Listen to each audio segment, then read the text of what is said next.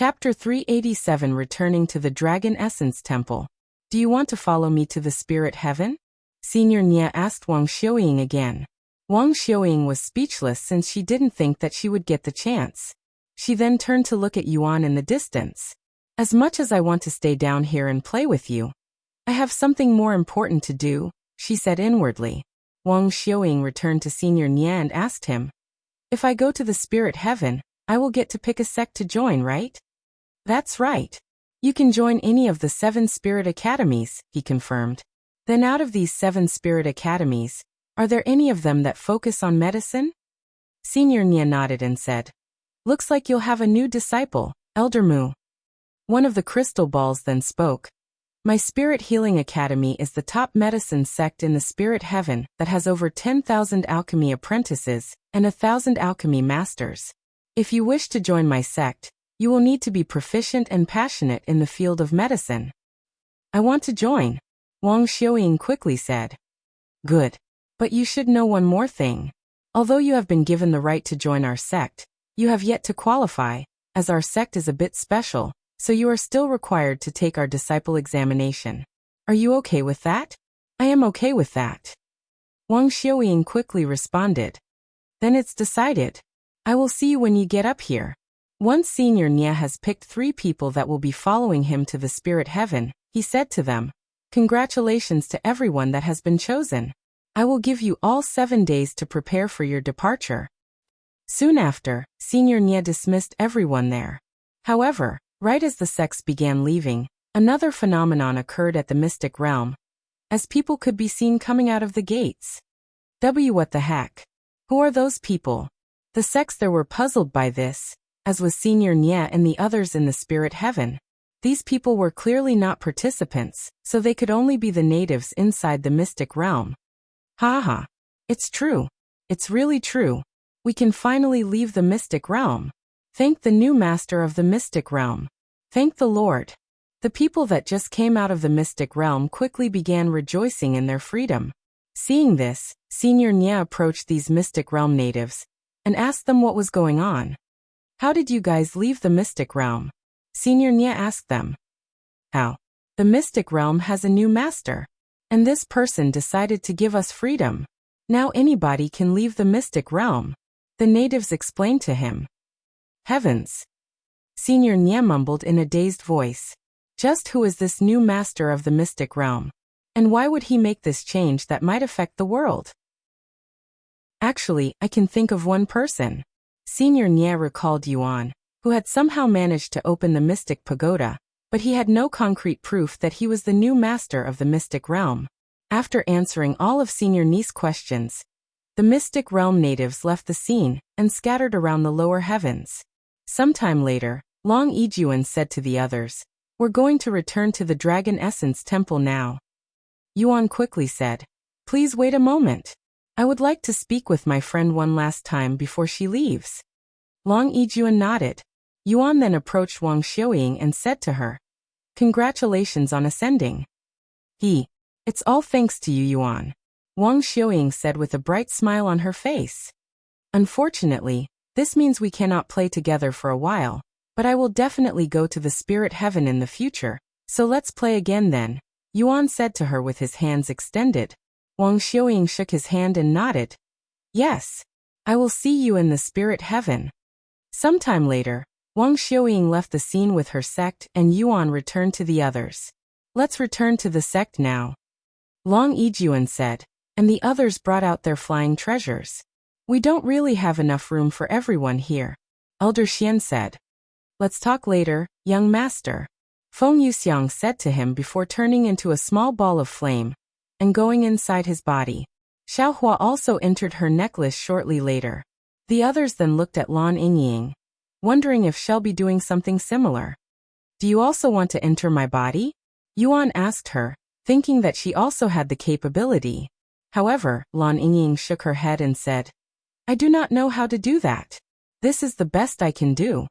She then transformed into her serpent form, yet it was different from her usual form. Unlike her large beast form, Lan Yingying had transformed into a small and slender snake before wrapping herself around Yuan's wrist, turning into a bracelet of sorts. Wow.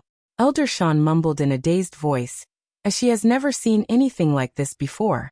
Are we all ready to leave? Long Yijuan asked them a moment later. Yes. Once everyone there was on a flying treasure, they took off into the sky and returned to the Dragon Essence Temple. A few hours later, they arrived at the sect. The three of you can go back to your living quarters for now to rest. We'll contact you again in 3 days. Long Yijuan said to the disciples. Yes, sect master. They nodded. Good work at the mystic realm, all of you. Elder Xian said. Yes. Great work indeed. Disciple Yuan, please wait for a moment. Long Yijuan stopped him right as he reached the door. And he said, the Dragon Temple will be opened in a week from now. I understand. Thank you, sect master. Yuan said to him before returning to his own living quarters with Meishio. After the disciples left, Long Yijuan sat down in his seat in an exhausted manner. What an experience it has been. He sighed. Chapter 388, recalling his experience in the mystic realm. Not only did the mystic realm finish earlier than anticipated, but everything else is also a mess. We'll have a lot of work on our hands once the news spreads. Elder Shan said with a bittersweet smile. And she continued. At least we got first place. Long Yijuan shook his head and said. Do you really think people will accept the results? Even if they won't say it to our faces, there will be plenty of people who think we don't deserve this rank, especially when the results are so questionable. That is true. 10 million points. I would also question it if I was in their shoes. Elder Shan agreed. What can we do at this point? She then asked. We can only prove to the world that we're worthy of this position. Long Yijuan spoke with a dignified expression on his face. How do we do that? Elder Shan asked. First, we're going to up the requirements to join the Dragon Essence Temple. Although we held a disciple examination recently, we will hold another one while the heat is still at its peak. Furthermore, while some people will question us, there will also be plenty of people who will admire us. Long Yijuan said. The elders there nodded with solemn looks on their faces. The Dragon Essence Temple will no longer be the same starting today. Once they were prepared, Long Yijuan and the other high-ranking sect elders gathered all of the disciples in the Dragon Essence Temple in one spot. Of course, Yuan and the other 2 Mystic Realm participants were exempted from this gathering. An hour later, every available disciple in the sect, regardless if they were busy or not, gathered at the summit peak, one of the most spacious areas in the sect. Over 30,000 disciples gathered at the place, with the majority of them being outer court disciples, and they were standing the furthest away from the stage where Long Yijuan and the other elders were standing, whilst the inner court and core disciples got the best seats in the front. Ahem. After clearing his throat, Long Yijuan spoke in a loud and clear voice. You must be wondering why I have returned to the sect so quickly, and why I had gathered all of you here today. The mystic realm had ended earlier than anticipated. It was an unprecedented event. Secondly, I am here to announce the results of the mystic realm. And I am happy to declare that our Dragon Essence Temple has finally managed to take first place again after so many years. Ooh, first place. Hell yeah. The thousands of disciples there immediately erupted with cheering from excitement. And in order to celebrate, we will be giving every single disciple extra allowances for the next 10 years. Long Yijuan announced, causing the excitement to skyrocket. After all, more allowances mean more resources, and more resources meant they get to cultivate just a little bit faster. In 3 days I will introduce the 3 disciples that helped us achieve this feat, so make sure you're ready by then. After giving a small speech, Long Yijuan handed the stage to the sect elders and disappeared from the scene to prepare for other things. Meanwhile, inside Yuan's living quarters, Yuan said to the others, "You guys can come out now." A second later, Feng Yuxiang came out of his chest and Xiao Hua came out of his necklace. Finally, Lan Yingying unwrapped herself from Yuan's wrist and transformed back into a human. Once everyone was present, Yuan said, "Let's introduce each other now. I will go first." Feng Yuxiang said, and she continued, "My name is Feng Yuxiang. I used to work as a store owner in the Golden Phoenix Bazaar, and I am now a proud servant for the young master. Oh, I am also a divine beast, a phoenix." A phoenix? Lan Yingying raised her eyebrows. This is her first time meeting another divine beast besides her grandfather and father. Meishio went next. I am called Meishio, and I am something like a caretaker for Yuan. We've also known each other since childhood. Xiaohua. Xiaohua gave a brief introduction. Nice to meet all of you. My name is Lan Yingying, and I am a native of the mystic realm. Just like Miss Feng, I am a divine beast, a divine serpent to be exact. Lan Yingying then introduced herself. A divine serpent, huh? What kind of serpent are you? Feng Yuxiang asked her. I'm not exactly sure. Lan Yingying said. Do you have any special abilities then? I can summon these white flames called sacred fire, she said. White flames? I have never heard of that ability before. Feng Yuxiang shook her head. How did you meet Brother Yuan? Xiaohua suddenly asked with an intensive gaze. I met him by chance at my previous lord's tablet. Lan Yingying said. Allow me to explain, Yuan said, and he proceeded to explain his whole experience in the mystic realm to them until he reached the mystic pagoda. Unbelievable. To think you had to fight so many demons in the mystic realm. Feng Yuxiang mumbled in a dazed voice. Although Meishio told her about Yuan killing a demon, she didn't know he had to fight so many of them. Where did you learn the demon sealing technique anyway, young master? Feng Yuxiang then asked. I learned it at some technique store, he said. Technique store? Xiaohua recalled the mysterious technique store that had a spirit king greeting guests at the door. Anyways, after arriving at the mystic pagoda, we went to the highest floor, where we found a teleport formation that suddenly teleported us to this mythical place called Ancient Dragon City. Yuan said as he continued with his story. He then proceeded to recall everything that had happened in the Ancient Dragon City, and how he managed to obtain a dragon's blood essence. Blood essence from the dragon ancestor? Feng Yuxiang exclaimed in a shocked manner after hearing about it, looking completely baffled. Chapter 389 Blood Essence. Why, young master, by dragon ancestor? Do you mean that dragon ancestor? Feng Yuxiang asked him in a trembling voice. Yuan raised his eyebrows and spoke. Do you know the dragon ancestor? If it's the same dragon ancestor you're talking about, of course I know him. Oh, but it's not like I know him personally. He's just incredibly famous in the upper heavens. Feng Yuxiang said. Oh, tell me more. Yuan said, his eyes filled with interest. Feng Yuxiang nodded and said, the dragon ancestor is one of the oldest divine beasts in existence who has existed ever since the primordial era, the earliest known era, and the dragon ancestor has built multiple empires and powerful families across the 9 heavens. He's so incredibly powerful and famous that many people revere the dragon ancestor as their god. Many families across the 9 heavens, huh? I think it's the same dragon ancestor since that's what the royal family told me as well, Yuan said. Heavens! You really obtained the dragon ancestor's blood essence? Not just his blood, but his blood essence. This is a priceless treasure even in the upper heavens, young master. I have no doubt that even gods would start a war for it. What's the difference between regular blood and blood essence? Yuan asked her. The phoenix blood I gave you is considered regular blood since I can offer it quite easily. Blood essence, however, requires tedious effort and the individual's longevity to create. Huh? Does that mean it'll take away your life? Yuan's eyes widened. That's right. Feng Yuxiang nodded and she continued. Blood essence requires one to sacrifice their longevity, and to cultivators, their longevity is extremely important, almost sacred, so you can imagine why blood essence is incredibly rare. Even true immortals that have indefinite longevity would not create blood essence carelessly, because it could affect their cultivation. And that would be disastrous even if they lose a single level. I see. Yuan mumbled. This makes me wonder. Why would the dragon ancestor risk so much to create his blood essence? Feng Yuxiang pondered. After a moment of silence, Yuan asked, should I consume the blood essence? Feng Yuxiang instantly stopped her thoughts and looked at him with wide eyes. Absolutely not.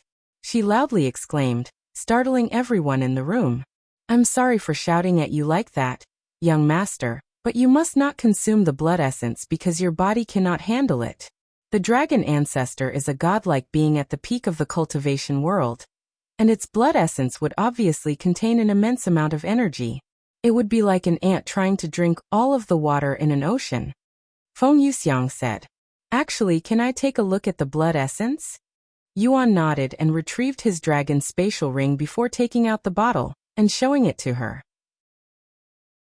Feng Yuxiang narrowed her eyes at the single drop of blood with a pondering look on her serious face. After a moment of silence, she spoke. Even considering your abnormal talents, you shouldn't consume this blood essence until you're at least a spirit emperor, young master, because it will definitely kill you in an instant. Spirit emperor? The blood essence is that powerful? Yuan's jaw dropped. How long would it take him to reach spirit emperor? He cannot even imagine. Young master, this blood essence came from a godlike being that has reached the peak of cultivation. It's not something a mere spirit master can consume. And telling you to consume it at Spirit Emperor is already incredibly dangerous and almost suicidal.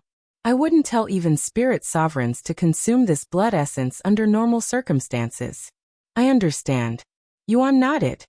However, there are methods you can use that'll allow you to consume the dragon ancestor's blood essence without waiting until Spirit Emperor, and that requires you to dilute the blood essence until it's weak enough for you to consume it. Of course, this method isn't recommended, as it'll greatly weaken the effects of the blood essence. It's okay, I'll just wait until I am a Spirit Emperor. I am in no rush to consume the blood essence anyway. Yuan said. After all, his purpose for playing this game was never to rush to the peak as soon as possible.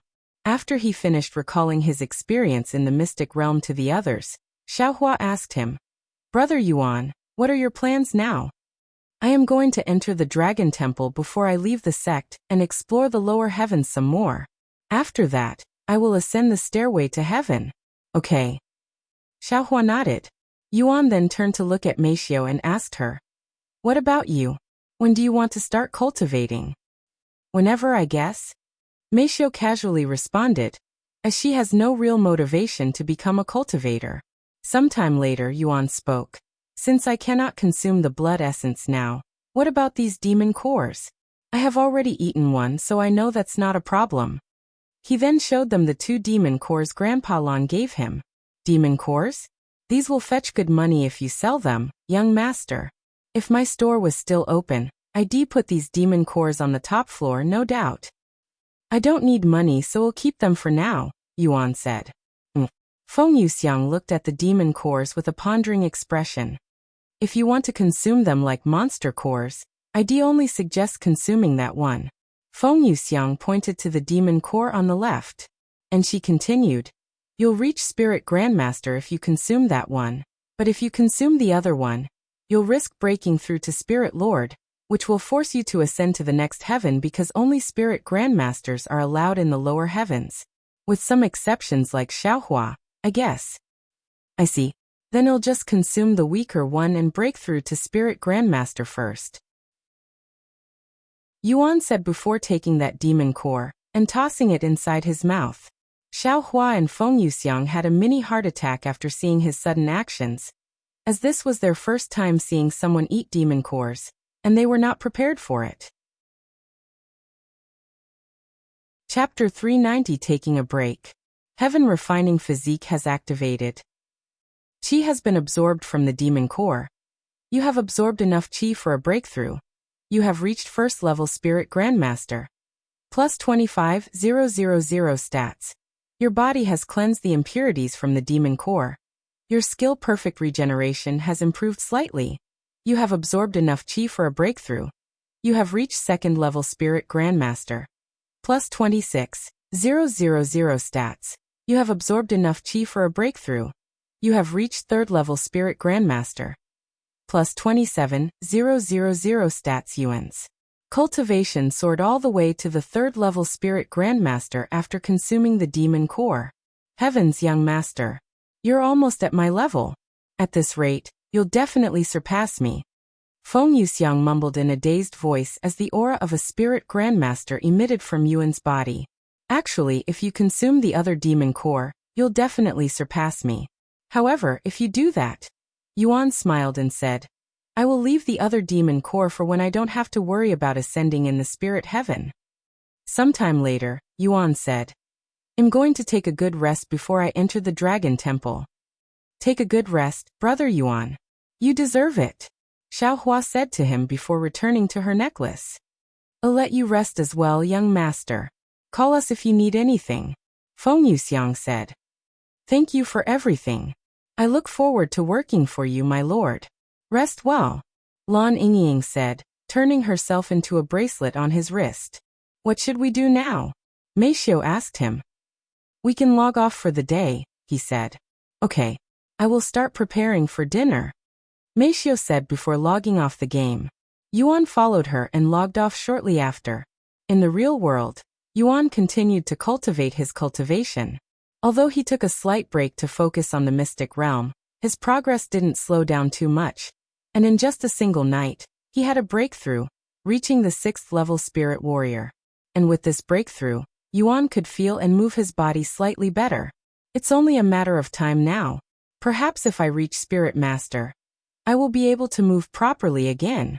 Yuan used this motivation to help him cultivate through the night despite finding cultivation somewhat boring at times due to its repetitiveness.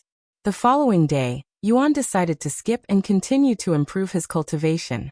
And since Yuan wasn't playing, Meishiu also took a break, using her time to surf the internet for more information about the game and other things instead. There's already 5 billion people on this forum. It was only 4 billion just a week ago, and this doesn't even take into account those players who don't use this forum.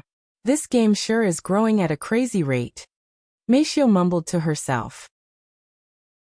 Although she has seen her fair share of video games growing popular quickly, none of them could hold a candle to Cultivation Online that has more than half of the world's population actively playing the game. At this rate, the entire world is going to be playing this game. Meishiu began looking through the forum, and sure enough, it was littered with threads about player Yuan and the Mystic Realm. Player Yuan slaughters over 50 participants at once. Player Yuan has obtained an ancient grade servant. What could an ancient grade servant possibly look like? Click here to find out. Player Yuan refuses to ascend to the spirit heaven. Player Yuan takes first place in the Mystic Realm, achieving 10 million points. The majority of the forum was talking about player Yuan, which wasn't surprising after what happened at the Mystic Realm, one of the biggest events in the lower heavens. Unfortunately, only a handful of players were able to participate in the event due to the limiting slots, or the Mystic Realm would have been an even hotter topic. After losing track of time surfing the web, Meishiu was snapped out of her daze when her phone suddenly began ringing. Yuro? Meishiu picked up the phone after seeing her name. Meishiu, guess what? Yuro's excited voice resounded from the phone. What? My father has announced to all of the players in the company that whoever meets the requirements to wield the frozen jade zither gets to use it. Yuro said. Is that something to be excited about? Meishiu asked. Of course. This means I will also have a chance to obtain it, Yuro said. But do you even have the time to play the game?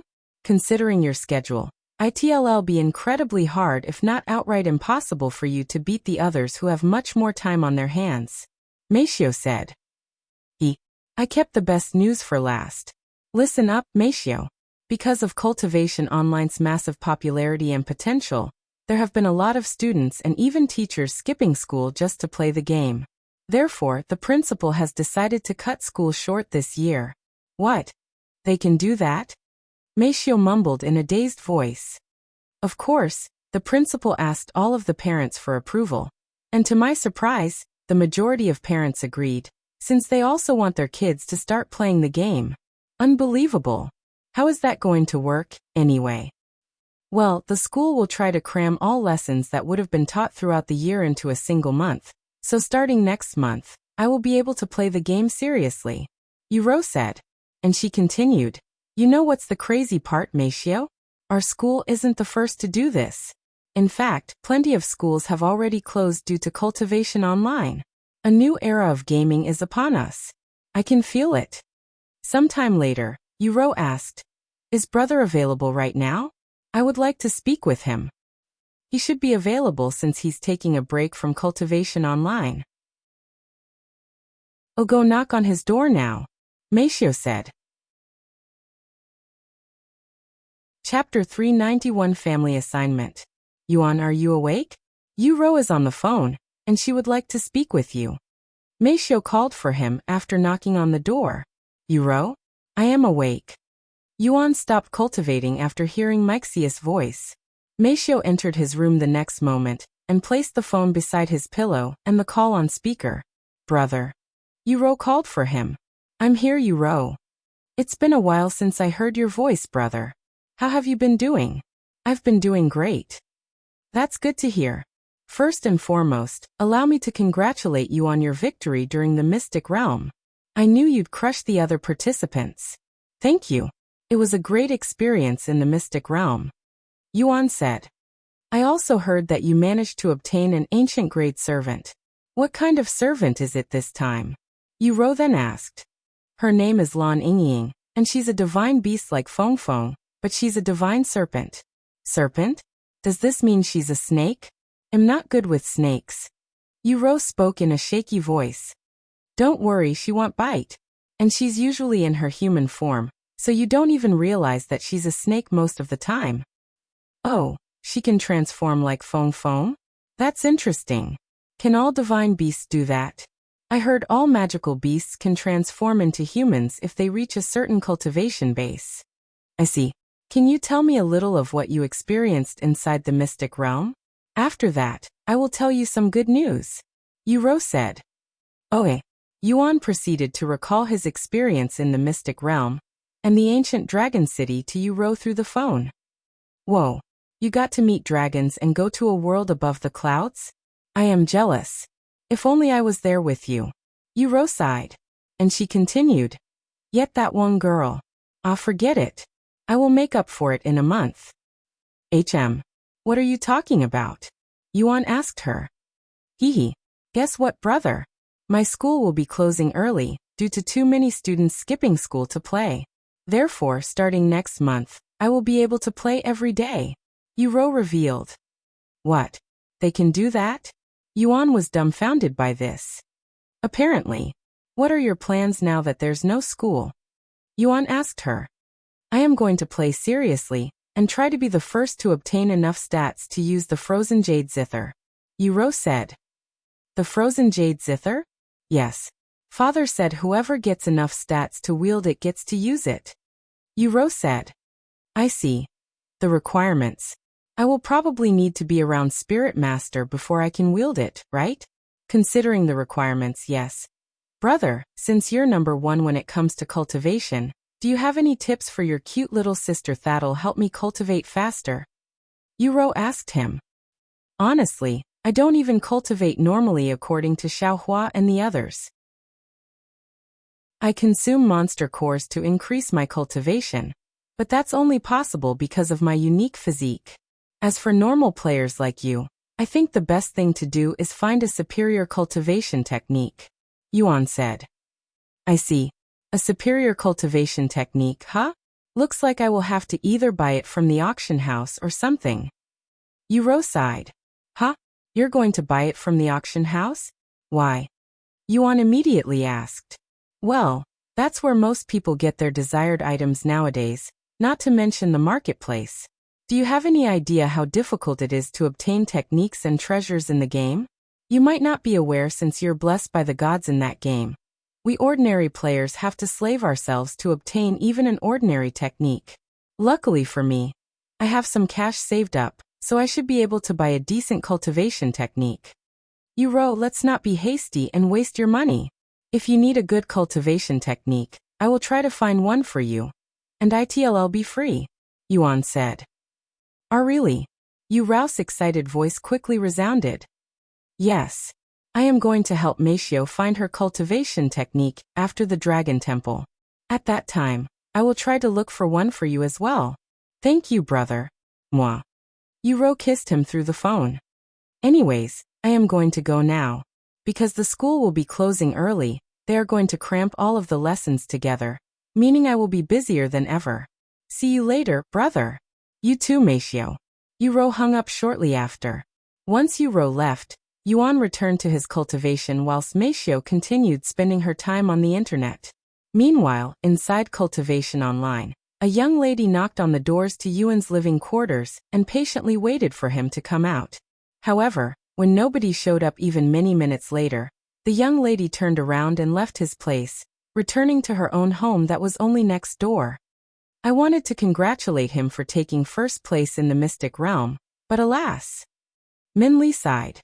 After spending some time inside her own room, Minli noticed her communication jade slip trembling.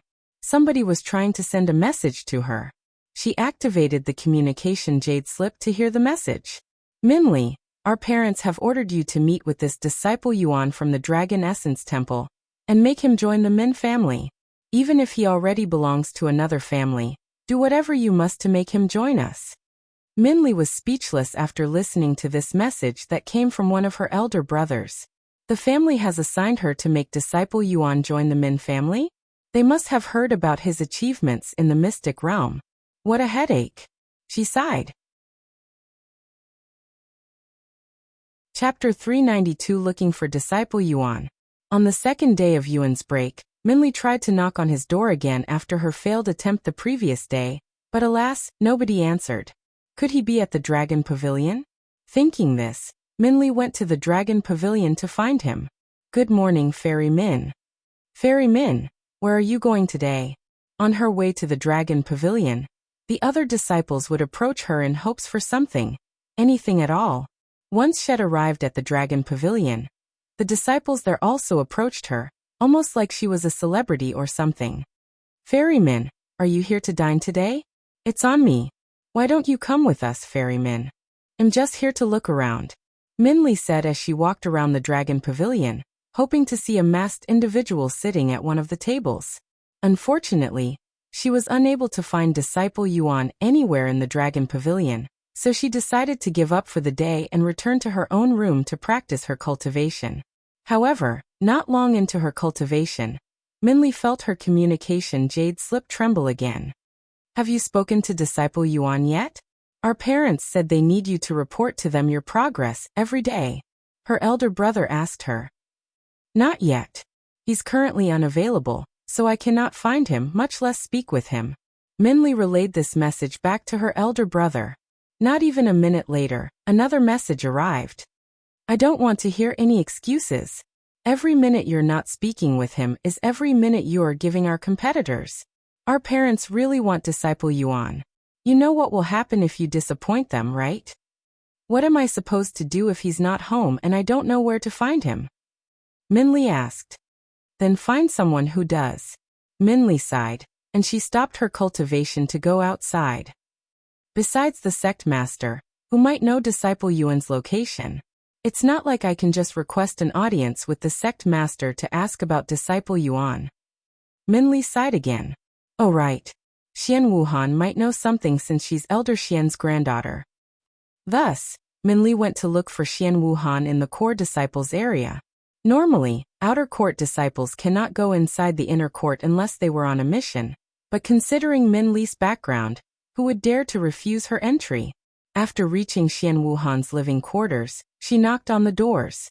A few moments later, Xian Wuhan came outside. Disciple Min? What are you doing here? Xian Wuhan asked her. Sorry if I am bothering you, but do you happen to know where Disciple Yuan is? I need to speak with him about some urgent matters. Minli said. Urgent matters? I don't know, but I can ask my grandpa. Give me a moment. Xian Wuhan said before taking out her communication jade slip and sending Elder Xian a message. A minute later, Elder Xian responded. Disciple Yuan should be resting inside his living quarters.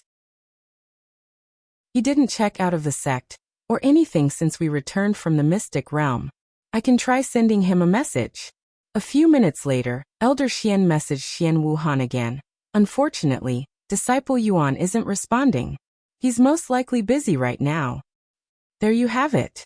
Xian Wuhan said. I see. Thank you for your help.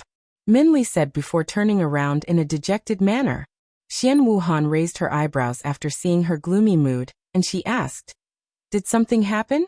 What's this urgent matter you need to take care of? Mind telling me? It's just some family business. Min Li said. The Min family? After pondering for a moment, Xian Wuhan realized something. Oh, I see. Your family is trying to recruit disciple Yuan into their family after what happened at the Mystic Realm. Huh? I totally understand. An 18-year-old had managed to reach Spirit Master. I would also want him for myself if I was part of the 7 legacy families. You don't understand a thing, Disciple Xian, and I don't mean any offense. I have been assigned by my parents to recruit Disciple Yuan. And if I do not achieve this goal, they might kick me out of the family, and that's the least of my concerns. Being part of the 7 legacy families may seem nice and all from the outside, but they don't know how much we have to struggle to receive even the slightest recognition from our own family. Meanwhile, if we make even the slightest mistake, all hell would break loose and everyone in the family will look at you like they have a grudge against you. Perfection. This is what keeps the 7 legacy families at the top. Xian Wuhan was speechless after hearing Min Li's words. Well, I highly doubt Disciple Yuan would join any of the 7 legacy families. So what are you going to do? Xian Wuhan asked her. Prepare for the worst, I guess. Min Li shrugged. I mean, if you tell Disciple Yuan about your situation, maybe he'll help you out. He's that type of person, too. Min Li shook her head. While that's true, I don't want to take advantage of his kindness. Although I may be desperate, I am not that desperate. I can only say good luck to you, Disciple Min Xian Wuhan said to her. Thank you. Min Li disappeared from the inner court shortly after, and she returned to Yuan's living quarters. After knocking on his doors again, Min Li proceeded to sit in front of his doorsteps. Guess I'll have to sit here until he returns. Min Li sighed inwardly as she began cultivating in front of Yuan's doorstep. Time passed quickly, and in the blink of an eye, 3 days have passed since the Mystic Realm ended. After eating breakfast made by Meisio, Yuan waited for her to finish cleaning the dishes before they entered the game together. Chapter 393: A Strict Family. Once they returned to the game, Yuan could feel the communication jade slip Elder Xian gave him tremble.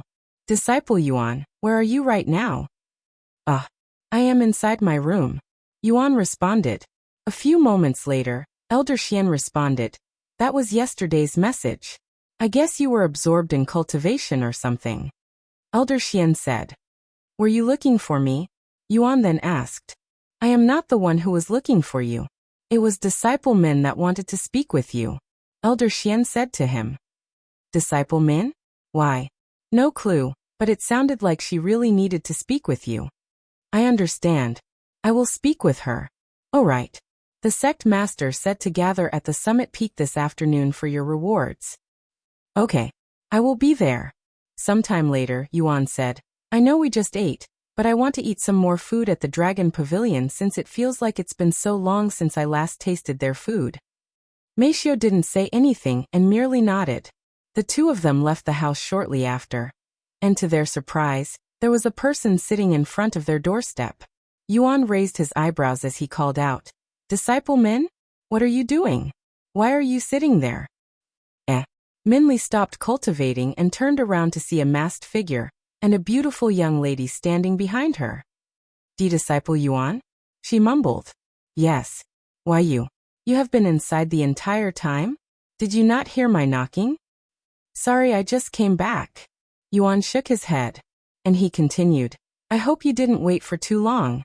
Not long. Only for 2 days. Min Li said as she stood up. Anyways, don't worry about it. It's not your fault that I suddenly need to speak with you. I'm just glad that I don't have to wait a week to speak with you. Did something happen? Yuan then asked. Min Li nodded and said. It's about my family, but let's talk somewhere more private if you don't mind. We were about to go to the Dragon Pavilion for some food before the gathering. Sounds good. Min Li said, and then she turned to look at Meisio. She doesn't look like a disciple. Oh right. This is my friend and caretaker, Meisio. I hope you don't mind having her with us. And this is a fellow disciple, Min Li. Yuan introduced them to each other. Hello. Meisio said to her in a calm manner. Hello. I don't mind. Min Li said, feeling a little awkward. Sometime later, they arrived at the Dragon Pavilion. After taking a seat in their usual spot and ordering their food, Yuan asked Minli, "So what happened to your family?" Minli released a sigh before she spoke.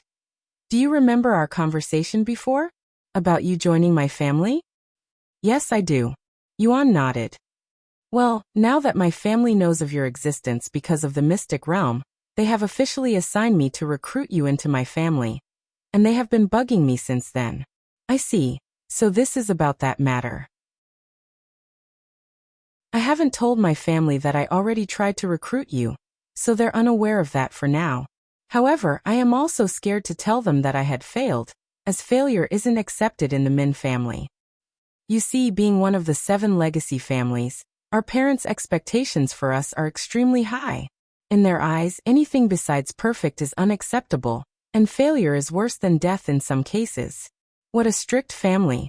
But I can somehow relate." Yuan sighed. "Disciple Yuan, I know you don't want to join any families, but can you at the very least follow me back to the Min family, so they won't blame me too much for not being able to recruit you?" Minli then asked him, "If I don't show any results, they'll turn me into a laughingstock before selling me to another family. Please. I am begging you." Minli lowered her head and spoke in a pleading voice. "Please raise your head, Disciple Min. I just have to meet your family and tell them I don't want to join their family, right? I don't mind. However, I won't be able to meet them right now." That's fine, I think," Minli said. "When will you be able to meet them?" she then asked. "I don't know, but it will have to be after I leave the Dragon Essence Temple." "Wait, you're going to leave the sect? Why?" Minli stared at him with wide eyes. "I only joined the sect for the experience, and I think I already have plenty," he said. "When are you planning to leave? And what are you going to do afterward?" "Well, I still have something to do in the sect, but I have no idea when I will finish it. Though it's supposed to start in 4 days. After I leave the sect, I am going to explore the lower heavens some more before I ascend to spirit heaven through the stairway to heaven." Minli was speechless. Of course, she has heard about Yuan refusing to follow Senior Nia back to spirit heaven. To think he'd rather climb to the next realm through his own efforts and not with the help of someone else. She cannot help but admire him for that, especially since she has been relying on her own family this entire time. If I had even a portion of his resolve, perhaps I wouldn't need to rely on the Min family to ascend, she thought to herself. Sometime later, the food they had ordered many minutes ago finally started to fill the table. "Please enjoy your meal, seniors. If you need anything, I will be right over there," a familiar face said to them. "Thank you, Disciple Chu," Yuan said to him. "Let's talk more about your situation later, Disciple Min. For now we should enjoy the food." "Okay." Minli nodded, and they began eating the food shortly after. Chapter 394 Golden Dragon Batch. Every time I come here, there is something new on the menu, and they always taste amazing. I am going to miss this place the most when I leave the sect," Yuan said after swallowing the last bite. Hearing Yuan's words, Minli didn't know whether to laugh or cry. He would be the only person in the sect who would say such a word. At the end of their meal, right as they were about to leave, Minli's communication jade slip suddenly trembled. Minli expected to hear a message from her elder brother, but to her surprise, it was her father who messaged her. "What is your progress with recruiting Disciple Yuan? We have received information that the other families have already sent people to the Dragon Essence Temple to recruit him. We cannot waste any more time." Although it was a simple question, Minli didn't dare to respond so casually. "Greetings, esteemed father. I have just spoken with Disciple Yuan, and he has agreed to come to the Min family for a meeting." A moment later, her father responded, "Just a meeting? Your mission is to recruit Disciple Yuan into our family. We don't need any less than that. Minli, you are currently the least accomplished in the family, and we have given you this chance to redeem yourself. Do whatever you must to secure him, even if you have to use your body."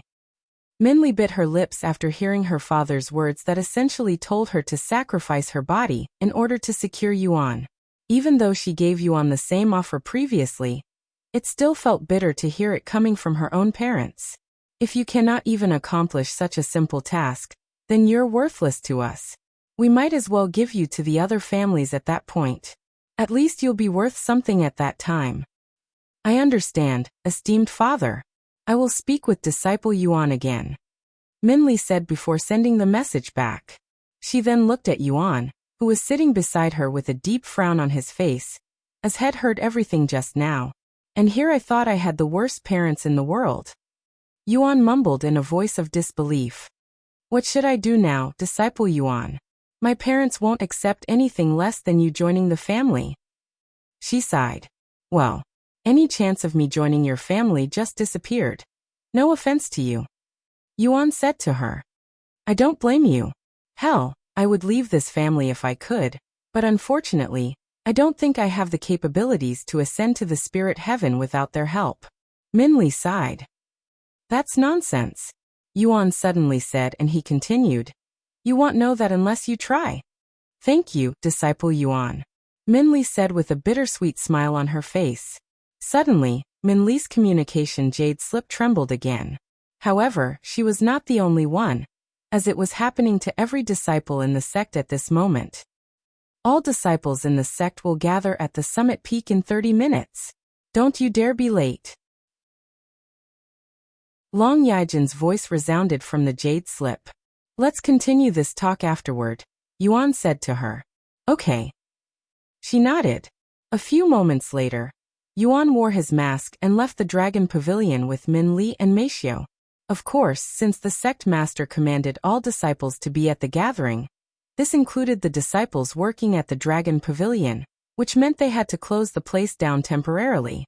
In fact, every single building in the Dragon Essence Temple had to close its doors temporarily for this gathering.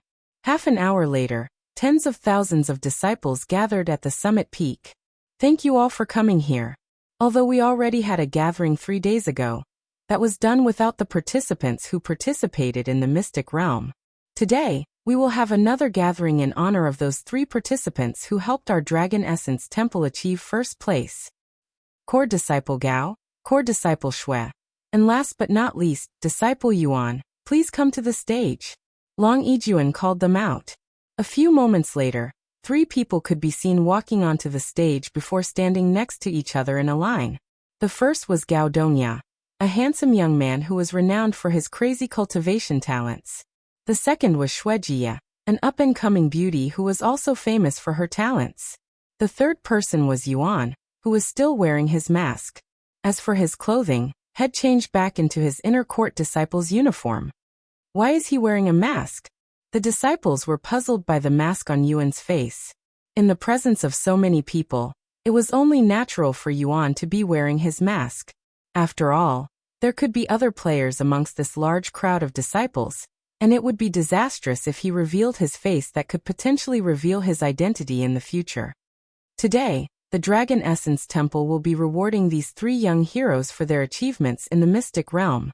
Core Disciple Gao and Core Disciple Shui, step forward. Long Yijuan said to them. Gao Dongya and Shuijia quickly took a step forward. Long Yijuan then stood in front of them and handed each of them a golden badge. The Dragon Essence Temple rewards both Core Disciple Gao and Core Disciple Shui the Golden Dragon Badge for their contributions in the mystic realm. Thank you, Sect Master. Both Gao Dongya and Shuijia accepted the badges, yet the smile on their faces was completely stiff, almost like they were forcing themselves to smile. After all, neither of them believed they deserved any reward, as they barely did anything in the mystic realm. However, since they were before so many people and the sect master, it was impossible for them to refuse the Golden Dragon Badge, so they accepted it with bitter smiles on their faces. In their mind, the Golden Dragon Badge, that is one of the most honorable rewards in the Dragon Essence Temple, was nothing more than a participation trophy for them. Chapter 395 Obsidian Dragon Medallion. Once they'd accepted their Golden Dragon Badge, Gao Dongya and Shuijia stepped back. Disciple Yuan, step forward. Long Yijuan called him forward. A moment later, Long Yijuan stood in front of him and showed him a badge that looked different from the ones Gao Dongya and Shuijia received.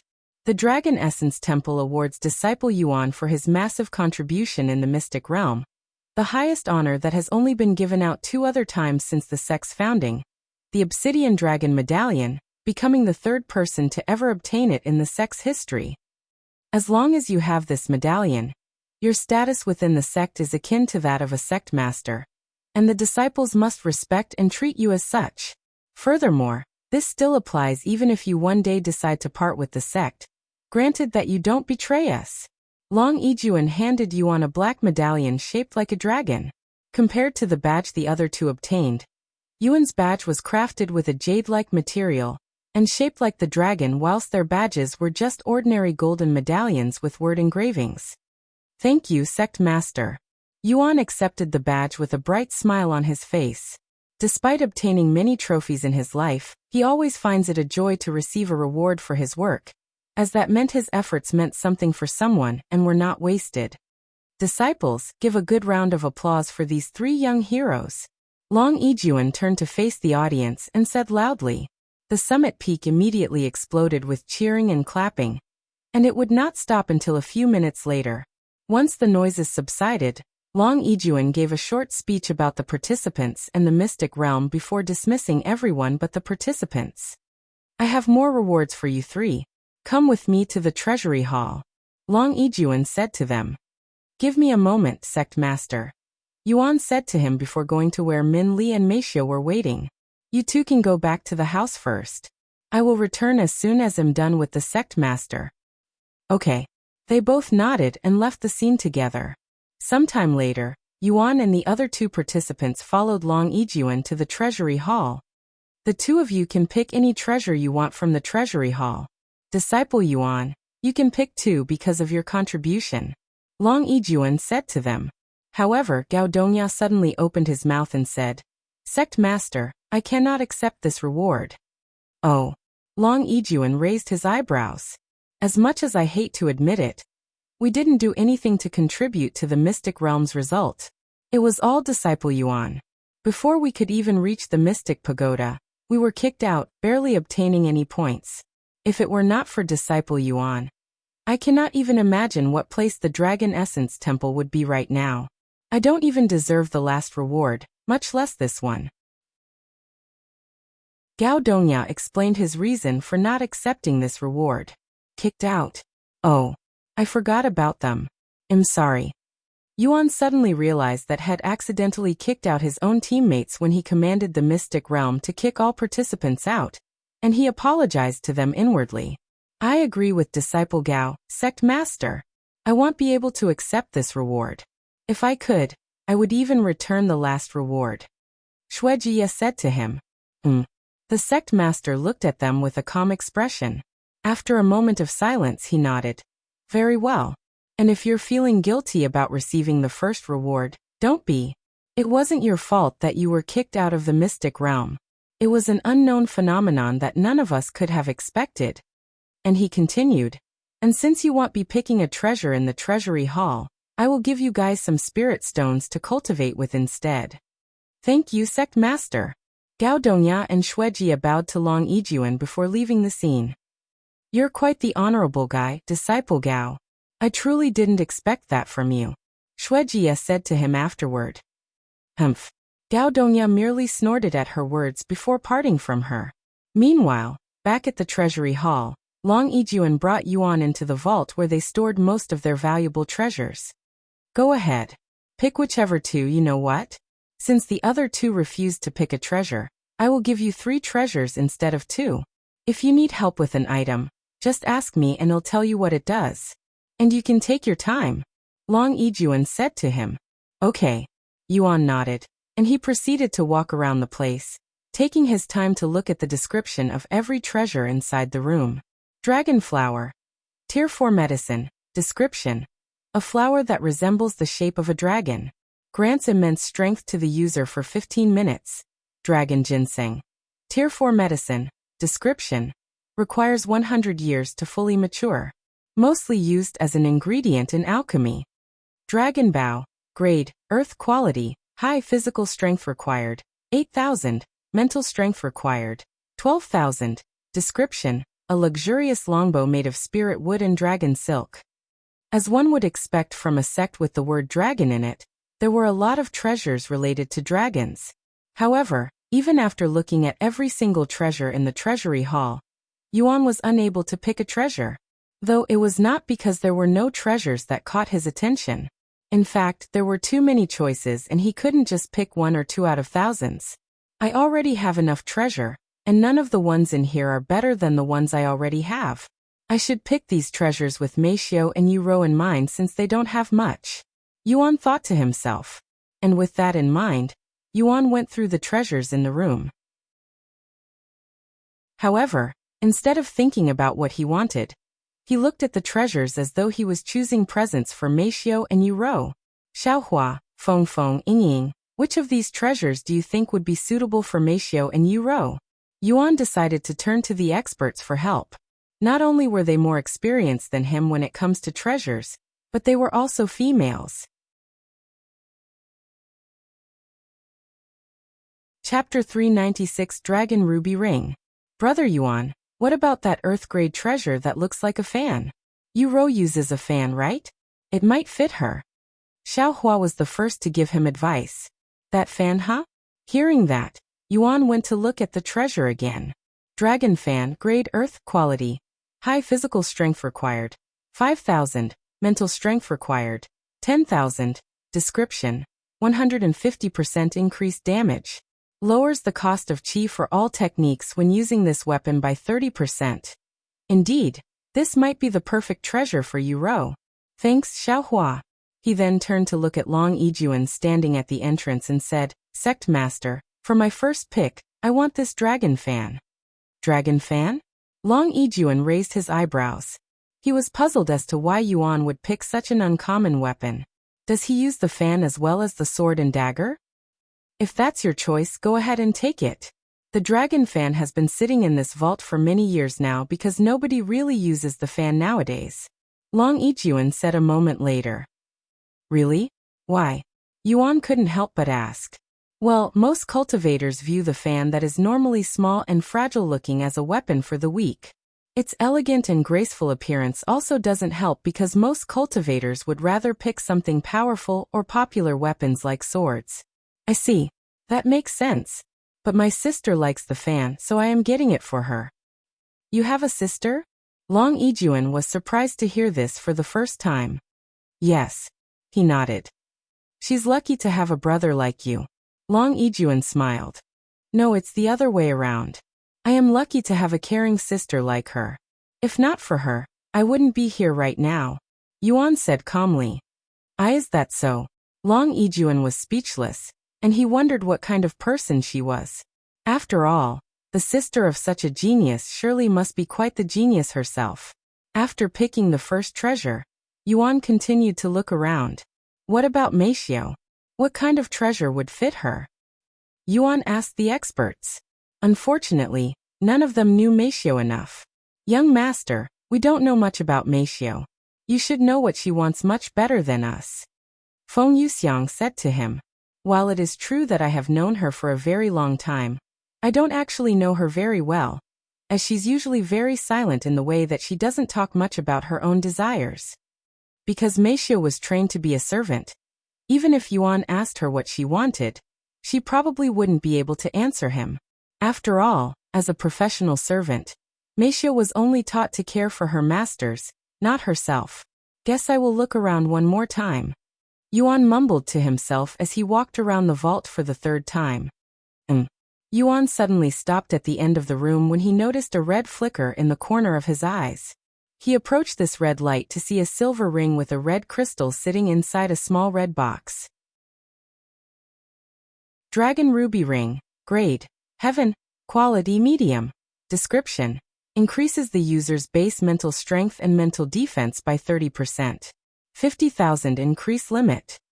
Sect Master, I think I want to choose this ring for my second treasure, Yuan said to him, feeling a strong urge to take this ring that he had somehow managed to miss 2 times. Oh, the Dragon Ruby Ring? It will greatly boost one's mental strength and defenses. It's a great treasure that even has a legend behind it according to the expert that appraised it. Legend? What kind? Yuan asked, his interest piqued. Well, legend has it that it once belonged to the royal family of a certain dragon clan, and that red crystal was forged with a drop of dragon's blood. hence the red color despite that type of material not existing in red. Oh, it was also found by the founder when he ventured inside the Dragon Temple. In fact, most of these treasures were found inside the Dragon Temple. Long Yijuan said. The Dragon Temple, huh?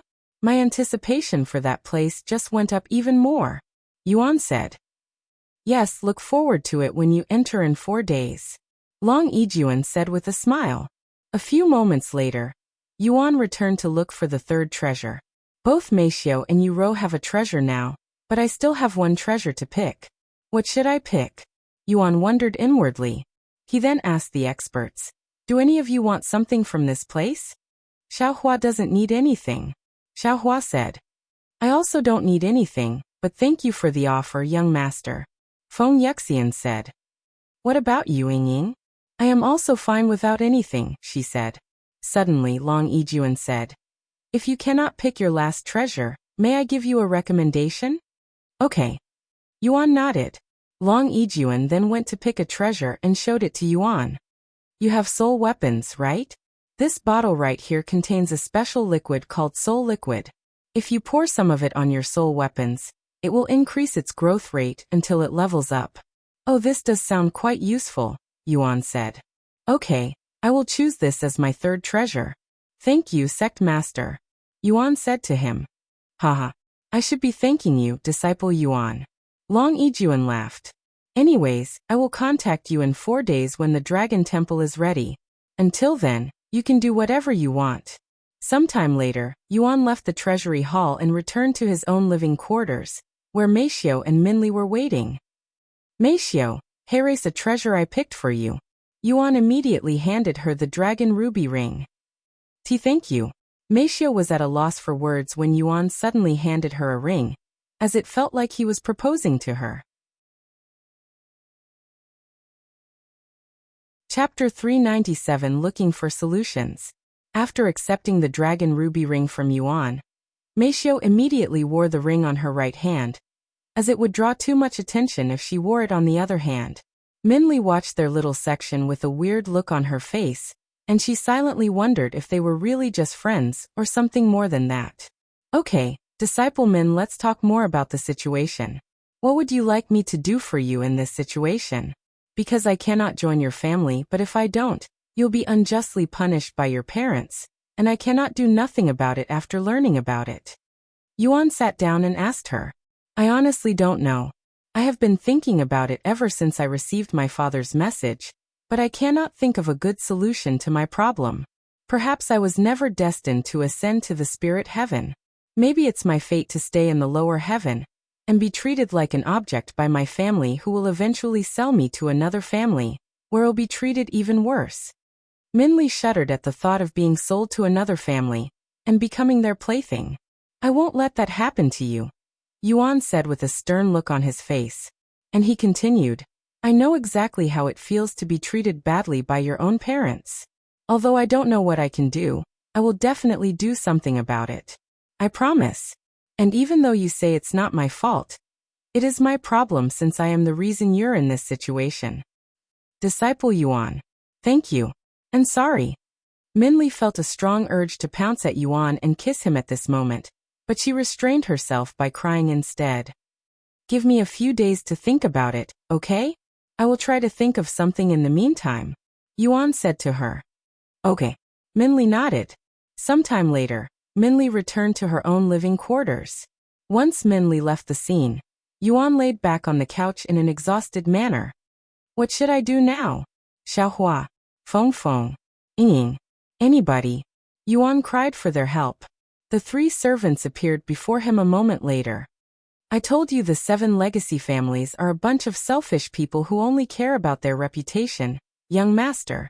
I say you should stay as far away from the Min family as possible, Feng Yuxiang said to him. But what about Disciple Min's situation? I cannot ignore her, Yuan said. As much as I hate to say this, young master, but you should probably ignore her as well, and let her handle the situation by herself, since helping her might bring unwanted trouble for you. The cultivation world is sometimes cold-hearted and brutal like this. Yuan shook his head and said in a calm voice, the cultivation world may be cold-hearted, but I am not like that. I may be a cultivator, but the cultivation world does not and will not define my character or morals. Feng Yuxiang was speechless after hearing his grand speech that touched her heart. I know the pain and stress Disciple Min is feeling right now because I was also mistreated by my parents. Hell, I was even abandoned by my family, and not just once but twice. Yuan revealed this to them. What? Your family threw you away? What kind of idiot parents would throw such a cultivation genius away? Feng Yuxiang blurted out without thinking, as it was simply that shocking. Even Xiaohua had her mouth wide open from shock. If the world knew that a family had thrown an 18-year-old spirit grandmaster away regardless of the situation, that family would become the world's biggest laughingstock in history. Now that Yuan's talents have been revealed to the lower heavens through the mystic realm, literally every large family out there, including the 7 legacy families, are trying to recruit him at all cost. To think one would throw away a treasure that everyone would kill for. Even idiots wouldn't do such a thing. Is that why you don't like talking about your background? I fully understand it now, young master. Feng Yuxiang said, misunderstanding the situation. I used to be a cripple who couldn't even feed myself, and I could only lie on the bed all day long and have someone feed me and do everything else a normal person would be capable of with ease. And being in that state, I was nothing but a burden to my family, so they threw me away. Yuan sighed. Oh, I didn't know that. I apologize for my rude suggestion just now, young master. But at least you managed to overcome your misfortune. Feng Yuxiang said with an innocent smile on her face. Seeing Yuan completely functional and a peak talent at this moment, one can only assume that he has fully recovered from his crippled state. Well, a bitter smile appeared on Yuan's face. He was only functional in this world. In the other one, not so much. Although he is making progress, he is still far away from fully recovering. Anyways, enough about me. Disciple Min is the one who needs help right now. What should I do? What can I do in this situation? Yuan quickly changed the subject back to Min Li. You can destroy the Min family. Feng Yuxiang suggested again. Yuan looked at her with a frown on his face. Stop joking, Feng. I am being serious here. Feng Yuxiang wanted to say that she wasn't joking, as destroying the Min family would efficiently solve most of the problems. I don't kill when I say destroy. Ah, forget it. She didn't want to anger Yuan anymore, so she kept her mouth shut. After a moment of silence, Lan Yingying spoke. Can't she just leave her family? That would solve most of her problems. But if she wants to rely on her family to ascend, there's really no way we can help her, unfortunately. Brother Yuan could help her ascend if he really wants to, Xiaohua suddenly said, causing everyone there to turn their head and look at her. Chapter 398 Increased Difficulty. Xiaohua, surely, you're not suggesting the young master bring that girl to the spirit heaven through the stairway to heaven, right? Feng Yuxiang asked her with a look of disbelief on her face. Xiaohua nodded and said, Brother Yuan, there is one method that allows an individual, or a few, to ascend to the next heaven without needing to pass the stairway to heaven. Really? Tell me about it. Yuan quickly said. However, Xiaohua must warn Brother Yuan that this method isn't recommended, and nobody does it for a good reason. Xiaohua said. And she continued, a single person climbing the stairway to heaven can bring at most 9 people with him. And as long as this person passes all of the trials, all 9 people including the climber will be able to ascend to the spirit heaven. In other words, Brother Yuan can bring 9 people with him to the spirit heaven. However, every single person you bring will tremendously increase the difficulty of your trials, making the already seemingly impossible challenge even harder, and the more people you bring, the harder it will only become. Hence why nobody uses this method. You're essentially doing the trials for them. Does this mean I am already bringing 3 people with me, because I obviously cannot leave you 3 in the lower heaven, while I ascend myself? Yuan then asked. Xiaohua nodded. Yes and no. Xiaohua and the phoenix came from the upper heavens, so we can actually ascend through the stairway to heaven without doing any trials. But we're staying down here due to our own reasons. What about Yingying? She was born in the mystic realm that is in the lower heaven. Miss Snake will have to pass the trials in order to ascend to the next heaven since she was born in the lower heaven. But because she is Brother Yuan's servant that's bound by a heavenly contract, she will not increase the difficulty of your trials as much as an ordinary person who isn't your servant would. And she won't take up a slot, so you can still bring 9 other people with you including us.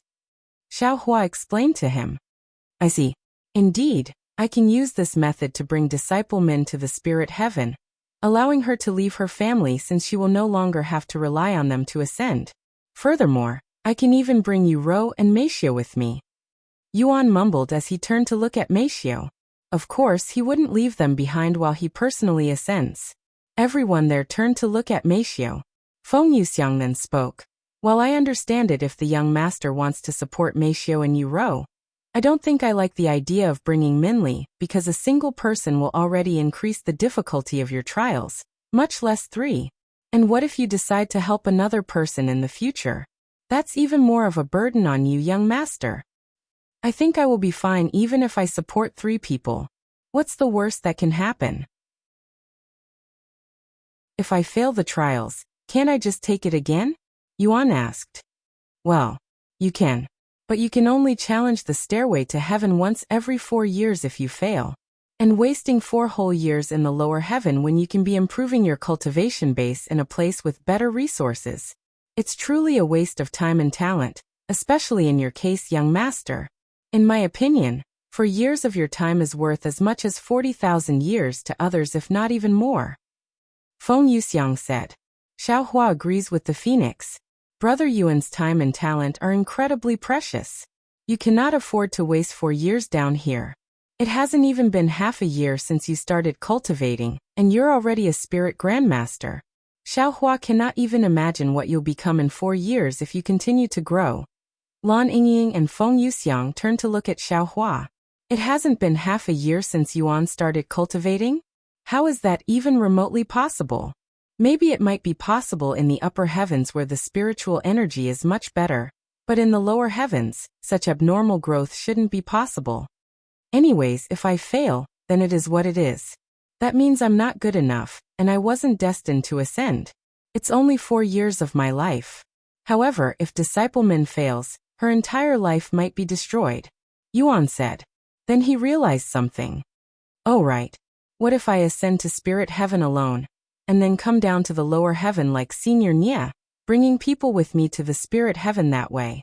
Yuan asked. That might not work. Xiao Hua shook her head. Why not? In order to come down to the lower heaven, or descending from any heaven, one must acquire the permission to do so by the Lord of that heaven, and that is not something you can easily obtain, especially if you just enter the spirit heaven. Feng Yuxiang said to him. Lord of each heaven? Like a ruler? Xiao Hua nodded. In each heaven besides the lower heaven, there is a true ruler who oversees the entire world. Without his or her permission, you will not be able to descend, and even if you obtain permission, you must have enough resources to come down. Feng Yuxiang then continued. Think of it this way, young master. That spirit king who came down from the spirit heaven needed help from all 7 spirit academies to bring 3 people with him to the spirit heaven.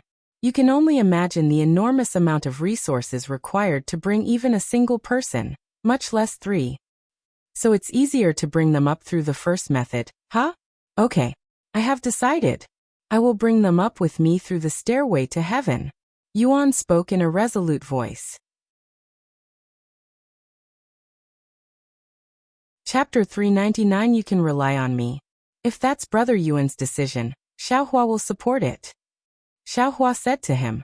Thank you, Xiao Hua. I'll go speak with Disciple Min now and see what she thinks. Yuan said before going outside and knocking on her door. The young master is really selfless, huh?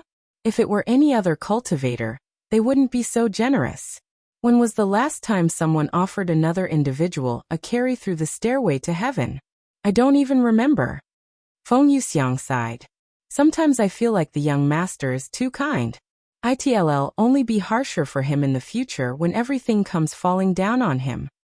Xiao Hua won't let that happen. Xiao Hua suddenly said. Feng Yuxiang looked at her and said, I don't mean to offend you, but even if you're a spirit king, you're only invincible in the lower heaven, and maybe even the spirit heaven. However, anything above that, you won't be able to do anything to help him if he gets into any trouble. In fact, the young master will easily surpass us. Xiao Hua remained silent for a moment before speaking in a calm voice.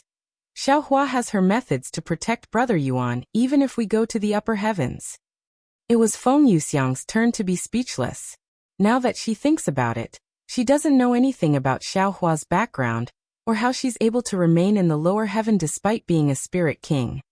Well, as long as the young master helps me weaken the curse, I will be able to regain my sealed strength, so I will be able to protect him in the future even if we're in the upper heavens. Feng Yuxiang said in a prideful voice, almost like she was bragging to Xiao Hua that she was confident about protecting Yuan. Xiao Hua looked at her with a calm look, and she suddenly asked, "What will happen if you restore your cultivation base now while we're in the lower heaven? Will you be forced to go back to the upper heavens?" Feng Yuxiang was left speechless once again, as she had never thought about this until Xiao Hua mentioned it.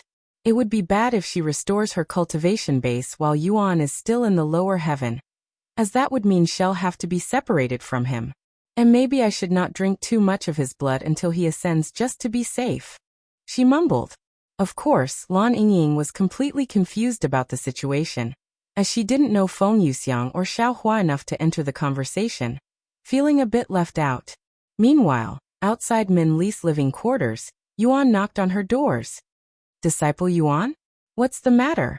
Min Li raised her eyebrows, as she didn't expect to see him so soon again. "I have a solution to your problem," he quickly said. "Really? Please, tell me." Min Li's eyes flickered with anticipation. "I think you should leave that family." Yuan gave it to her straight and without beating around the bush. "Ha!" Min Li's eyes immediately widened. "You want me to leave the Min family? If I do that, I won't be able to ascend to the spirit heaven. At least that is my best chance of doing so," she said. "It's okay, you can rely on me," Yuan then said, dumbfounding her even more. "What do you mean?" she asked. "I will help you ascend to spirit heaven," he quickly responded. "How?" she mumbled in a dazed voice. "I will be taking you with me through the stairway to heaven," he said. "Why, you will? But won't that make your trials much harder? Are you sure you want to bring me with you?" Min Li asked. Yuan nodded. "Yes, I don't mind. This is the only solution I can think of that will help your situation. I cannot join the Min family, so your family will definitely punish you for it, meaning your chances of ascending will probably be 0. However, if you leave that family, you'll have a greater chance of ascending with me. I cannot promise you that we are guaranteed to ascend successfully, but I will definitely try my best to take all of us to the spirit heaven." "All of us? Will there be others coming with us?" "Yes.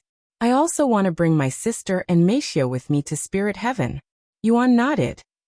"That's 3 people. Are you sure you can take all of us through the stairway to heaven? I know you're very talented, but 3 people are." Min Li suddenly stopped there and turned silent. At this rate, she will not only be unable to ascend but shall most likely get kicked out of the family if not sold to another family, so the best choice was definitely to rely on Yuan, who is currently being called the #1 genius in the lower heaven by many people. Furthermore, at least she will have a chance to ascend if she's with him. If she stays with her family, she might not even survive the next few years. I don't want to be a burden to you," she muttered in a low voice. As much as she wanted to rely on him, she had her own pride, and completely relying on someone to ascend was difficult to accept. Although she has been relying on her family, at least she had to work for it. "How about this, disciple Yuan?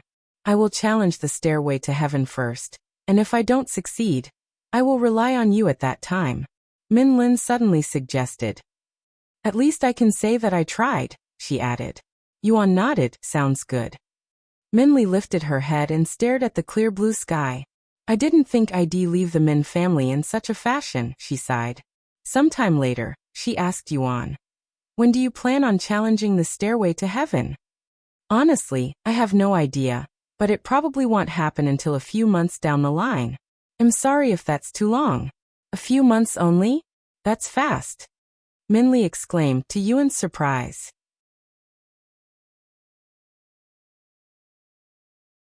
Chapter 400. Let your body do the talking. Fast. A few months is fast? Yuan asked her. Of course. I was expecting at least a few years. Minli quickly said. A few years? That's too long. Yuan exclaimed. I won't even be a spirit master in a few months. I cannot challenge the stairway to heaven with such a low cultivation base. That'll be akin to suicide. She said to him. Yuan pondered. Looks like you'll have to just rely on me in the end, he chuckled. It's okay. It's nothing to be ashamed about. There will be times when you need someone's help regardless of your situation. Minli sighed after hearing his words. Whatever. I guess I'll figure it out when you're actually about to challenge the stairway to heaven. Now I have to worry about how I should leave the Min family, she said. Can't you just tell them that you're leaving the family? I left my own family without even telling them. Yuan said to her. What? You left your family? Minli looked at him with wide eyes after learning this unexpected news. Yuan nodded and said, Well, they were going to disown me, and I merely decided to leave before that. Why did you leave your family, if you don't mind me asking? It's simple. I was no longer useful to them, so they kicked me out. Our families are similar in the way that they both only accept perfection. If I make any mistakes during competitions, even if I won the competition, I would be scolded and punished for it. And now that I am no longer of any use to them, they decided to discard me. I'm sorry to hear that. Minli said to him. Don't be sorry. It's not your fault. But even if I want to leave the family, it's not as simple as it sounds. As a member of the 7 legacy families, I cannot simply leave the family without permission, and most of the time, people who wish to leave the family must have their cultivation base crippled before they are allowed to leave.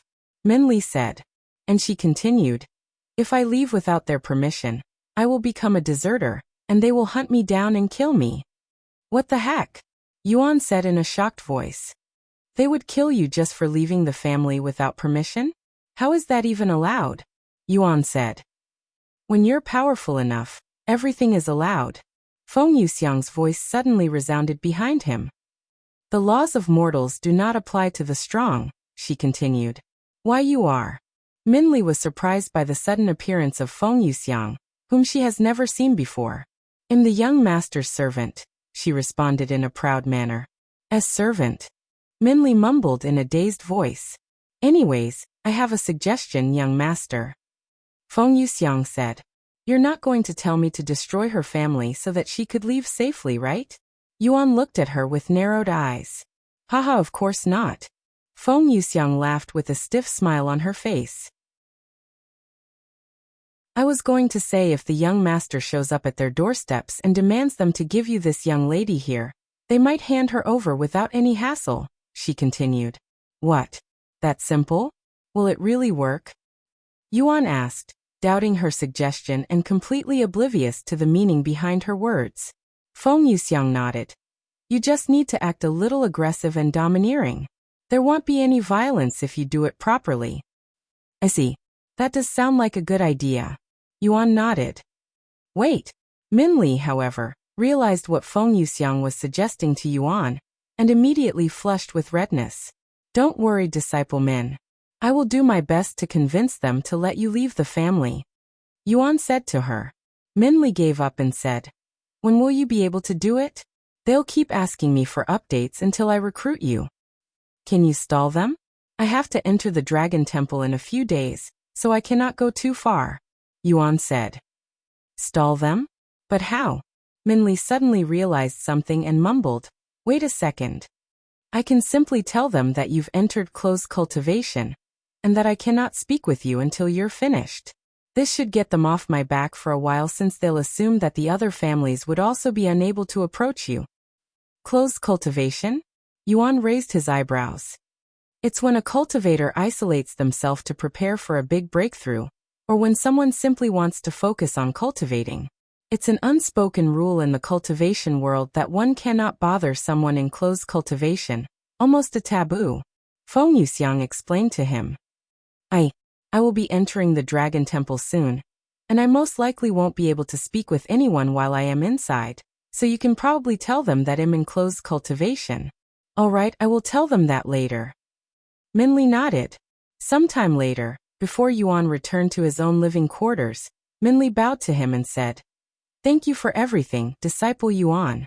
I will definitely repay you in the future for everything. Don't worry about it. I will always be willing to help a fellow friend out," Yuan said. A friend? Minli mumbled to herself as she watched Yuan return to his home. Once the day was coming to an end, Minli messaged her family and told them about Yuan's closed cultivation.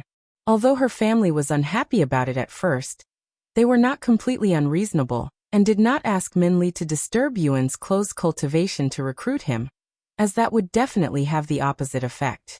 Therefore, they reluctantly accepted the situation and said to her, "Just because he's in closed cultivation doesn't mean you can slack off. Use this time to prepare yourself and think about what you need to say to him. If you cannot think of anything to say, just let your body do all of the talking. He may be a cultivation prodigy, but he's also a man. You were blessed with your mother's good looks, so put it to good use." "Yes, father." Minli responded with a calm look on her face.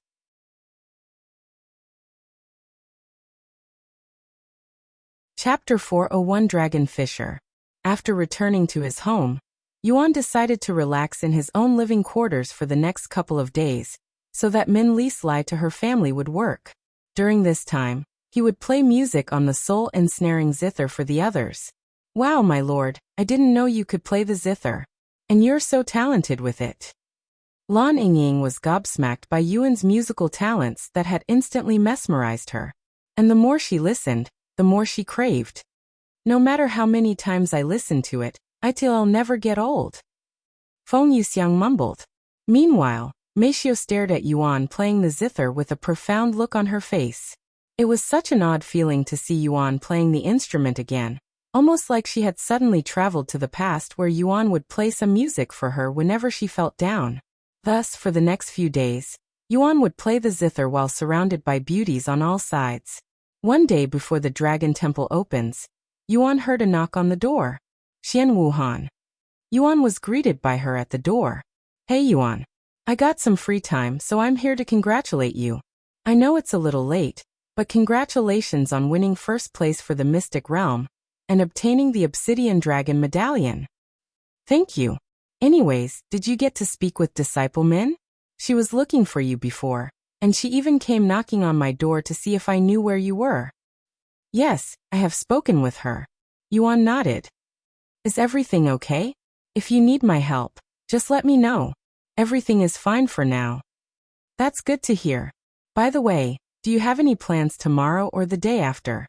Want to hang out?" she then asked him. "Sorry, but I will be entering the Dragon Temple tomorrow, so I won't be able to play with you," Yuan said with an apologetic smile on his face. "What? The Dragon Temple? How lucky. But it's not unexpected considering your contributions to the sect. I hope you'll find some good treasures inside." Sometime later, Xian Wuhan left his place. "I'll see you after the Dragon Temple, Yuan," she said to him before leaving. The following day, Long Yijuan summoned Yuan through the communication jade slip. "Welcome, disciple Yuan. Are you ready to enter the Dragon Temple?" Long Yijuan asked him. "I am ready." Yuan immediately nodded. "Good. Follow me." Long Yijuan proceeded to take Yuan to an isolated area in the Dragon Essence Temple. "This is an earth fissure?" Yuan was surprised by the location, as they stood before a massive earth fissure that was miles long, and was so deep that one couldn't see the ground from the top. "This is the Dragon Fissure, and somewhere at the bottom is the Dragon Temple. However, before you are allowed to go inside, you must have a pass." Long Yijuan then brought him to this small hut that was a couple of minutes away. Inside this small hut was completely empty besides a golden magic circle on the ground. This magic circle was obviously a formation. "Before I give you the Dragon Temple key, can you call out the experts? Only one person can carry the key at any given time," Long Yijuan said. "HM? Does this mean they cannot enter the Dragon Temple with me?" Yuan asked. "Unfortunately, the Dragon Temple only allows one person to enter at a time." Long Yijuan nodded. "I see. Sorry guys, you'll have to wait for me. A moment later, 3 beauties appeared around Yuan. Don't worry about it, brother Yuan. Good luck in there, young master. Make sure you empty out all of the treasures inside. Feng Yuxiang said. Stay safe in there, my lord. Lan Yingying said. Sometime later, once Yuan stood on the golden formation, Long Yiyuan activated it. Yuan could feel a warm feeling enveloping his body as this golden orb of light suddenly appeared from the formation and entered his body. You have obtained Dragon Temple Key. Dragon Temple Key? Description. Allows you to enter the Dragon Temple in the Dragon Essence Temple. Follow me. I'll bring you to the Dragon Temple. Long Yiyuan said to him afterward. Yuan then followed Long Yiyuan to the edge of the Dragon Fissure. Let me explain to you how this works before I open the Dragon Temple, since you only have a short window to enter the temple once it's opened. Long Yiyuan said to him. And he continued, the Dragon Fissure itself is the entrance to the Dragon Temple. However, you won't be inside the Dragon Temple until you enter the Dragon Gates, and you have exactly 10 seconds to jump into the fissure once I open it. Once you are before the Dragon Gates, it will examine your talents and see whether you qualify to enter or not. Do you understand? I understand. Yuan nodded. Good, then I will open the Dragon Fissure now. Remember to jump in when I tell you to. After taking a deep breath, Long Yiyuan retrieved a couple of treasures from his spatial ring, before tossing it down the Dragon Fissure. A few moments later, the Dragon Fissure began emitting a golden light from the bottom that gradually increased in brightness. Once the light peaked, Long Yiyuan said loudly, Go! Hearing Long Yijun's signal, Yuan didn't hesitate to jump inside the massive fissure that would undoubtedly terrify many people. Yuan fell and fell without any sign of ending, almost like had jumped into an endless hole. After what felt like a few minutes of freefall, Yuan could suddenly see a world of clouds at the bottom with a yellow and orange background, and what appeared to be a golden temple that had a dragon statue coiling around the entire building. Right before he landed on the floor, a mysterious power stopped his fall without injuring him. Once his foot touched the floor made of clouds that resembled the ancient dragon city, Yuan approached this golden temple that emitted an unfathomable aura. As he approached the Dragon Temple, a profound and familiar voice resounded from every direction. Welcome to the Dragon Temple, human. The Great One. Yuan smiled after hearing this familiar voice.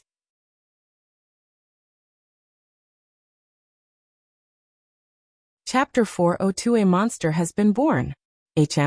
You recognize this Great One? The Great One sounded a little surprised when Yuan suddenly mumbled its name. Of course. This isn't our first meeting. You probably don't remember because they were all separate illusions. Yuan said. Interesting. After a moment of silence, the Great One spoke. Come closer, human. I want you to look into my eyes.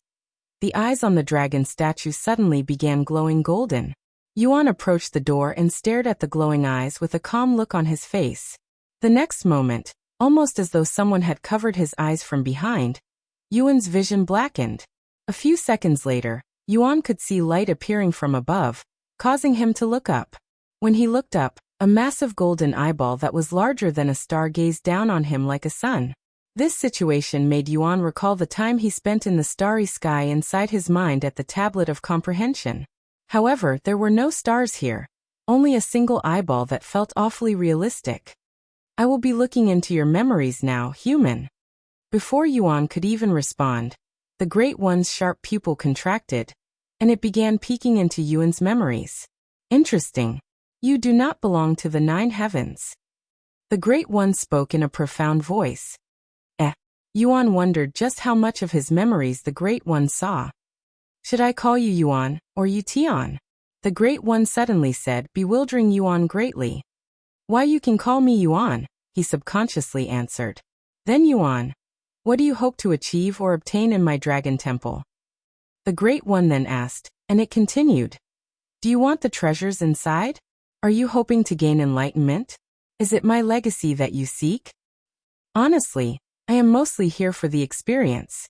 I am fine even if I don't obtain any treasures inside or gain enlightenment. As for the legacy, I am definitely interested in it. Yuan said.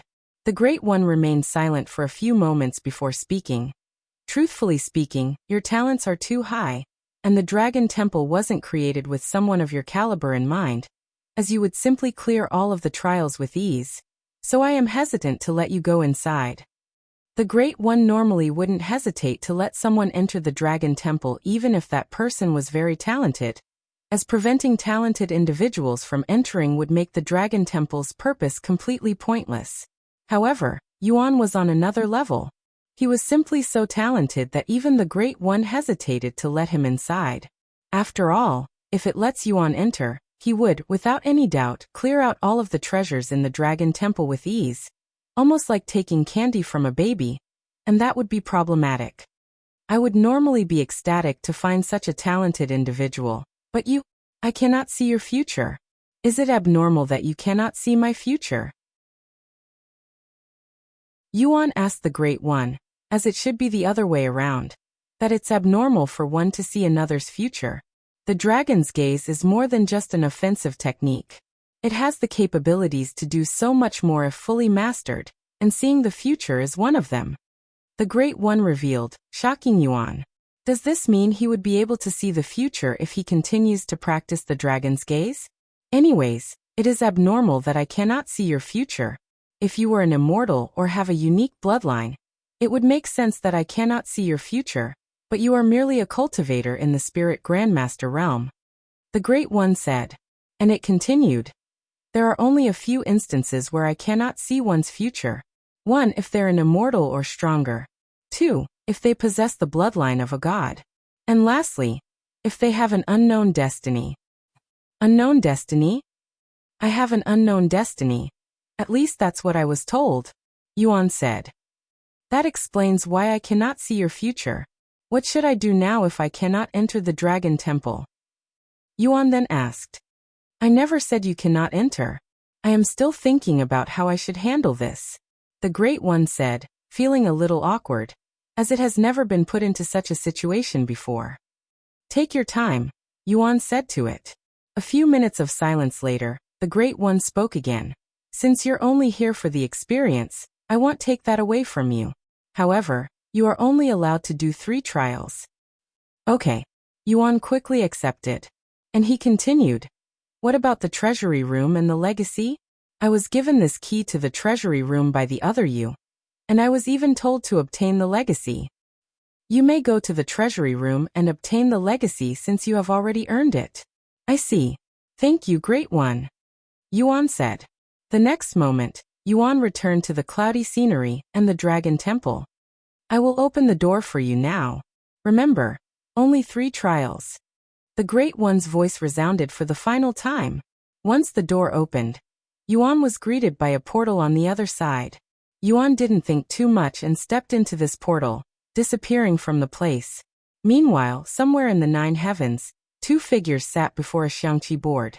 One of them was an old man with long white hair neatly tied behind his back, whilst the other person was a handsome man with long golden hair flowing down his back like a waterfall. What's the matter? Are you ready to forfeit this match? The old man spoke with a smirk on his face, after seeing the other individual not move for a long time. The handsome man suddenly opened his eyes and stood up. What's the matter? Why are you smiling like that? There will finally be some entertainment in the 9 heavens, said the handsome man. What? The old man raised his eyebrows, clearly puzzled about the handsome man's words. The handsome man then turned to look at the empty horizon and said, A monster has been born. I cannot wait to see how hell affect the 9 heavens, if he survives long enough.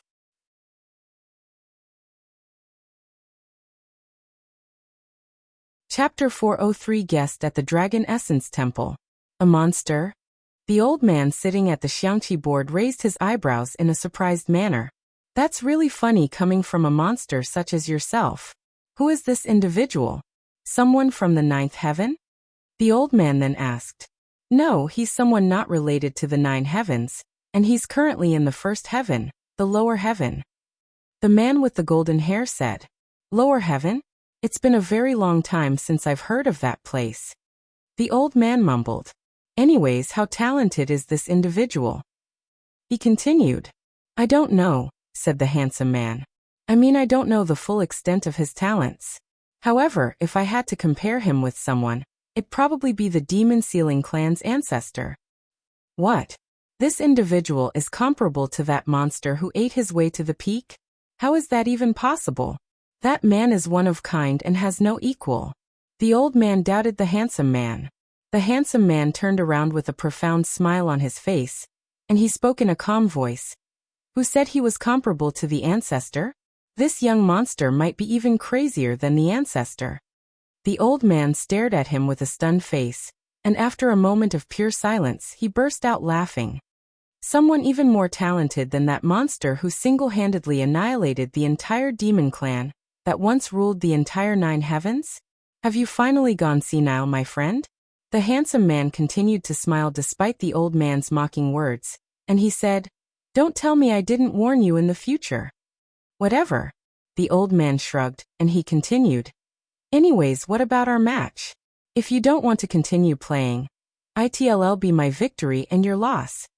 The handsome man then returned to his seat and said, My loss? I don't lose, the Great One doesn't lose. Meanwhile, back in the Dragon Temple, after entering the portal, Yuan was transported to what appeared to be inside a large city underneath a dark sky that had countless flickering stars, giving the place natural but subtle brightness. This is the Dragon Temple? Yuan raised his eyebrows as he didn't expect the place to be a city. However, there was something weird about this city. It was too empty and quiet even if it was late into the night, almost like nobody else was there. What should I do here? Yuan looked around for clues. The first thing he noticed was the numbers counting down in the sky, and the next thing that stood out was this massive dragon statue very far in the distance. 167:59:10. If the numbers are how long I have left in this place, then I have 7 days to explore this place, but where should I go first?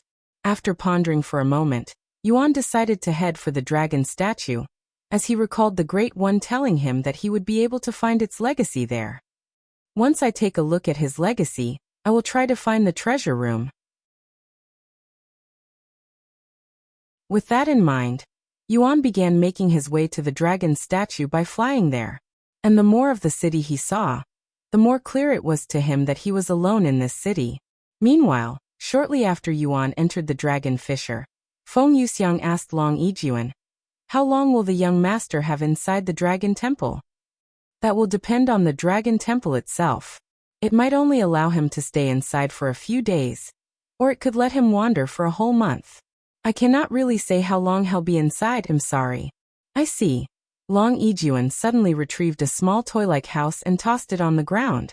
The house grew in size until it was the size of a large house, and it was the same house he used at the Mystic Realm. You ladies can stay in this building in the meantime. I won't be able to stay here for too long since I have a lot of work to do. Tell Disciple Yuan to contact me once he comes out. Long Yijuan said to them. Thank you. Feng Yuxiang said. Sometime later, Long Yijuan left the scene and returned to the sect master's headquarters, where a couple of figures could be seen gathered outside the door. Most of these people were sect elders, but one of these figures didn't look to be part of the Dragon Essence Temple, and they were even wearing a veil. Sect Master, you have a guest. The sect elders there immediately said to him the moment they noticed him. The veiled figure suddenly stepped forward and lifted the veil covering her beautiful face. Long Yijuan was taken aback when he recognized this face. Sect Master Song? What are you doing here? Long Yijuan asked her. I'm here to speak with Disciple Yuan, she said in a calm voice. You still haven't given up on that? Long Yijuan shook his head. Obviously, had heard from Elder Shan and Elder Xian about Song Linger's desire to take Disciple Yuan as her own disciple after what happened at the Zither competition. I will never give up on someone with such gifted hands and talent for music, Song Linger said. Long Yijuan sighed and turned to look at the sect elders there. You guys can leave. I will handle things from here. Yes, Sect Master. The sect elders bowed to them before leaving the scene. Let's talk inside, Long Yijuan said as he entered the building. I don't want to talk to you. I want to talk to Disciple Yuan. You may be the sect master, but Disciple Yuan's decision is what matters the most, Song Linger said to him. Well, unfortunately for you, Disciple Yuan isn't available right now, so you'll have to speak with me instead, Long Yijuan said. Where is he then? I can go to him instead. That's impossible since he's technically not in the sect. Long Yijuan shrugged. What? Then where'd he go? Who knows? Songlinger sucked her teeth before following Long Yijuan inside the building.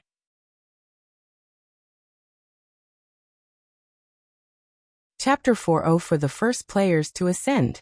A few moments later, Songlinger sat down in a room with Long Yijuan sitting behind his work desk. So where is Disciple Yuan? Songlinger asked. He's currently inside the Dragon Temple, he said casually.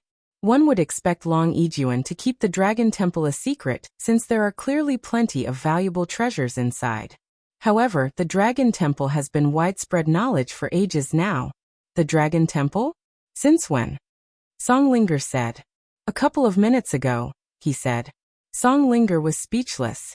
If only she'd come to this place a day early, even a few hours early, she might've been able to speak with Yuan. Now that you know about his whereabouts, you may leave this place. Then I will stay here until he comes out, Songlinger said, surprising him. What? You're going to stay here until he returns? It might be weeks before he comes out. As the sect master of one of the top 10 sects in the lower heaven, don't you have better things to do than chase someone who has already rejected you? Long Yijuan said to her.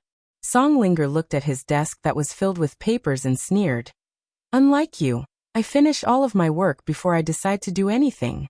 The Mystic Realm just ended, so I have plenty of time to spare.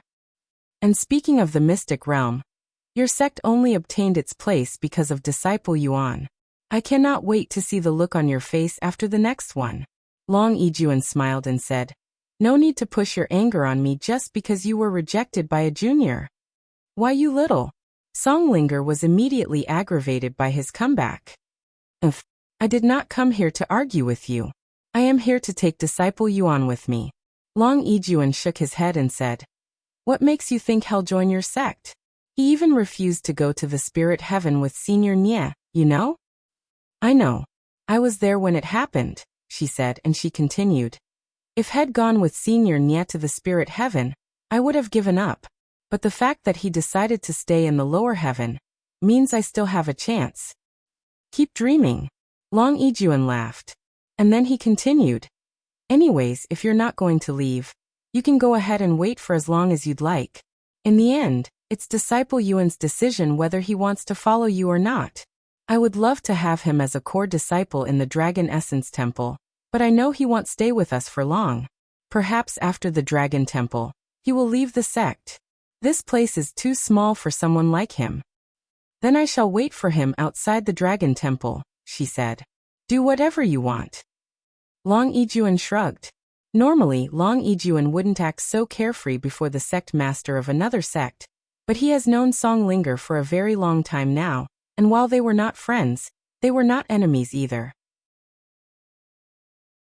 Long Yijuan also knew that Songlinger was not the type of person to harm others without a reason, nor was she someone who'd scheme against others, so he wasn't too worried about letting her roam the sect without any supervision. Furthermore, it was clear to him that she was only here for Disciple Yuan. After leaving the building, Songlinger went straight to the Dragon Fissure. She noticed a portable house by the Dragon Fissure, and subconsciously decided to stay there just in case she wanted to use it, unaware that it was already occupied. Sometime later, Songlinger sat by the Dragon Fissure and retrieved her zither, eventually playing it to pass time. Isn't that one of the judges during the zither competition? What is she doing here? Feng Yuxiang quickly recognized Songlinger based on her aura. She's obviously here for Brother Yuan, Xiaohua said. What? She's a really persistent one. The young master has already refused her offer plenty of times, yet she just doesn't give up. Who is she? Lan Yingying couldn't help but ask. She's the sect master of the Heavenly Melody Academy, and she was the judge in a competition the young master participated in. She even had a little battle with the young master and lost to him, and she has been chasing after him since then. Feng Yuxiang explained the situation. I see. Lan Yingying nodded. Meanwhile, in the Medicine Valley that was in the northern continent, Wang Xiuying bowed to her master and said, "Thank you for everything, master. I have learned a lot from this place." "No, I should be the one thanking you. I have also learned a lot from you. You are definitely one of the most talented disciples we've ever had. If you continue to study medicine, I'm sure you'll become someone great in the future," her master said. "Good luck in the spirit heavens." Wang Xiuying nodded before turning around and walking to Senior Nie, who was there with the other 2 participants going to the spirit heaven with her, and one of them was also a player like her. "Are you ready to leave this place?" Senior Nie asked her. "Yes, I am." "Good. Then we will be going to the spirit heaven now." Senior Nie departed the medicine valley with Wang Xiuying and the other 2, taking them back to the place outside the mystic realm. Once he was prepared, Senior Nie retrieved a crystal and crushed it with his hands. The next moment, a massive formation appeared beneath them before enveloping them in a warm light. "This feels like..." Wang Xiuying found the formation similar to the one in the mystic pagoda that took her and Yuan to the ancient dragon city. Whoosh! The 4 of them began levitating off the ground before shooting straight up into the sky, where a portal had suddenly opened up. And before they were aware, Wang Xiuying and the others left the lower heaven, becoming the first players to ascend.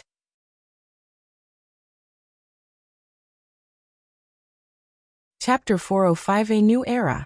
After Wang Xiuying and the others entered the portal, they found themselves inside this wormhole, and their bodies continued to move upwards. They remained inside the wormhole for only half a minute before they were met with another portal at the end of this wormhole. Once they entered it, they were greeted by a clear blue sky and a dozen unfamiliar figures. "Welcome back, Elder Nie," one of them said to him. Senior Nie nodded and turned to look at a particular figure in the group, and he said, "Elder Mu, she's all yours." A pretty middle-aged woman stepped forward and approached Wang Xiuying with a smile on her face. "You're Healer Wang, right? I'm Elder Mu. We have spoken before via the crystal ball, and I will be in charge of you starting today. Follow me. I will bring you to my Spirit Healing Academy." "Yes."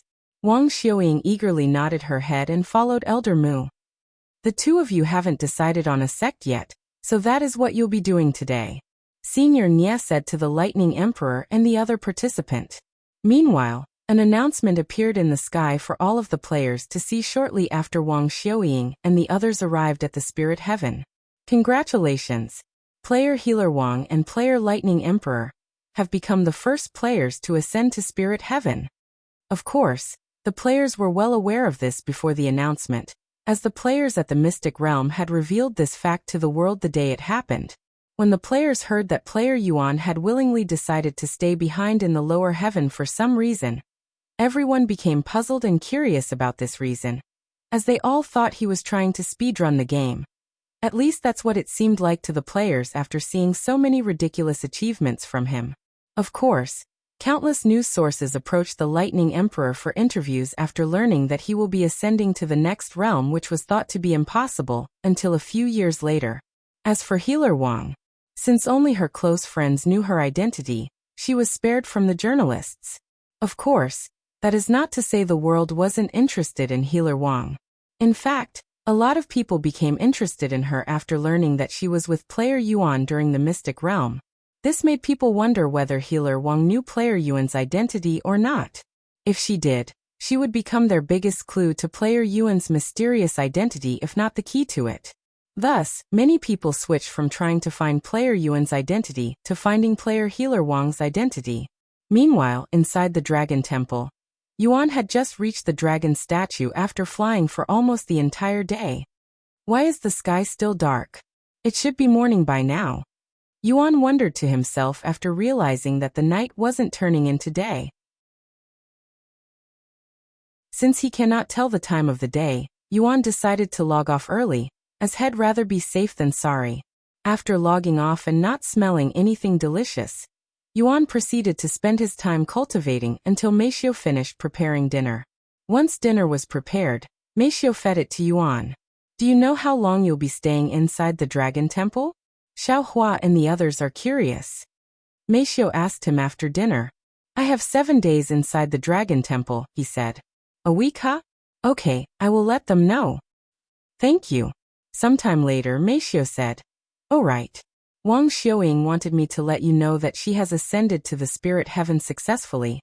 And she said the world up there is very different compared to the lower heaven. She's making me want to hurry up and go to the spirit heaven to see what's up there." Yuan smiled. "Also, I think there's someone waiting for you to come out of the Dragon Temple, besides Xiaohua and the others," Meishiu added. "Who?" Yuan asked. "I don't know her, but according to Feng Feng, she used to be a judge for the zither competition you participated in." "Sect Master Song? I thought she gave up on trying to recruit me since I haven't seen her since the competition," Yuan said. After a moment of silence, Meishiu asked, "Why did you refuse her offer? You don't want to play the instrument anymore? But you were having so much fun when you played the zither just the other day." "It's not that I don't want to play the instrument. As you'd said, I enjoy playing them. However, I don't want instruments to be my focus, and if I had accepted her offer, I'd have to play the instrument seriously again," Yuan said. "I see," Meishiu mumbled, as she personally wanted to see Yuan play the instrument again seriously, since she felt that Yuan had left the stage too abruptly and far too soon, and it was his musical talents that first captured her heart. Sometime later, Yuan returned to the Dragon Temple and proceeded to see how he could obtain the Great One's legacy from it. Meishiu went to sleep after cleaning the dishes and taking a shower. In the midst of the night, unbeknownst to Yuan or Meishiu, on the most popular Cultivation online forum, a topic that would become an instant sensation overnight was created. And this single post would change their world forever and bring forth a new era. Cultivation in the real world is possible. Although the title of this topic was incredibly simple, it instantly attracted the attention of everyone that saw it. And within mere minutes, the post had amassed tens of thousands of views. The cultivation techniques from Cultivation Online actually work in the real world. After many weeks of effort, I have finally become a cultivator.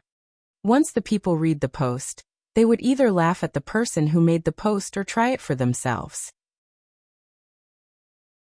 And while the results greatly differed from each individual, there was no doubt that some people have succeeded in breaking their mortal shackles, becoming cultivators in the real world as well.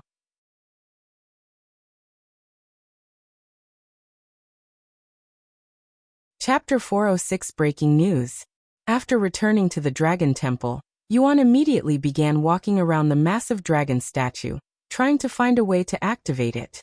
However, even after circling around the thing for a few minutes and finding nothing, Yuan took a seat in front of the statue and began pondering.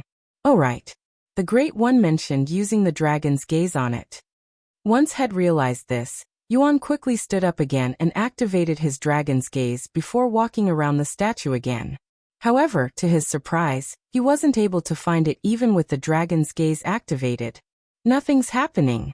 Maybe I need to increase the strength of the dragon's gaze?"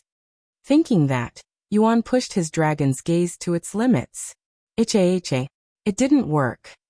Yuan gasped for air a few minutes later, as the dragon's gaze consumed an insane amount of spiritual energy when used at its full power.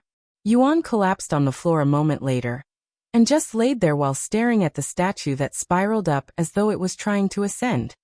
Wait a second. What if the reason I cannot find the thing is because it's at the top of the statue? With this in mind, after taking a few minutes to recover his spiritual energy, Yuan flew into the air until he was even higher than the dragon statue, where he activated the dragon's gaze once again. Almost instantly after he activated his dragon's gaze, Yuan noticed a golden glow inside the dragon's mouth. That should be it. Yuan approached the dragon statue with excitement. However, even though he could see a golden light inside the dragon's mouth, he wasn't sure what to do with it, and putting his hands inside didn't feel right. After pondering for a moment, Yuan decided to poke the inside of the dragon's mouth with the Empyrean Overlord just to make sure it was safe. A few taps later, the dragon statue suddenly began rumbling. The rumbling quickly spread to the city, and within just moments, it seemed as if the entire world was shaking. "I hope nothing bad happens," Yuan mumbled to himself as he helplessly watched the entire world shake violently. The earthquake eventually stopped after a few minutes, and Yuan looked around to make sure everything was okay. However, he quickly noticed a change in the scenery. Although the skies were still dark, there were subtle lights coming from the ground around the city that gradually grew clearer and brighter. If one looked closely, one would see that an enormous magical circle had suddenly appeared around the city. Furthermore, this formation appeared to be only half complete, as some symbols and patterns looked incomplete. What a massive formation! How am I supposed to activate something like this? Yuan mumbled in a dazed voice. Suddenly a notification appeared before him. The Great One Seal of Approval is reacting to the surroundings. The Great One Seal of Approval has activated. The next moment, a golden orb of light the size of a baby's fist appeared from his forehead. This golden orb of light then dropped towards the ground, acting almost like a drop of water under gravity. A few seconds later, the golden orb of light reached the ground and created a ripple effect in the formation before disappearing into the ground like a drop of water in a calm pond. The formation that surrounded the city began to change, and the incomplete symbols and patterns began fixing themselves until they looked complete. However, this process didn't finish in just a few minutes, and by the looks of it, it might take hours, even days before the formation becomes complete again. After waiting around for a few hours without anything happening, Yuan decided to log off for breakfast. Hopefully, it'll be done by the time he returns, but he wasn't feeling very hopeful. Meanwhile, in the real world, Meisho slowly opened her eyes 5 minutes before the alarm in her phone began ringing. After taking a moment to fight through her morning grogginess, Meisho stretched her body on the bed before sitting up. Once she could open her eyes fully, Meisho looked at the time on her phone. Seeing that it was only a few minutes before her alarm, she went to turn off the alarm before getting off the bed. However, right as she prepared to leave her room to go to the bathroom, her phone suddenly began ringing. A phone call? Who's calling me this early in the morning? Meisho mumbled to herself as she went to pick up her phone again. Yuro? What's the matter? Meisho answered the phone after seeing the caller. Meisho, are you seeing the news? Yuro immediately asked her in a loud and excited voice. It was so loud that Meisho subconsciously moved the phone away from her sensitive ears. The news? Why would the news be on? It's barely sunrise. And I just woke up. Meisho said a moment later. Don't mind the minor details. Hurry up and look at the news. It doesn't matter which channel you pick. Just hurry. This is massive. Yuro said to her. Okay. Now fully awake thanks to Yuro's excited voice, Meisho went to open her laptop and looked at the news. The first thing she saw after opening up the news was the large and bold title that read, Breaking News! Cultivation is real. Cultivation techniques from the popular video game Cultivation online works in the real world according to many players, and there is even solid proof that it's real. What? Meisho mumbled in a low voice as she stared at the title with a dazed look on her face. Not daring to believe her eyes, Meisho read the title again and again until Yuro's voice resounded. Are you seeing it? They say cultivation is real. I just started watching, too. This must be a joke. There's no way cultivation techniques from a video game could possibly work in the real world as well, right? Meisho said. That's what I thought at first too, but after looking around the forums and the other news sources, everybody is talking about it. There's no way they'd make such an elaborate lie just to mess with us. I think it's true. We might be able to become cultivators in this world as well, Meisho. Yuro said, her voice peaking with excitement.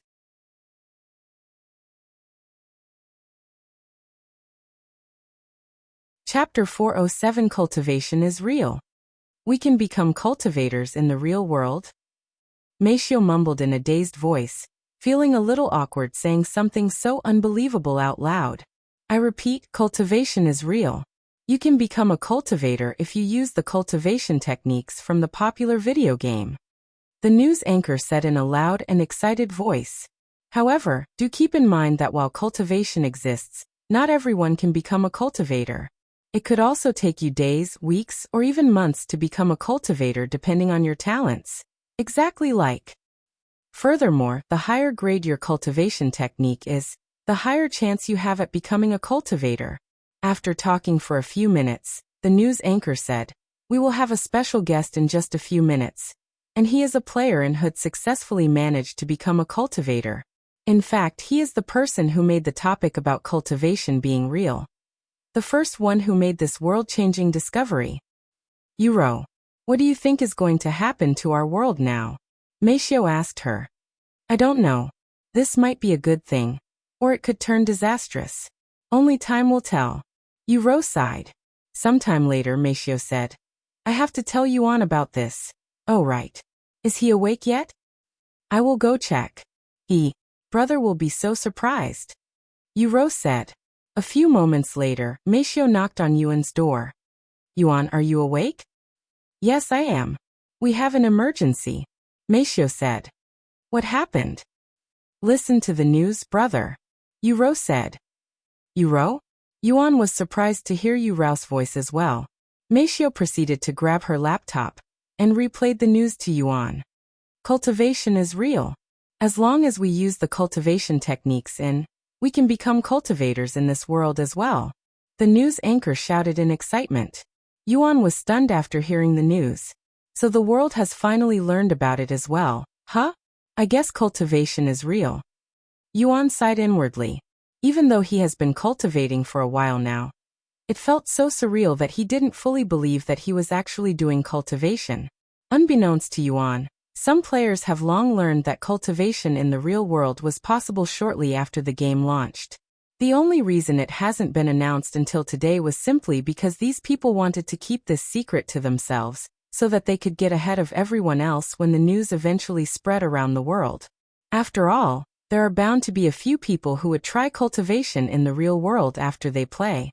It was akin to children trying to mimic their superheroes' signature attacks while they watched the television, even if they knew superpowers don't exist in the real world.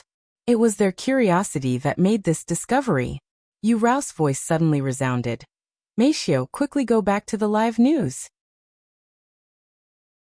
It's the person who discovered that cultivation works in the real world. Meisho stopped the replay and switched it back to live news, and sure enough, there was a young man sitting beside the news anchor. Can you please introduce yourself to the audience? The news anchor asked the young man. He nodded and spoke in a clear voice. Hello, my name is Fushi. I am 24 years old, and my in-game name is Thousand Blades. I am also the creator of the post-cultivation in the real world is possible that has over 100 million views now on the forums. Thank you for coming here on such short notice, Fushi. Can you tell us more about how you made that discovery? And what does it feel like to be a cultivator? How is it any different from cultivation online? The news anchor asked him. Fushi nodded and said, after playing cultivation online for a few days, I quickly became addicted to the world of cultivation, and I suddenly had a thought. What if I can become a cultivator in the real world as well? I knew it was ridiculous of me to have such thoughts. After all, there's no way something in a video game could possibly work in the real world as well. However, my curiosity would not calm down until I actually tried it. It was at that point that I tried to cultivate in the real world, using the cultivation technique I learned in cultivation online. Although it didn't work at first and I gave up for a few days, my instincts told me to try again, and so I did, until I managed to break through and become a cultivator. That's amazing, said the news anchor, and he continued. If you don't mind, can you share with the audience the name of your cultivation technique and how you obtained it? Fushi nodded and said, I don't mind. It's just an ordinary cultivation technique available to every disciple at the Nine Saber Mountain. And it's called Spirit Mountain Scripture. I know there are many people out there who do not believe in cultivation. Do you have any way to prove to them that it truly exists? Well, I just became a cultivator, so I cannot do anything crazy. However, my strength has increased tremendously since then. I can easily lift 100 pounds with a single hand despite my skinny physique. Indeed, you certainly don't look like you can lift even half of that much weight, much less all of it. A few moments later, someone brought a 100-pound barbell onto the stage for Fushi. After taking a deep breath, Fushi grabbed the center of the barbell with his stick-like arm and lifted it above his head with ease, shocking the news anchor and the audience. My God! What a performance! I thought you were joking, the news anchor said. as he didn't believe for a second that Fissure would be able to lift something so heavy with his thin arms that clearly lacked the muscles. Well, this is the best I can do at my current level. Perhaps I will be able to use the other techniques from Cultivation online, if I increase my cultivation. Fissure said with a proud look on his face. Fissure and the news anchor continued to talk to each other about cultivation and whatnot. Meanwhile, the other channels also had their own special guests, and all of them claimed to have succeeded in cultivation. What do you think, brother? Do you think they're really cultivators? Can we really cultivate in this world? Yuan asked him through the phone.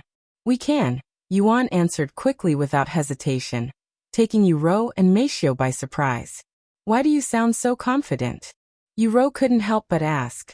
After a moment of silence, Yuan responded in a calm voice. I am confident cultivation exists because I have also succeeded in becoming a cultivator. In fact, I have been cultivating for a while now. Why you what? Yuan's dumbfounded voice resounded. Yuan. Meisho stared at him with her eyes wide with disbelief, almost as though she couldn't believe her ears.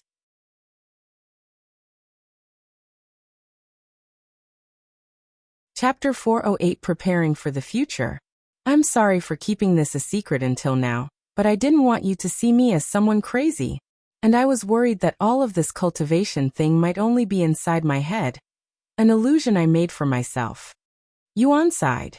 After a moment of dead silence, Yuan asked him, Brother, you're not crazy. How long have you been cultivating for?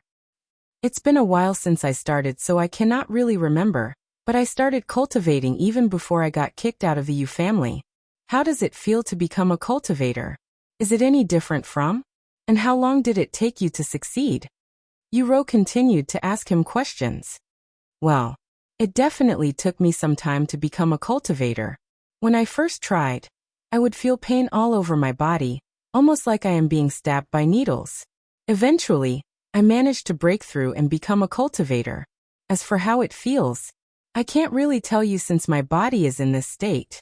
However, I do feel very energetic, and having a breakthrough is very similar to what it would feel like inside. That's it. I have made a decision. I am going to become a cultivator in this world as well. Yuan suddenly declared. And she continued. Can you imagine doing things in the real world that you could only do in before? Like using martial techniques and having super strength? This is so exciting. However, Yuan said, as exciting as it may seem, I am also very worried about the future. If everyone becomes a cultivator, what's going to happen to our world? It might get chaotic. I don't think you have to worry too much, brother. Even if we can cultivate, I highly doubt we'll be able to do anything too crazy like flying and destroying mountains with a single fist. Although our world will definitely change, it probably won't be too drastic. Yuan said. I hope you're right. Yuan said. By the way, what cultivation level are you right now, brother? Yuan suddenly asked him. I honestly don't know, but if we use for reference, I think I am a 6th level spirit warrior, he said. 6th level spirit warrior? Yuan exclaimed. How is it possible that Yuan's cultivation in the real world is so high? He even surpasses the majority of players in much less the real world. While most players are just entering the spirit warrior realm inside the game, Yuan was already a spirit warrior in the real world. Anyways, I will call you guys later. I have to prepare for school now. In fact, I am already running a little late because of the news. Bye. Goodbye, Yuan. After Yuan hung up, Meisho suddenly spoke. Yuan, is that why your body has been growing stronger and stronger despite not working out? Your body is unnaturally fit for someone who lies in bed all day. I think so, he said. After a moment of silence, Meisho asked, if you continue to cultivate, do you think it could possibly help you move again? A smile appeared on Yuan's face after hearing her words, and he said, I think so. As much as he wanted to tell her that he was already recovering, he wanted to make sure that he could at least lift himself off the bed before he said anything. And at the rate he was recovering, he would probably need at least a couple more months before he could tell her about his recovery. What about you, Meisho? Are you going to become a cultivator too? I don't know yet. She mumbled. I think you should become a cultivator, Meisio. Yuan suddenly said. And he continued. Now that the entire world knows about cultivation in the real world, there will be many cultivators in the near future. And when that happens, things might get chaotic. If I don't recover by then, I want you to be able to protect yourself at the very least. One thing I learned about cultivators in Cultivation Online is that they can be unreasonable people. Whether it's Cultivation Online or the real world, there will always be people who abuse their powers and use them to bully others. After a moment of silence, Meishu nodded her head and said, I understand. I will become a cultivator. Great. Once I am finished with the Dragon Temple, we can go look for a cultivation technique for you together. Of course, if you want, you can ask Feng Feng or Xiaohua to see if they can help you find a cultivation technique, since I still have 6 more days inside the Dragon Temple. It's okay. I will wait for you, Meishu said. Sometime later, after eating breakfast, Yuan returned to Cultivation Online whilst Meishu went to research more about cultivators online. And as Shed expected, the world quickly learned that one could cultivate in the real world using cultivation techniques found inside Cultivation Online. And by the end of the day, nearly everybody in the world had heard about it. Of course, there were countless questions that appeared because of this situation, such as how it was possible to use cultivation techniques from a video game, and if cultivating in the real world was actually safe. However, no matter how suspicious people are or whether they believed it or not, it didn't stop people from trying to become cultivators. And as a result of this discovery, the player base for Cultivation Online skyrocketed, and powers around the world began preparing for the future. A future where cultivators may rule the world. By the end of the day, millions of people tried to cultivate with countless failures. With that being said, there were also plenty of people that had succeeded in their cultivation, and about 1 in every 10,000 people would become a cultivator on their first day.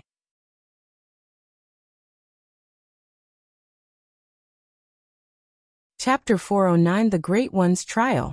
After returning to the Dragon Temple, Yuan flew into the air and looked at the formation around the city to see its progress, but as had expected, the formation remained unfinished. Since it's going to take a while for the formation to finish, I should use this time to look around the place and see if I can find the treasure room.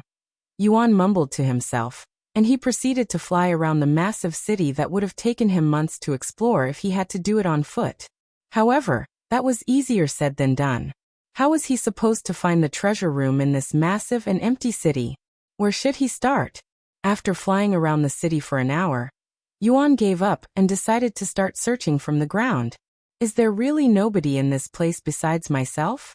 Yuan mumbled to himself as he knocked on the closed doors. It's open? Realizing that the doors were not locked, Yuan decided to go inside. Yuan was surprised to see furniture inside the buildings. In fact, every single building was fully organized with furniture, almost like people used to live in this place. Maybe people used to live in this place in the past. Sometime later, Yuan eventually stopped entering the buildings as there was nothing new after looking through over 100 of them. What about the trials? Where can I do the trials? After pondering for some time, Yuan flew back into the air once again and activated his dragon's gaze. And instead of using it on the dragon statue, he scanned the city with it. And to his surprise, he could see some of the buildings glowing a faint golden color, almost like they were surrounded by fireflies, and some buildings were glowing brighter than the others. And just like how bright lights affected moths, Yuan went for the brightest building he saw.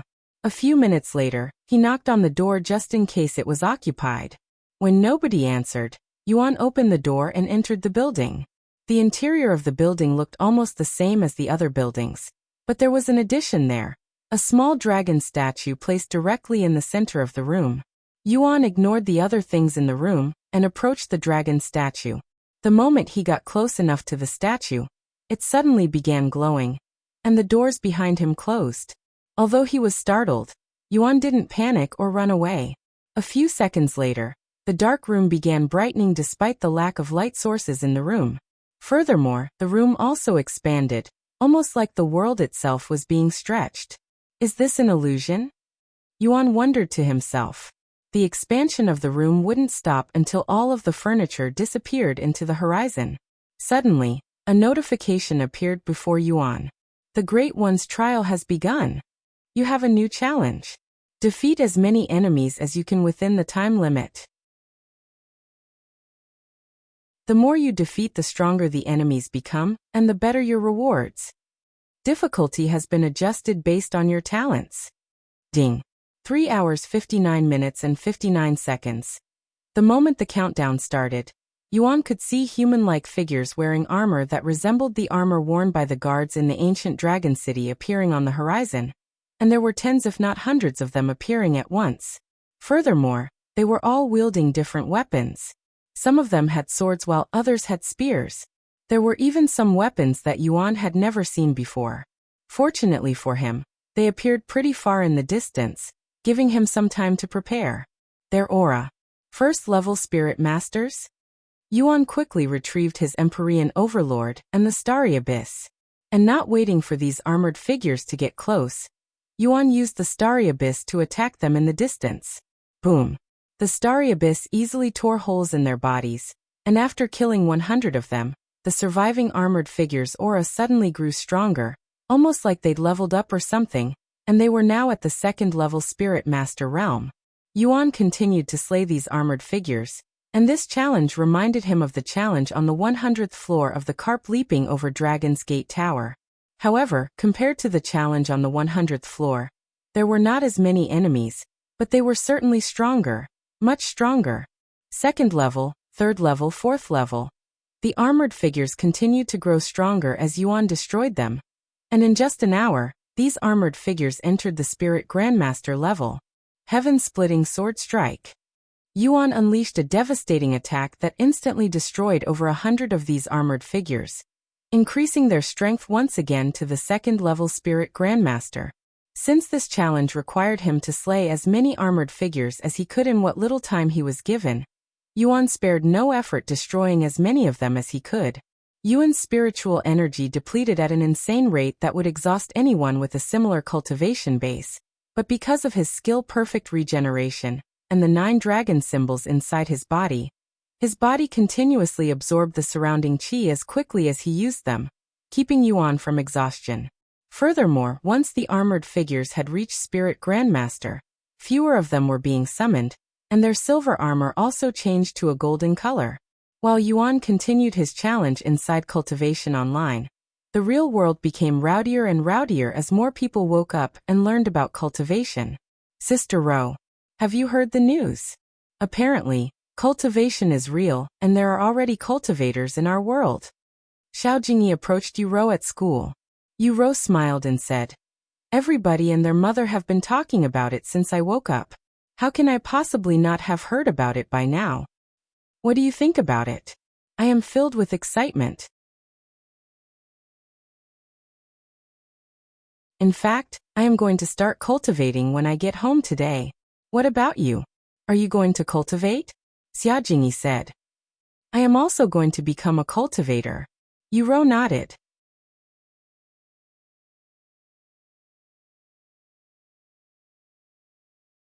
Chapter 410 Golden Dragon Gift Box. Ding. You have completed the Great One's trial. Total kills, 7,945. Congratulations. You have set a new record. You have been awarded a Golden Dragon Gift Box. After the timer had reached 0, Yuan was given a golden box for his efforts. HAA. Yuan laid on the floor in a tired manner as his surroundings returned to normal. The Great One said it'd be easy. What a joke. I nearly died fighting so many Spirit Grandmaster armored figures at once. Yuan sighed out loud. Fortunately for Yuan, the armored figures had their cultivation bases peaked at the 9th level Spirit Grandmaster, or he would have been in real trouble. Once head rested enough, Yuan opened the Golden Dragon gift box to see what was inside.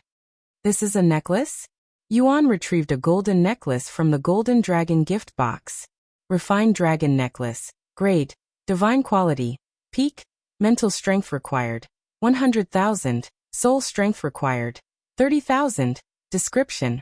A powerful necklace refined by the Great One. Deflects all spiritual techniques below heaven grade. Enhances the strength of one's own spiritual attacks by 50%. Wow, this is quite a powerful treasure. Yuan wore the treasure around his neck alongside the necklace Xiaohua gave him, and he immediately felt safer. Wait. Spiritual attacks. Does the dragon's gaze count as a spiritual attack? Yuan wondered to himself.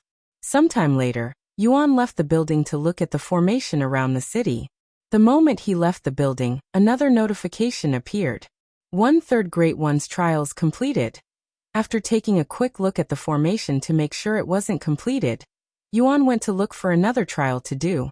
This time he went for the building with the dimmest light. The Great One's trial has begun. You have a new challenge. Withstand the pressure for 3 hours. Difficulty has been adjusted based on your talents. Ding. 2 hours 59 minutes and 59 seconds. The moment the trial began, Yuan could feel an invisible pressure bearing down on him. However, this pressure wasn't very strong in his opinion. In fact, he barely felt it. After 10 minutes, the pressure grew stronger, yet it still wasn't even for Yuan. An hour later, the pressure was finally strong enough for Yuan to feel its effects, but it wasn't anything too strong, and he was still able to stand properly. It only felt like he was carrying a heavy backpack filled with rocks. After another hour, the pressure was strong enough to make Yuan feel uncomfortable if he continued standing, so he took a seat on the cold floor. The last hour was the most difficult. If it had been another cultivator, they would feel like they're being crushed by an entire mountain on her shoulders. However, for Yuan, who was a spirit grandmaster, that mountain felt like a large boulder. Of course, while boulders aren't anything to scoff at and could crush even a spirit warrior in an instant, Yuan was a spirit grandmaster. If he wanted to, he could carry even a couple of boulders and still be fine. 3 hours passed by in a flash, and at the end, Yuan received another golden dragon gift box. Ding. You have completed the Great One's trial. Total time resisted, 3 hours. Congratulations. You have set a new record. You have been awarded a golden dragon gift box. Yuan immediately opened the golden dragon gift box, but to his surprise, there was only an earth-grade treasure inside. Dragon needles, grade, earth quality, peak, description, 8 perfect needles crafted by the Great One, usually used as a hidden weapon. Increases penetration by 100%. The trial was pretty easy compared to the last one, so maybe that's why the reward is so bad. Yuan mumbled to himself. Indeed, the trial had just beaten was one of the easiest trials in the Dragon Temple, hence the lack of reward. With that being said, it was still an earth-grade treasure, something most if not every single player besides Yuan would die for. 2/3 Great One's trials completed. Sometime later, Yuan went back outside to look at the formation. Of course, it's still not finished. Guess I'll go ahead and finish my last trial now. Yuan looked around the city with his dragon's gaze, looking specifically for the building that had the brightest glow. After searching for a few minutes, Yuan flew to another building. Although this building didn't glow as bright as his first one, it was definitely much brighter than his previous one. Furthermore, this building appeared to be a restaurant of sorts. After knocking on the door like usual, Yuan entered the building. Sure enough, the interior looked like that of a restaurant with many tables and chairs. Yuan took a deep breath before approaching the dragon statue in the middle. Whoosh! The world before him expanded once again until he had plenty of room. The Great One's trial has begun. You have a new challenge. Dodge the incoming attacks for 1 hour, or until you get hit 3 times. Difficulty has been adjusted based on your talents. A timer suddenly appeared, but there were only 3 seconds on it. 0:03, 0:02, 0:01. Once the timer had reached 0, Yuan immediately sensed danger from behind him, and another timer appeared. 59 minutes and 50 seconds. He quickly used his movement technique to leave his location, and the second he moved, a massive sword flew past where his neck had been just a second ago. 3 seconds after the first attack, Yuan could feel another sense of danger coming from his right side. Whoosh! An arrow suddenly appeared out of thin air a few meters away from his location, and flew at his face. The attacks continued to come from random locations, and the more Yuan dodged, the more threats would appear at once and the quicker they would appear. 10 minutes into the challenge, Yuan was already being assaulted by 10 weapons at once, and they would attack him every 2 seconds. 30 minutes into the challenge, Yuan had to avoid over 50 threats at once, all of them coming at every single second, and things were just getting started.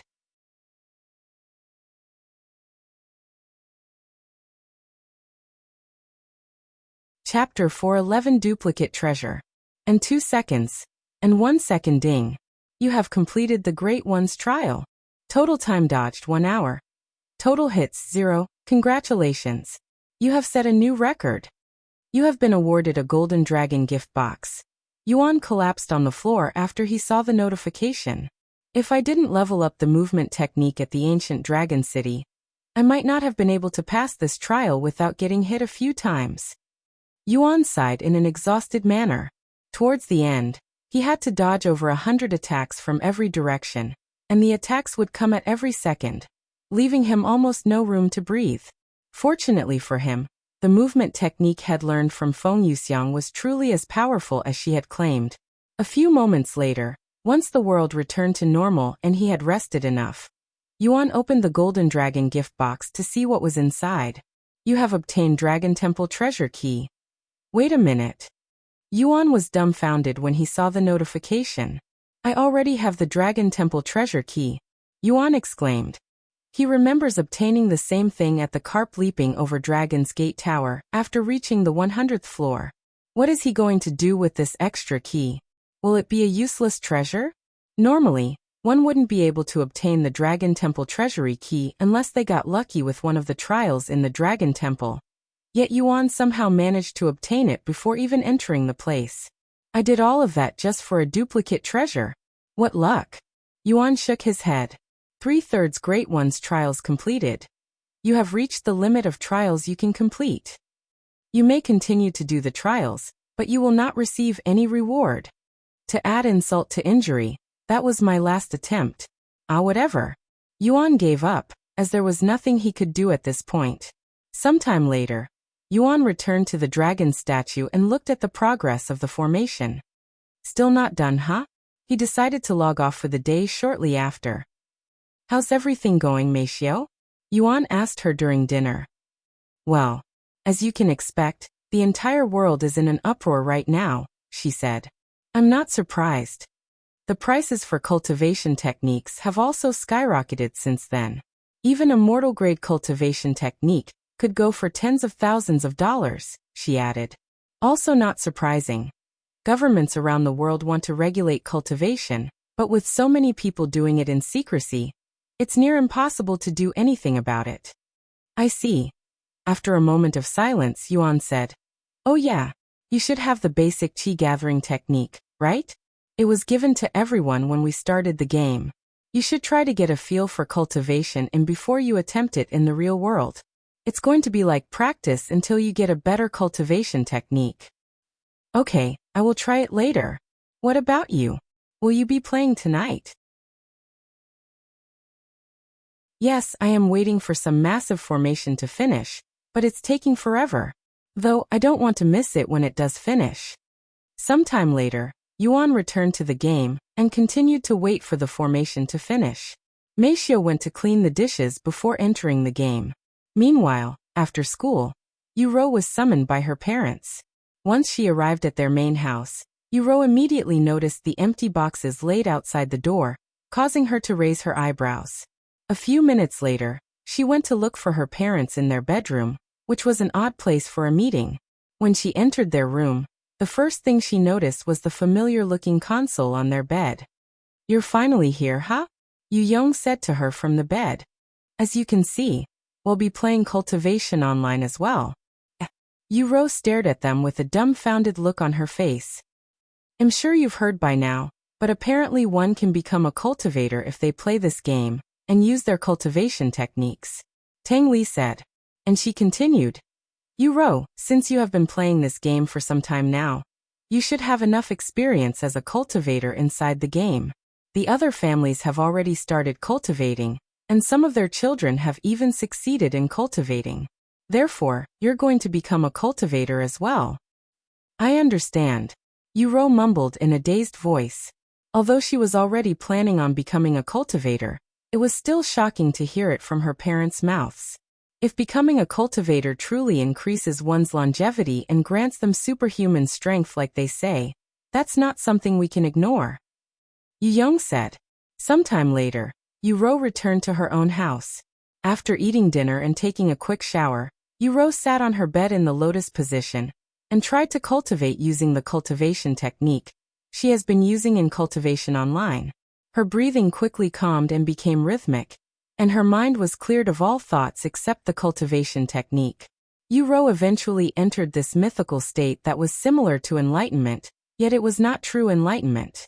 A few hours later, Yuro suddenly felt a nostalgic feeling spread throughout her body. Did I succeed? Am I a cultivator now? That was easier than I'd expected. Yuro opened her eyes and stood up, feeling energetic all over her body. She then turned to look at her desk. After pondering for a moment, she approached it and tried to lift it with one hand.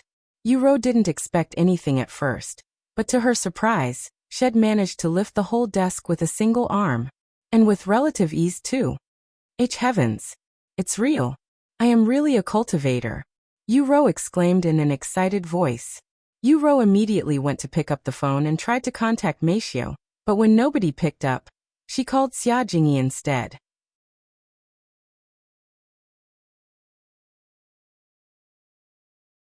Chapter 412 Closing School Early.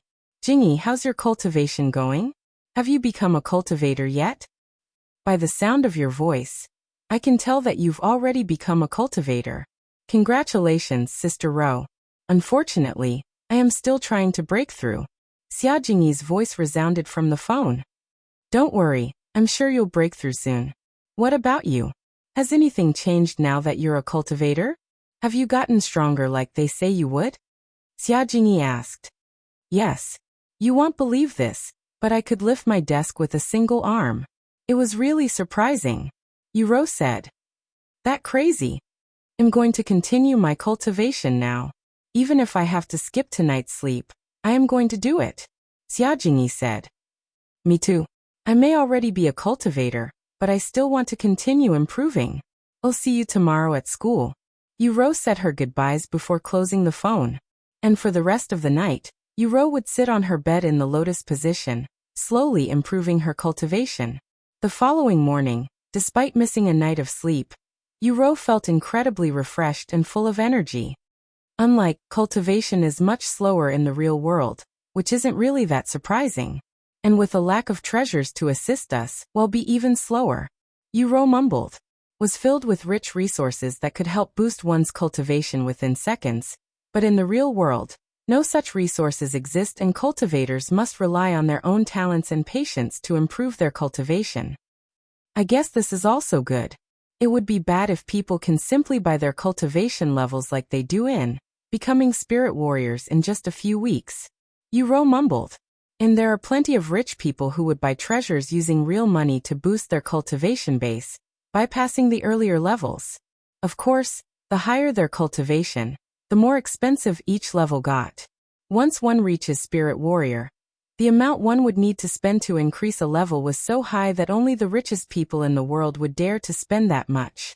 Now that one cannot simply buy their way to the top, everyone, regardless of their status or wealth, will have a chance to become a top cultivator in the real world. Meanwhile, Brother is already nearing Spirit Master. If he could move his body, how powerful would he be in this world? Yuro wondered to herself as she prepared for school. Sometime later, Yuro arrived at school, and to her surprise, the place looked even more empty than usual. Where is everybody? Xiaojingyi asked the teacher. The teacher showed a bittersweet smile and said, because of the cultivation craze, everybody is staying home to cultivate. Yuro and the other few students in the classroom were left dumbfounded by the teacher's words. Everybody was skipping school to cultivate. As crazy as that sounded, it wasn't that surprising. It's not just the students. The teacher continued. A couple of the teachers here have also resigned this morning, so we're also understaffed at this moment. What's going to happen to our classes now? Yuro then asked. The principal has issued a gathering later today, so we'll probably know about it at that time. In the meantime, you can do whatever. The students looked at each other silently. Sometime later, the students there gathered in a circle and began talking to each other about cultivation. Have any of you tried cultivating now? I have, but I couldn't make any breakthroughs. Me too. It feels like there's something blocking me and I cannot move forward. I have that feeling as well.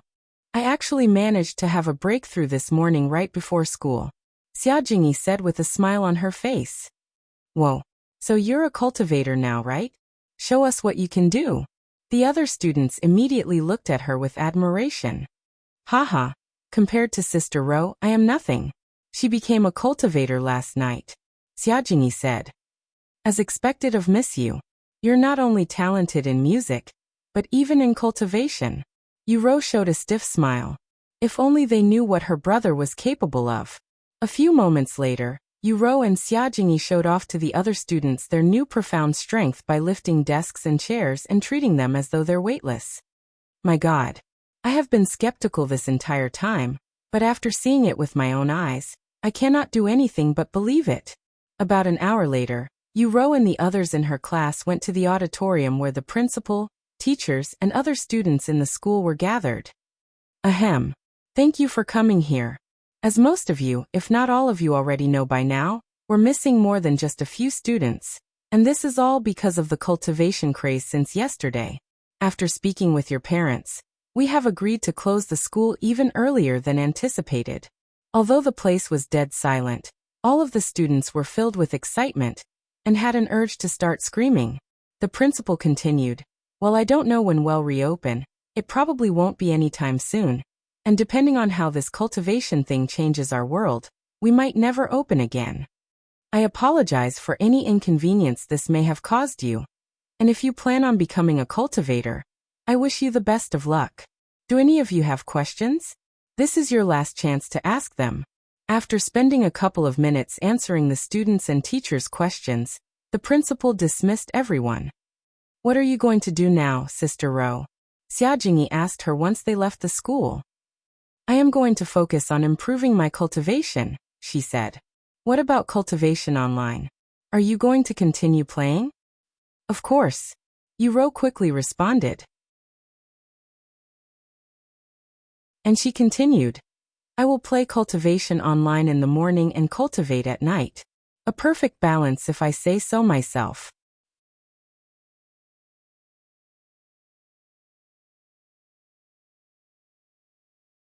Chapter 413 Spirit Severing Physique. After breakfast, Meishio laid on her bed and returned to.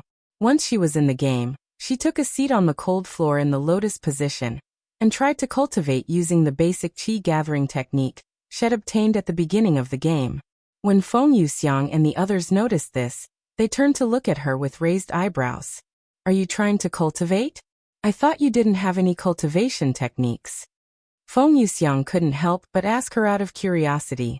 Meishio nodded and said, I have this technique called basic qi gathering technique. I want to get used to cultivation before I do it for real. What? Basic qi gathering technique? That trash everybody uses? Feng Yuxiang immediately expressed disgust on her face. Meishio, I suggest you don't use that trash cultivation technique and wait until you have something better, even if it's only for practice. After all, the better your cultivation technique, the stronger your foundations will be, Feng Yuxiang said. And she continued, if you use that cultivation technique to form your foundations, it might affect your future by limiting it. For example, if two people start cultivating with different techniques, one with an inferior technique and the other with a superior technique, even if the cultivator with the inferior technique changes his cultivation technique for a better one in the future, his cultivation would not go as far as the person who has been using a superior cultivation technique since the beginning unless that person cripples his cultivation base and starts all over again. This is why most cultivators stay with one cultivation technique for their entire life even if they find something slightly better, as it's not worth the hassle of restarting your cultivation technique from the beginning. I see. Meishio stopped trying to cultivate after hearing Feng Yuxiang's words. I mean, if you really want to cultivate, I guess it's okay for you since you won't really lose much even if you have to start again.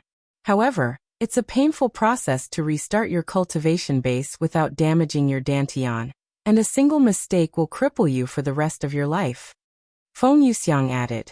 It's okay. I will wait until I have a better cultivation technique. Meishu said. I would give you a cultivation technique if I had one. But as a divine beast, we don't really rely on cultivation techniques to cultivate, and we absorb spirit chi as naturally as breathing. Though, having a cultivation technique would definitely help us cultivate faster. Xiaohua also only has one cultivation technique, but you're not compatible with it. What about you, Lan Yingying? You got something that could help her out? Feng Yuxiang turned to ask her. Lan Yingying shook her head and said, Unfortunately, I don't have any techniques. I cultivate by consuming other magical beasts. What a unique physique. It's somewhat similar to the young master, but he eats their cores instead. Speaking of physique, do you have any unique physiques, Meishu? Feng Yuxiang asked her. Meishu nodded and said, It's a physique called Spirit Severing Physique. Spirit Severing Physique. A divine grade physique. Feng Yuxiang exclaimed. Meishu nodded and she asked, Do you know what it does? The Spirit Severing Physique is a rare and powerful physique that allows you to separate your spirit from your body. It's kind of like divine sense, and you're near invincible as long as you're in the state. Feng Yuxiang said. Furthermore, while you're in that state, you can bypass all sorts of formations and defenses that would normally block people from entering. It's a highly coveted physique, since you can enter places where people normally cannot, and not have to worry about traps. Even in the upper heavens, your talents will be useful. In fact, your talents will probably become more valuable as you ascend, because things get increasingly more dangerous the higher you go. I know some people who have the same physique, and they would sell their services by scouting legacy tombs and other dangerous places for information in exchange for an enormous amount of wealth and resources. I see. Meishu nodded, understanding her physique a little bit more now. How do I do it? I would like to try, she then said. Feng Yuxiang pondered for a moment and said, Unfortunately, I don't think your body can handle it right now, especially since you're still immortal. Once you reach Spirit Warrior, you'll probably be able to do it, and as you grow stronger, you'll be able to enter your spirit form for much longer, and you can even travel further away from your real body. Okay, Meishu said. Meanwhile, inside the Dragon Temple, Yuan flew around the city with his dragon's gaze activated the entire time. I have flown around the city a couple of times now, but I still cannot find the treasure room. Yuan sighed. Where could the treasure room be hiding?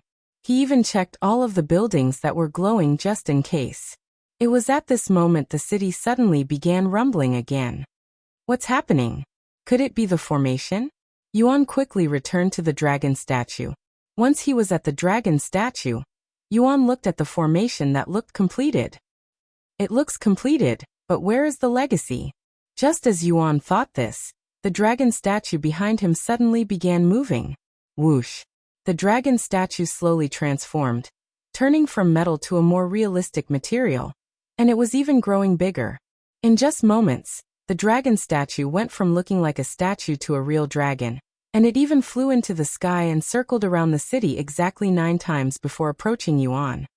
Are you the one who seeks my legacy? The dragon statue spoke to Yuan as though it was their first encounter. Yuan, who was still hovering in the air, nodded his head. You're the Great One, right? I am interested in your legacy. Can you tell me more about it? Author's note. I have decided to start a new novel with an anti-hero protagonist as an experiment. Check out Hero's Carnage if you're interested.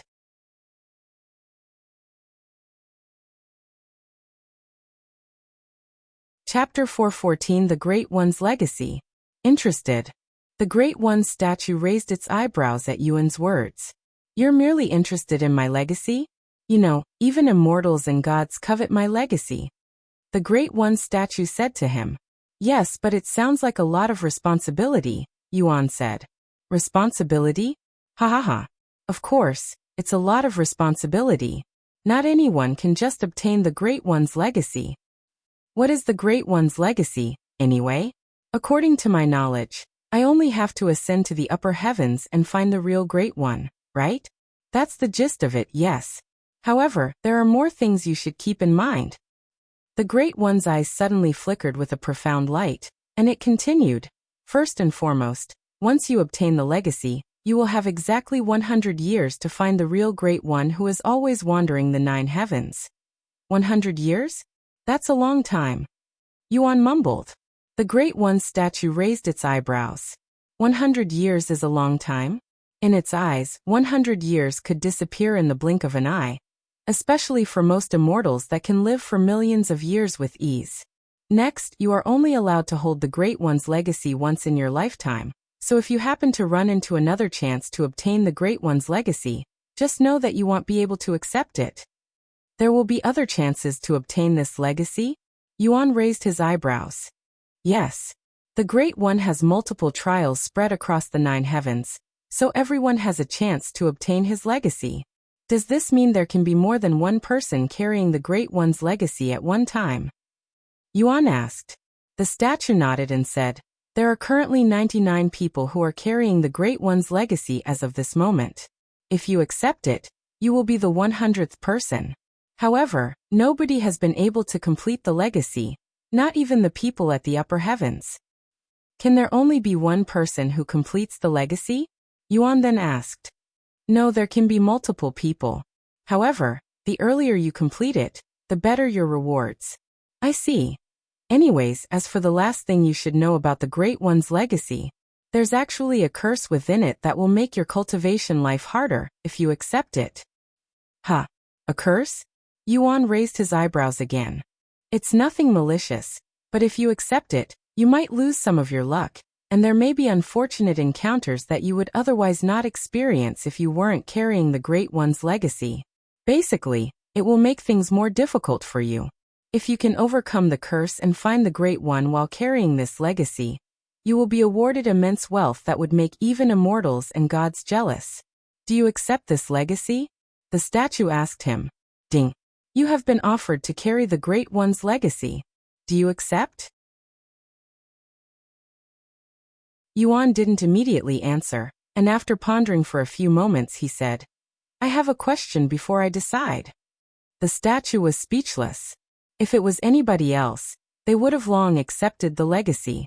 If I accept the Great One's legacy, can I accept another legacy in the future if I have the chance? Yuan asked. You're a greedy one. The statue responded in a dumbfounded voice. After a moment of silence, the statue continued to speak. There is no limit on how many legacy one can carry at a time. However, don't bite more than you can chew. Yuan nodded. Since that's the case, I will accept the Great One's legacy. Good. The statue's eyes suddenly glowed brightly before shooting a golden beam of light inside Yuan's body. Ding. You have accepted the Great One's legacy. You have 100 years to find the Great One. Because of the Great One's legacy, you have been cursed with minor misfortune. Minor misfortune. Curse grade. Heaven. Description. A curse that lowers your luck by 500. You now carry the Great One's legacy. Carry it with pride and honor. Good luck. The statue said to him. Oh. Before you go, can you tell me where the treasure room is? I looked everywhere but still couldn't find it. Even a little hint is good enough. Yuan suddenly said to it. The statue didn't say anything, but its gaze turned to look in a certain direction for a good moment before it flew around the city 9 times before returning to its original place and turning back into a metal statue. Thank you. Yuan bowed to the statue before flying towards the direction it had hinted. Sometime later, Yuan reached the end of the city, yet he still couldn't find the treasure room. He then decided to fly back and forth this same path a few more times just in case he missed something, but alas, the treasure room still remained nowhere to be seen. Yuan decided to stop and ponder for some time. A few minutes later, he turned to look at the area outside the city, which was only a desolate land that had no signs of life. Maybe the treasure room is outside the city and somewhere in this desolate land? Yuan mumbled to himself. After taking a deep breath, Yuan decided to leave the city and enter the desolate land. The moment Yuan left the city, he could feel an ominous feeling looming around him, almost like there were people looking at him from every direction. Furthermore, the spiritual energy was completely different compared to inside the city. It was more chaotic and impure. I sure hope this is the right way and the statue wasn't just playing with me. Yuan swallowed nervously. After flying straight for an hour, Yuan suddenly felt a chill down his spine, causing him to turn around. When he turned around, he was greeted by a massive shadowy figure that resembled a dragon following a few miles behind him. However, because of its massive and long size, it looked like it was right behind him. What the heck is that? Yuan felt his heart skip a beat after seeing this unknown entity suddenly behind him. Author's note: I have decided to start a new novel with an anti-hero protagonist as an experiment. Check out Heroes Carnage if you're interested.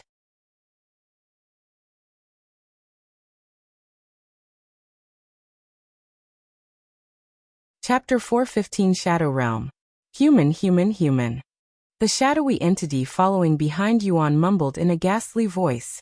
Yuan's body shuddered even more after hearing this unknown entity's voice. And its glowing red eyes that emitted bloodlust didn't help either. What are you?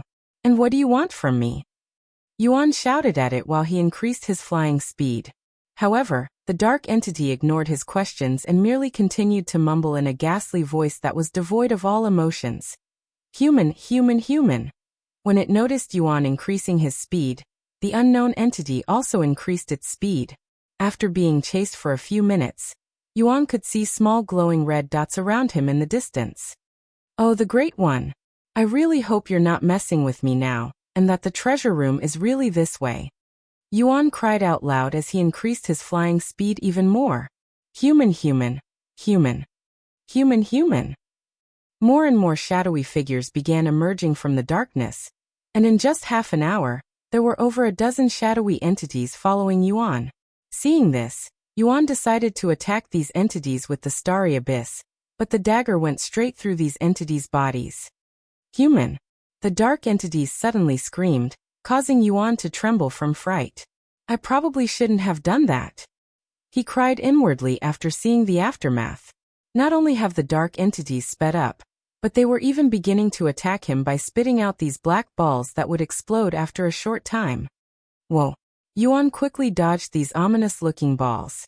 One of these dark balls touched the ground, and when that happened, the ground immediately disappeared the next second. What are these things? Yuan cried out loud as he sped up even more. After flying for a few minutes while constantly dodging these shadow balls, Yuan suddenly felt a sense of danger from below, causing him to look down at the ground.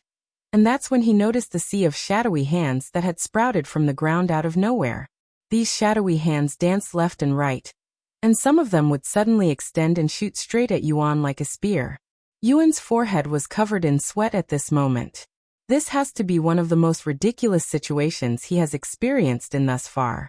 Furthermore, the uncertainty of the situation and these unknown entities only made things worse. What are you doing here, human? A gentle voice that was the complete opposite of the ghastly voices Yuan had gotten used to by now suddenly resounded, taking Yuan by surprise. Compared to the ghastly voices that sounded like he was being haunted, this gentle voice sounded like it came from a goddess. Another shadowy figure appeared a few meters in front of Yuan, but it didn't take a monstrous shape like the others. Instead, it had a feminine figure, and quite the mature one at that. Yuan subconsciously stopped moving when his path was blocked by this shadowy figure. The shadowy figure suddenly lifted her hand and made a beckoning gesture with her hand, forcing him to fly towards her.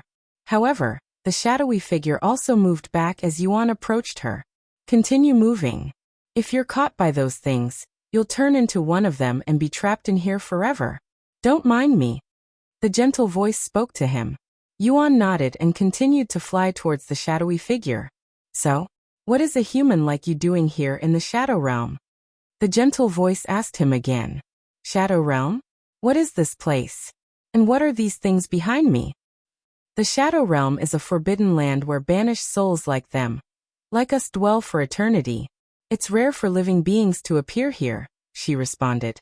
I see. Well, I am trying to head to the treasure room, and the Great One suggested I go this way. Hopefully, I didn't go too far. Yuan spoke to the shadowy figure, while he dodged the incoming attacks from all sides. The dragon treasury? You're definitely going the right way. However, you might have to fly for a few more hours before you reach it, the shadowy figure said to him. I have to continue this for a few hours. Yuan felt an urge to cry. The treasure room better be worth all this effort. Since we have plenty of time to spare, why don't we talk a little more? It's been forever since I have spoken with a living being, the shadowy figure suddenly said. I would love to chat with you, but as you can see, it's not easy to talk while trying to avoid these things behind me, Yuan said. The shadowy figure seemed to be pondering about something. After a moment of silence, she spoke again. Although this is going to be problematic for me later, I guess it's worth it if I can speak with you. The shadowy figure suddenly snapped her fingers, causing a profound black ripple to appear around her. This black ripple instantly swept the place, and when it touched the shadowy entities following behind Yuan, it caused them to shiver before turning tails and flying the other direction. Thank you, Yuan said to the shadowy figure after taking a deep breath. That will only stop the weaker ones from chasing after you. There are stronger entities in here that even I cannot control, said the shadowy figure. And she continued, anyways, now that they're not bothering you, let's talk. What do you want to talk about? How long has it been since the primordial era? What kind of era are we in right now? Primordial era? Sorry, I don't know. That's fine. Then do you know who's the current ruler of the 9 heavens? Yuan shook his head. I don't know much about the 9 heavens since I arrived in this world recently. Oh, tell me more. The shadowy figure said, her interest piqued. Well, I am from a world called Earth, and I have come to the 9 heavens to explore it. I guess. Yuan said. Earth? I have never heard of this place before. It must be some kind of minor world outside the 9 heavens. The shadowy figure said. Author's note. I have decided to start a new novel with an anti-hero protagonist as an experiment.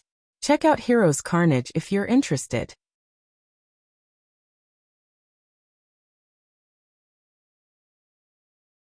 Chapter 416 Banished Souls. If you don't mind me asking, just what are you guys? Banished souls? Does this mean you're dead? Yuan suddenly asked the shadowy figure. Dead, huh? Well, we're not truly dead. We might as well be considered dead since we cannot leave this place, she said.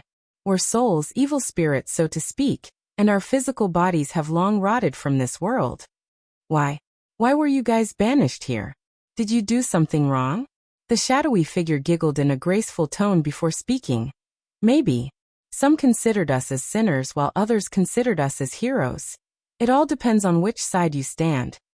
And she continued. As for what we did, well, we waged war against heaven and the ruler of the 9 heavens, the celestial emperor.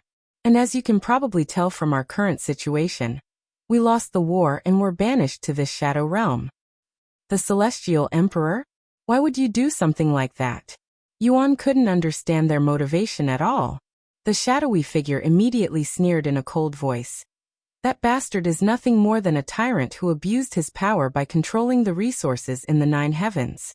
A cultivator should not have to get on their knees and kiss the celestial emperor's feet to obtain resources. Yet that's what we had to do.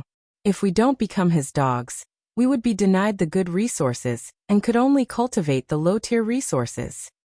Imagine being told you cannot drink water no matter if it's water from a natural spring or a store, and you're forced to drink the dirty water on the streets unless you decide to give up your dignity and become the celestial emperor's lapdog. This is why we waged war against that bastard. But alas, he had too much power and influence. It was a one-sided slaughter. However, it would still require a lot of effort and resources to kill all of us, so they decided to banish our spirits into this place. I don't know how long it has been since the war, but the majority of souls in this place have long lost their minds and gone crazy. They're now just mindless spirits wandering the shadow realm with an insatiable bloodlust. How come you seem to be fine? Yuan couldn't help but ask her, who seemed perfectly sane, and was even talking to him calmly. Do I seem fine? It might not seem like it, but I am actually trying my best to not consume you even now. Yuan immediately stopped moving when he heard her words, and he stared at her figure with a dumbfounded look on his face. Ha ha ha. The shadowy figure suddenly burst out laughing after she saw Yuan's reaction. I'm just joking. You should have seen your face just now. Oh really? Yuan became even more dumbfounded. Although most of the spirits in this place have long lost their mind, there are still some who are completely rational and sane, and they all used to be incredibly powerful immortals. Of course, I am one of these individuals. The shadowy figure pointed at herself. Although she didn't have any facial features on her face besides two glowing red eyes, Yuan could somehow see a prideful expression on her face right now. Do you know why? She suddenly asked. No. Why? Because I have hope that I will be able to leave this place one day, she said, taking him by surprise. I thought you were trapped here for eternity. And how can you leave without a body? Having a physical body is the least of my worries. As an immortal, even if my physical body is destroyed, I won't die as long as my soul remains unharmed. Also, I can recreate my body if I have enough resources. The only problem is leaving the shadow realm. I cannot do it by myself. The shadowy figure then pointed at him. This is where you come into play. I want you to help me by bringing me out of this place, she said in a solemn voice. Of course, I won't ask you to do it for free. The fact you're in this place means you're special, and judging by your cultivation and young appearances, you're also very talented. Whether it be cultivation techniques or treasures, I'm pretty sure you already have it all. Therefore, I will give you something more valuable than any treasure or technique there is in this world. The shadowy figure then turned her finger, pointing at herself. Me. I will give myself to you. Yuan stared at her with wide eyes. If you help me leave this place, once I recreate my body, I will give my everything to you, my body, my heart, and even my soul. Before Yuan could even respond, she continued to speak. I will have you know that I used to be one of 3 ethereal immortal fairies, a title that's exclusive to the most beautiful and powerful women in all 9 heavens. Even the celestial emperor coveted me, to the point where he was willing to forgive me for attacking him if I gave myself to him. I don't know what to say, Yuan said in a dazed voice, as this was too sudden.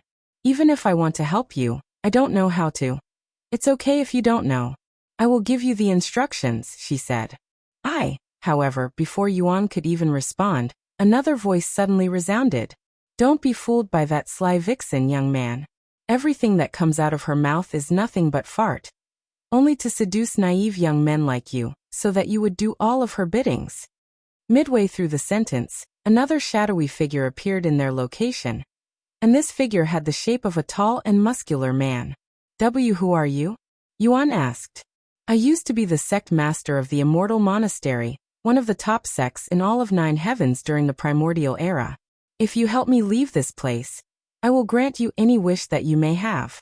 Power, status, wealth, women, anything at all. Author's note. Check out my anti-hero novel Heroes Carnage.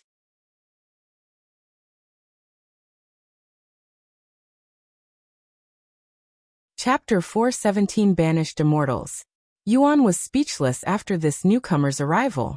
Now hold on just a damn minute. Who are you calling a sly vixen? How dare you tarnish my reputation with such an outrageous lie? The immortal fairy said in an angry voice. She then turned to look at Yuan and continued. Don't listen to him, young man. Everything I said is the truth. As much as I want to get out of this place, I won't lower myself to such a standard to do so. Unlike someone over here. Young man, that vixen is known for seducing young men, and tossing them aside like trash once she's done with them. I cannot count how many young men she had ruined in the past, said the sect master. And he continued, Vixen, why don't you tell him your other title besides the ethereal immortal fairy? Or are you scared that it might reveal your true self? Here, let me help you then. Besides ethereal immortal fairy, you're also known as the deceitful blood empress. Wah. That stupid title was given to me by those losers ID rejected. That has nothing to do with me being deceitful. The immortal fairy refuted. And she continued to defend herself. As one of the top beauties in the 9 heavens, it's only natural that I would have countless admirers. However, whenever I would reject someone, they would spread lies to get back at me. Young man, you have to believe me. I am innocent. This man, on the other hand, is known for manipulating people.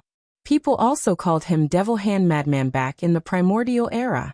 If it's anyone you should be careful about, it's him. The immortal fairy and the sect master began pointing fingers at each other. It was a weird sight to witness for Yuan. Yuan suddenly interrupted them and asked, "What do you guys plan on doing if you do leave this place? Continue fighting the Celestial Emperor?"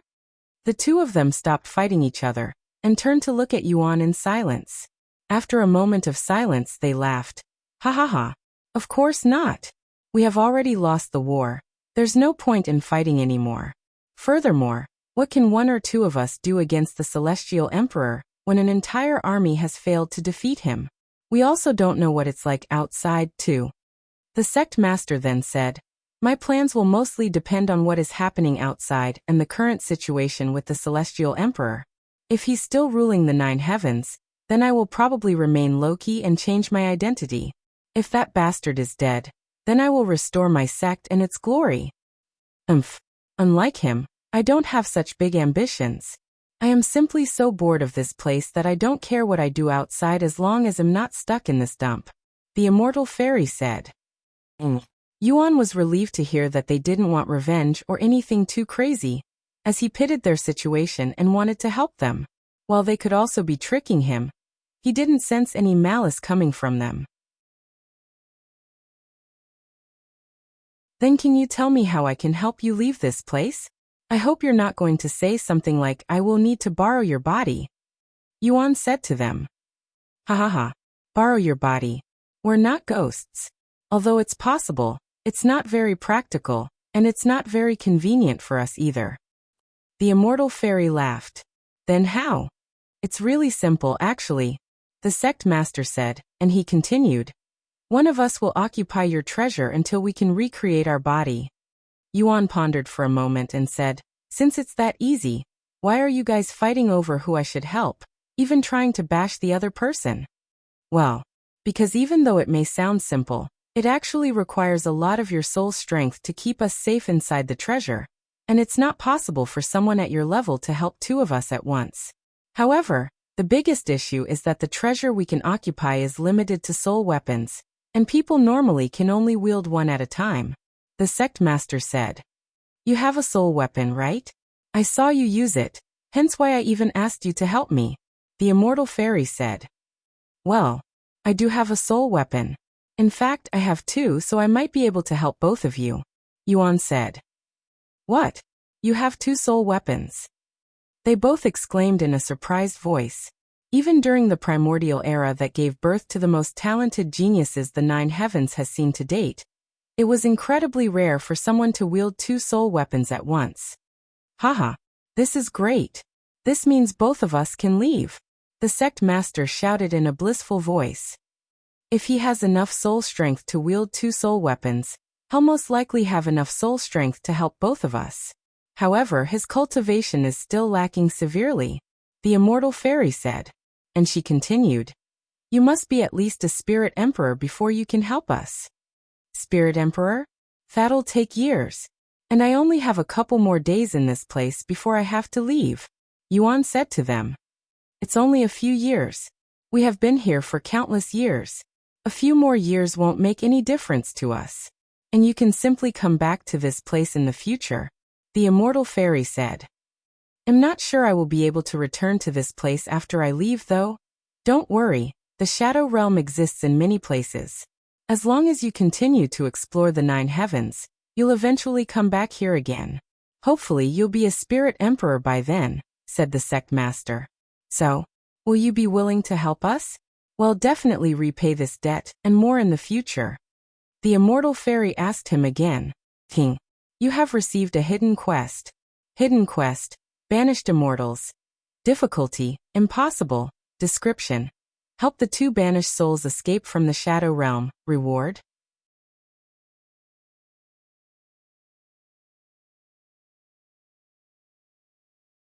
Chapter 418 Entering the Treasure Room.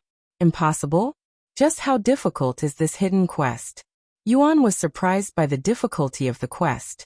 Maybe the reason it says impossible is because it's literally impossible for me right now, as I don't have the required cultivation to help them. Yuan wondered if this was the case.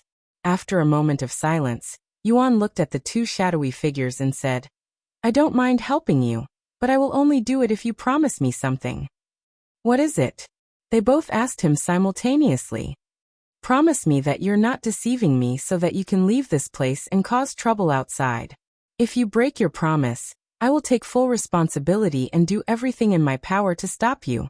As much as he wanted to trust these shadowy figures and believe they are who they say they are, he can never be too careful, and there was no way for him to know whether they are telling the truth or not. The two shadowy figures turned to look at each other for a moment before raising their hands, almost like they were swearing an oath. I, Yuning, with heaven as my witness, swear that I am not deceiving you. If I deceive you, may the heavens shatter my soul into 1,000 pieces. The immortal fairy swore in a sincere voice. I, Jiran, with heaven as my witness, swear that I am not deceiving you. If I deceive you, may the heavens shatter my soul into 1,000 pieces. The sect master swore next. After their swearing ended, Yuan could feel a profound aura suddenly appear in the atmosphere. Are you satisfied, young man? We don't have any ulterior motives, nor are we trying to deceive you. We are only trying to leave this hell that has kept us in the darkness for countless years. Jiran, the sect master, said to him. Now that we made a heavenly oath, if we deceive you, the heavens will directly punish us by shattering our souls into 1,000 pieces, and that brings us no merits. Hearing their sincere voices, Yuan nodded. Okay, I will help you guys get out of this place when I can. You have accepted the hidden quest, Banished Immortals. Thank you, young man. The both of them bowed to him in a respectful manner. You can call me Yuan, he nodded. Sometime later, they arrived before a massive golden temple. Is this the treasure room? Yuan asked the two immortals who had decided to linger around. Yes, this is the dragon treasury. Yuning said. And she continued. Since the shadow realm and this place isn't truly connected, we cannot enter this place, so you'll have to go alone. Yuan nodded and approached the dragon treasury.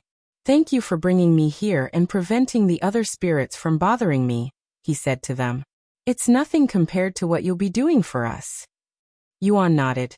I will try my best to reach Spirit Emperor and return to this place. There's no need to rush, Yuan. A few hundred years mean nothing to us here, much less a few years.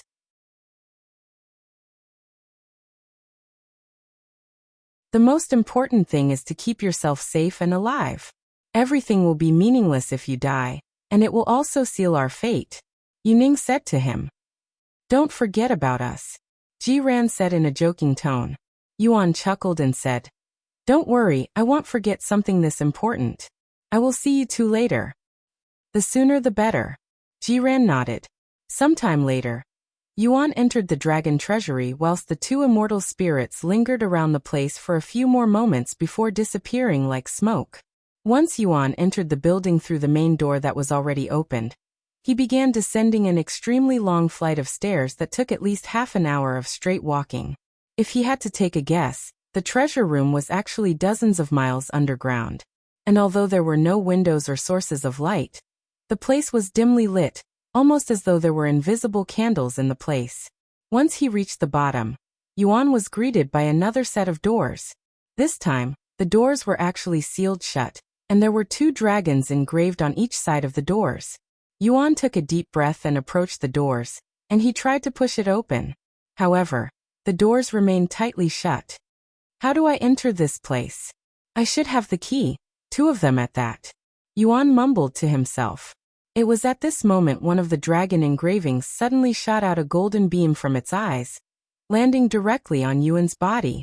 The beam only lasted for a few seconds. Once it disappeared, the doors suddenly began rumbling, and they slowly opened the next moment. When the rumbling stopped, Yuan took another deep breath and entered the bright room ahead. The air inside the room was unnaturally cool, almost like there was an air conditioner inside, and the room was smaller than Yuan had expected. Inside the treasure room that was only slightly larger than an ordinary store, there were around a dozen display cases placed orderly around the room. This scenery reminded him of Feng Yuxiang's store before she closed it down. Yuan immediately walked around the room and looked at the treasures in the display cases. Bloody Dragon Spear. Grade, Ancient. Quality, Peak, Physical Strength required, 200,000. Mental Strength required, 350,000. Description. A powerful spear refined with dragon blood. Increases damage by 500%. Increases weapon penetration by 1000%. What a powerful treasure. Yuan subconsciously went to open the display case to take a closer look at the spear. However, a notification appeared in front of him when he touched the display case. Would you like to use 1x Dragon Temple treasure key to open the display case? What? Does this mean I can only take one treasure for every key I have? Yuan mumbled in a dazed voice, feeling lucky that had obtained a second key now, as this meant he could obtain an extra treasure in this place.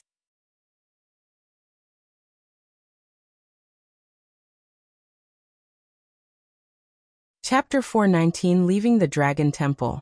Once he realized that he could only pick 2 treasures from the dozen in the treasure room, Yuan proceeded to look at every single treasure carefully before making a decision. Oh, this looks like... Yuan narrowed his eye when he saw a glass bottle that contained a single drop of blood inside. Dragon blood. Description. A priceless treasure that will increase one's lifespan by 100,000 years, and has the ability to awaken one's bloodline. As had expected, it was dragon blood. However, Yuan wasn't very excited about this drop of blood that would start a war in the cultivation world if known, and it was mostly because of the dragon ancestor's blood essence that's already in his possession. Not only was the dragon ancestor's blood essence much more powerful than this ordinary blood, but he has also already awakened his bloodline, so unless he really wanted that 100,000 years of longevity on top of the 50,000 longevity had obtained from Feng Yuxiang's blood, this dragon blood was essentially useless to him. Thus, after spending a few seconds on the dragon blood, Yuan moved on to the next treasure, which appeared to be a semi-transparent cloak. Invisible Dragon Cloak. Grade, Ancient. Mental Strength required, 200,000. Soul Strength required, 200,000. Quality, Peak. Description. A powerful cloak that turns completely invisible when worn. Increases base physical defenses by 100%. Negates all physical damage from cultivators below Spirit King. Deflects all physical damage from treasures below Ancient grade. Oh, this is a very good treasure. As long as I have this, I don't have to worry about getting hit by physical attacks. Yuan mumbled to himself, putting this invisible dragon cloak at the top of his list. The next treasure displayed was a single scale. Ancient Dragon Scale. Description. A near indestructible material that can be used to forge or refine ancient-grade treasures. Next in line was a cultivation technique that Yuan was very familiar with. Dragon's Gaze. Description. A technique created by the Great One. A single gaze will cause immortals to bow and the heavens to tremble in fear. Used by royal families of the dragon race. Dragon's Gaze? I would have probably picked this if I didn't already know it. Yuan sighed. The next treasure was also a cultivation technique. Relentless Dragon overwhelms the 9 heavens. Rank. Ancient. Description. A single fist to shatter the stars, another to rule the heavens. Consumes half of your overall spiritual energy to unleash a heaven-destroying attack with your fists. What a powerful sounding technique. Kind of reminds me of Feng Yuxiang's movement technique. It might come in handy when I cannot use my treasures. Yuan mumbled to himself. He has already encountered multiple situations where he is restricted to using his fists, and he cannot rely on his weapons forever, so getting a fist technique might help him in the future. The other treasures in the room were weapons and armors, but compared to the invisible dragon cloak, they weren't too impressive, and Yuan wasn't in need of weapons or armors. Okay, I have decided. I am going to take the invisible dragon cloak, and the relentless dragon overwhelms the 9 heavens technique. Would you like to use 1x Dragon Temple treasure key to open the display case? Yes. A Dragon Temple treasure key has been consumed. After opening the display case that contained the invisible dragon cloak, Yuan immediately wore it on his body like a cape. Ding. Due to the invisible dragon cloak, your physical defense has increased by 100%. Physical defense, 467,420. The cloak disappeared the moment Yuan wore it, almost like it no longer exists. However, Yuan could still feel its presence as the owner of the treasure. After wearing the cloak, Yuan went to open the second display case. Would you like to use 1x Dragon Temple treasure key to open the display case? Yes. A Dragon Temple treasure key has been consumed. Yuan picked up the scroll that had been sitting inside the display case for God knows how long, and immediately stored it inside his spatial ring. What should I do now? I reached the limit of trials I can do. I have received the Great One's legacy, and I even went to the treasure room. There's literally nothing left for me to do in here. And I still have a couple of days left in this place. Can I leave this place before the time limit? Yuan was already prepared to leave the Dragon Temple, but he wasn't too hasty, and wanted to make sure that he wasn't missing anything in the treasure room. Thus, he began looking around the place again, searching every nook and cranny with the dragon's gaze activated. When he was satisfied, Yuan shouted out loud, "Great One! Can you hear me? I would like to leave the Dragon Temple." A few moments of silence later, a profound voice suddenly resounded in the treasure room. "Are you sure? Once you leave, you won't be able to return." "Yes, I am sure. I have already done everything here," Yuan said. "Everything, huh?" A grayish cloud suddenly appeared in the air a few meters away from Yuan before transforming into an eye. "So you have received my legacy," the Great One could immediately tell at glance. "And you even reached the treasure room that hasn't been opened since I created this place. Not bad, but not unexpected. I can take you outside if you wish, but before you leave, tell me one thing," the Great One said. And it continued, "What do you plan on doing after you leave this place?" "I don't really know. I guess I'll explore the lower heavens some more with my friends before I decide to challenge the stairway to heaven." "I see." The Great One didn't say anything else, and its eyes suddenly flickered with a profound light. Before Head even realized, Yuan had been teleported outside the Dragon Temple, returning to the Dragon Fissure at the Dragon Essence Temple. Disciple Yuan. A surprised voice called out to him, causing him to turn around, and when he realized her identity, he mumbled in a low voice, "Senior Song."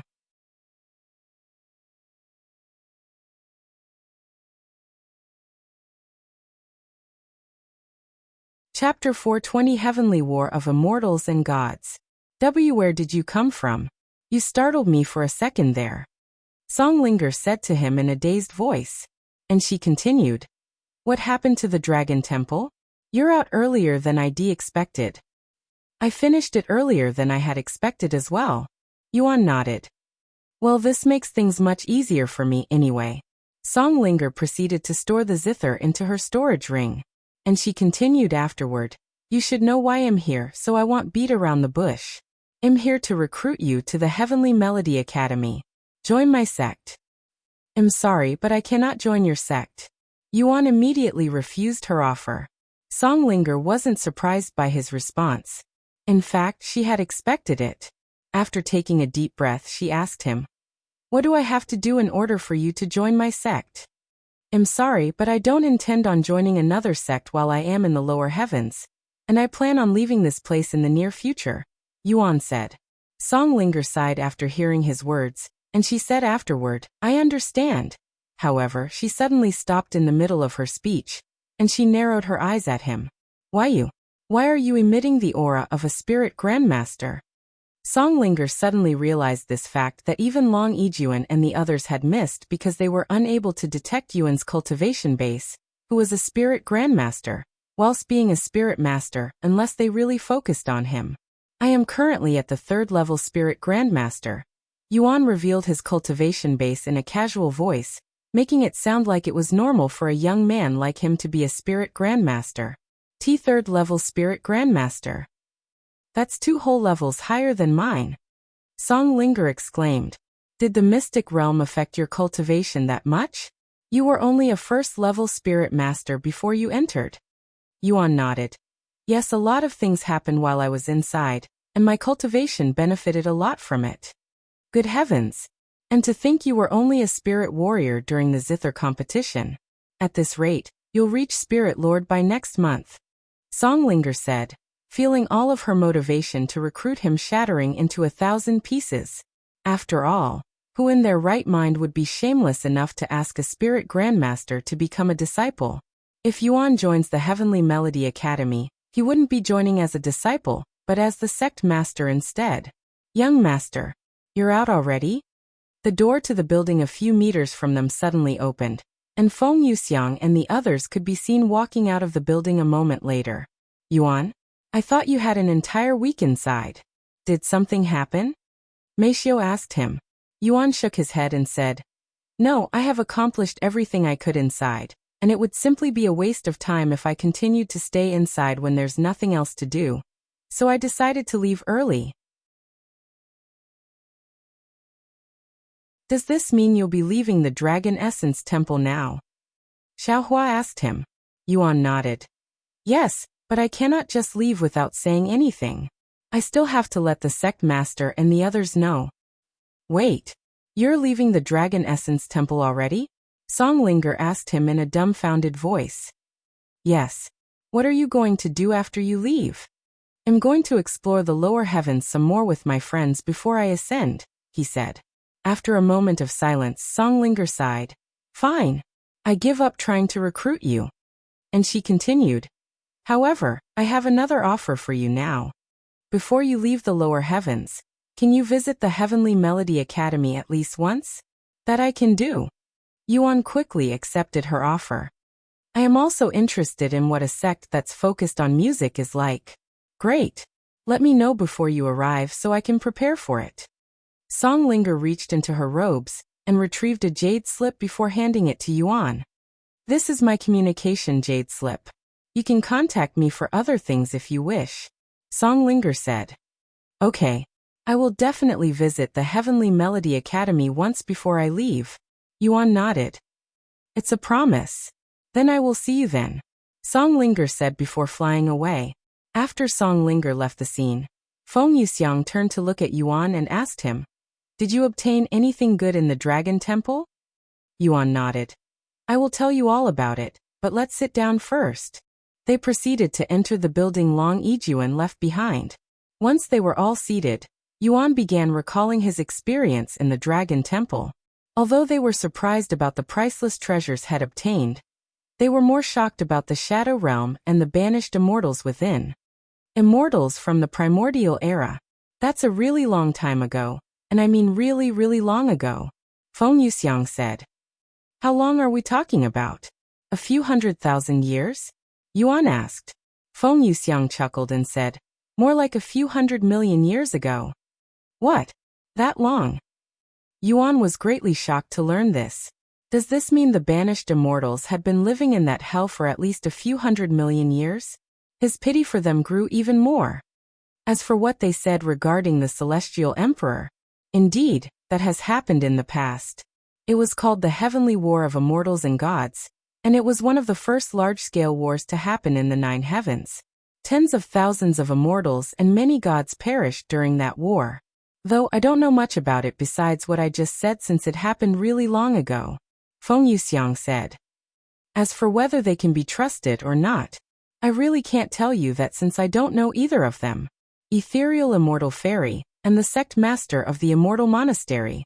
I have never heard of them before, but if you go to the upper heavens, you might find more information about them.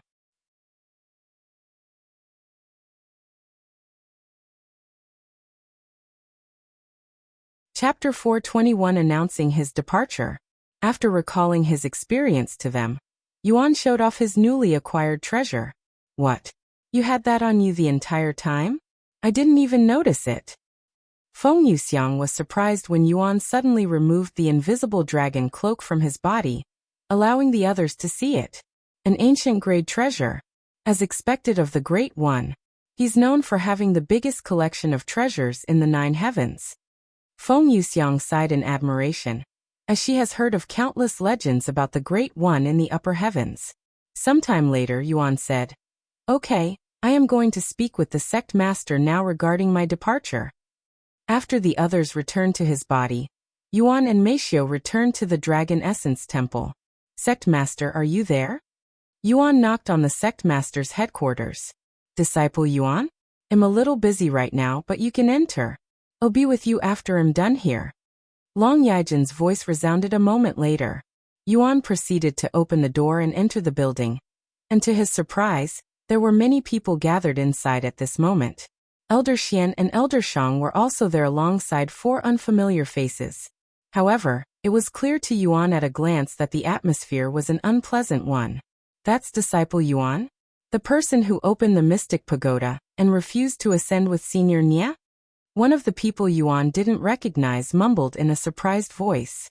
"Disciple Yuan, you can take a seat over there for now. This won't take long," Long Yijuan said to them. And then he returned to the 4 individuals and said, "Anyways, back to our topic. I am willing to return the divine grade treasures you'd lost to our Dragon Essence Temple during the bet, but it won't be for free. 100,000 spirit stones. That is the amount I am willing to sell it for, no more, no less. 100,000 spirit stones. Are you out of your damn mind, Long Yijuan? That's 1 billion gold. Even divine grade treasures aren't worth that much." One of the guests there said, "That's right.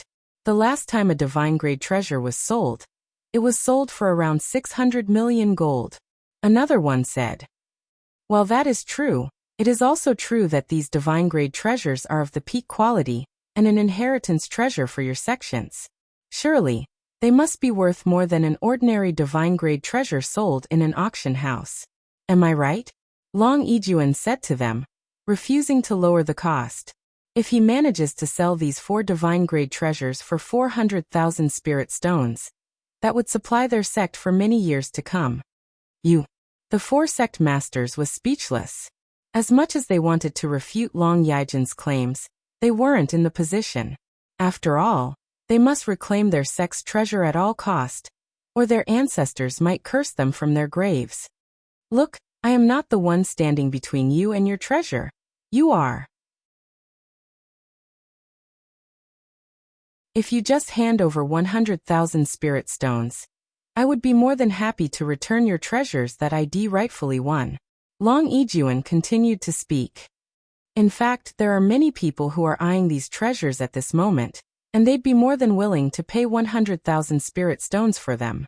I am giving you guys the opportunity to reclaim them first since I am a kind man. If you don't want them, I will have no choice but to sell them to other people." When the 4 sect masters heard Long Yijin's shameless words, they nearly coughed up a mouthful of blood from anger. However, they managed to refrain themselves from doing so, and after a long moment of silence, one of them said, "Fine. I will pay 100,000 spirit stones. Give me 3 days to prepare the money."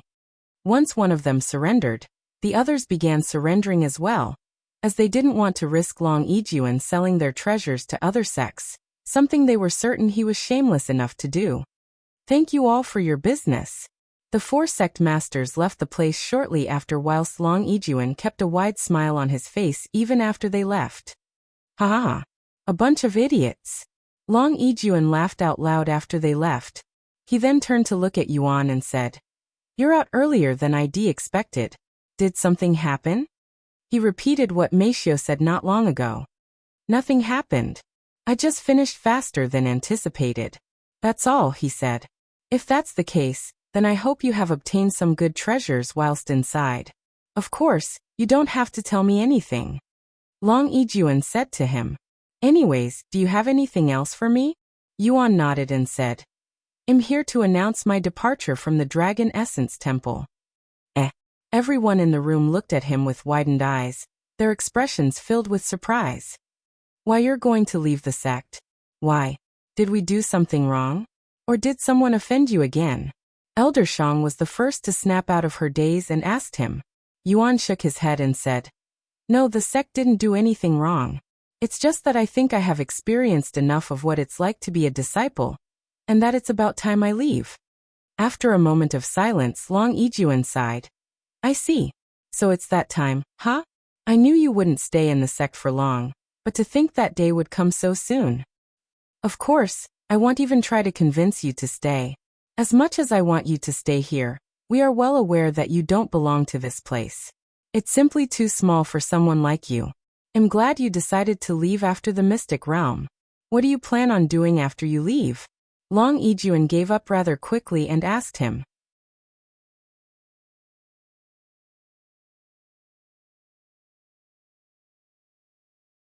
Chapter 422 Watching Yuan Cultivate. I plan on exploring the lower heavens some more with my friends before I challenge the stairway to heaven, said Yuan after Long Yuan asked for his plans. The stairway to heaven, huh? Well, there's no doubt that you would be able to overcome this challenge that over 99% can't surpass. Long Yuan nodded, and he continued, when do you plan on leaving? I would like to say goodbye to a few people before I leave, but I should leave within the next few days, Yuan said. I understand. Long Yuan said. If you need anything from us, just let us know. Although you may be leaving, your contribution to the sect is worth more than what every single disciple has contributed in the last 100 years combined. Yuan nodded, and he left with Meisho shortly after. Once Yuan left the scene, Long Yuan sat down and sighed. The Dragon Essence Temple won't feel the same without him even though he only recently joined the sect. At least he's not leaving our sect to join another sect, as that would be devastating, Elder Shan said. I'm honestly surprised that he lasted this long, especially with how the others have treated him. If I was him, I would have probably left a long time ago, Elder Xian said. Are we going to tell the disciples? Elder Shan suddenly asked. After all, if someone like Yuan suddenly disappeared from the sect, the disciples would question it, as Yuan was someone who'd obtained the Obsidian Dragon Medallion. There's no need for them to know, as that would undoubtedly reach the ears of our competitions. If they know Yuan is gone, who knows what they'll do? Long Yuan said. But they will find out eventually, Elder Xian said. Someone as famous as Disciple Yuan, even if nobody knows his real identity or face, they will sooner or later realize that he's missing from the sect. What are we going to do then? Elder Shan asked. I am well aware that we cannot keep this a secret forever. However, the longer we keep this a secret, the more time we have to prepare for whatever comes at us. That makes sense. Elder Shan agreed. Let the other high-ranking sect elders know of Disciple Yuan's departure. The disciples may not need to know, but it's better if the others in the circle knew about it. Okay. Meanwhile, after Yuan left the sect master's headquarters, he returned to his own living quarters, but he didn't go inside. Instead, he went to knock on Disciple Mint's door. Disciple Yuan? You finished already? Minli was pleasantly surprised to see him so quickly, as she was prepared to wait at least a few weeks before speaking with him again. Yuan nodded and said, I am also here to announce that I will be leaving the Dragon Essence Temple soon, probably within the next few days. I see. Minli wasn't surprised when she heard that he was leaving, as had already shared this with her before he entered the Dragon Temple. What should I do now? Do you want me to leave the sect as well? Minli asked him. No, you don't need to do that. Yuan shook his head and said, you can stay in the Dragon Essence Temple and continue to train yourself. Once it's time for me to challenge the stairway to heaven, I will return to take you with me. You promise? Minli said with a slightly worried frown on her face, as she was worried that Yuan might forget about her or even worse, abandon her, and her lives basically in his hands now due to her situation. I promise, Yuan said in a sincere voice. Okay, I will trust you. Minli nodded. Sometime later, Yuan logged off the game with Meisho. After dinner, Yuan began cultivating for the night. Yuan, I am curious. What does cultivating in the real world look like? Do you think I can watch you cultivate a little tonight? Meisho suddenly asked him. Okay, I don't mind, Yuan said. Now that they know about his cultivation in the real world, there was no reason for him to keep hiding it. Thus, Meisho went to Yuan's room and waited for him to cultivate. After taking a deep breath, Yuan began circulating his dantian and absorbing the spiritual energy in the air. This is cultivation? Meisho was speechless when a small gust of wind suddenly picked up in the room despite the closed windows, and the wind appeared to be gathering around the bed Yuan was sleeping on.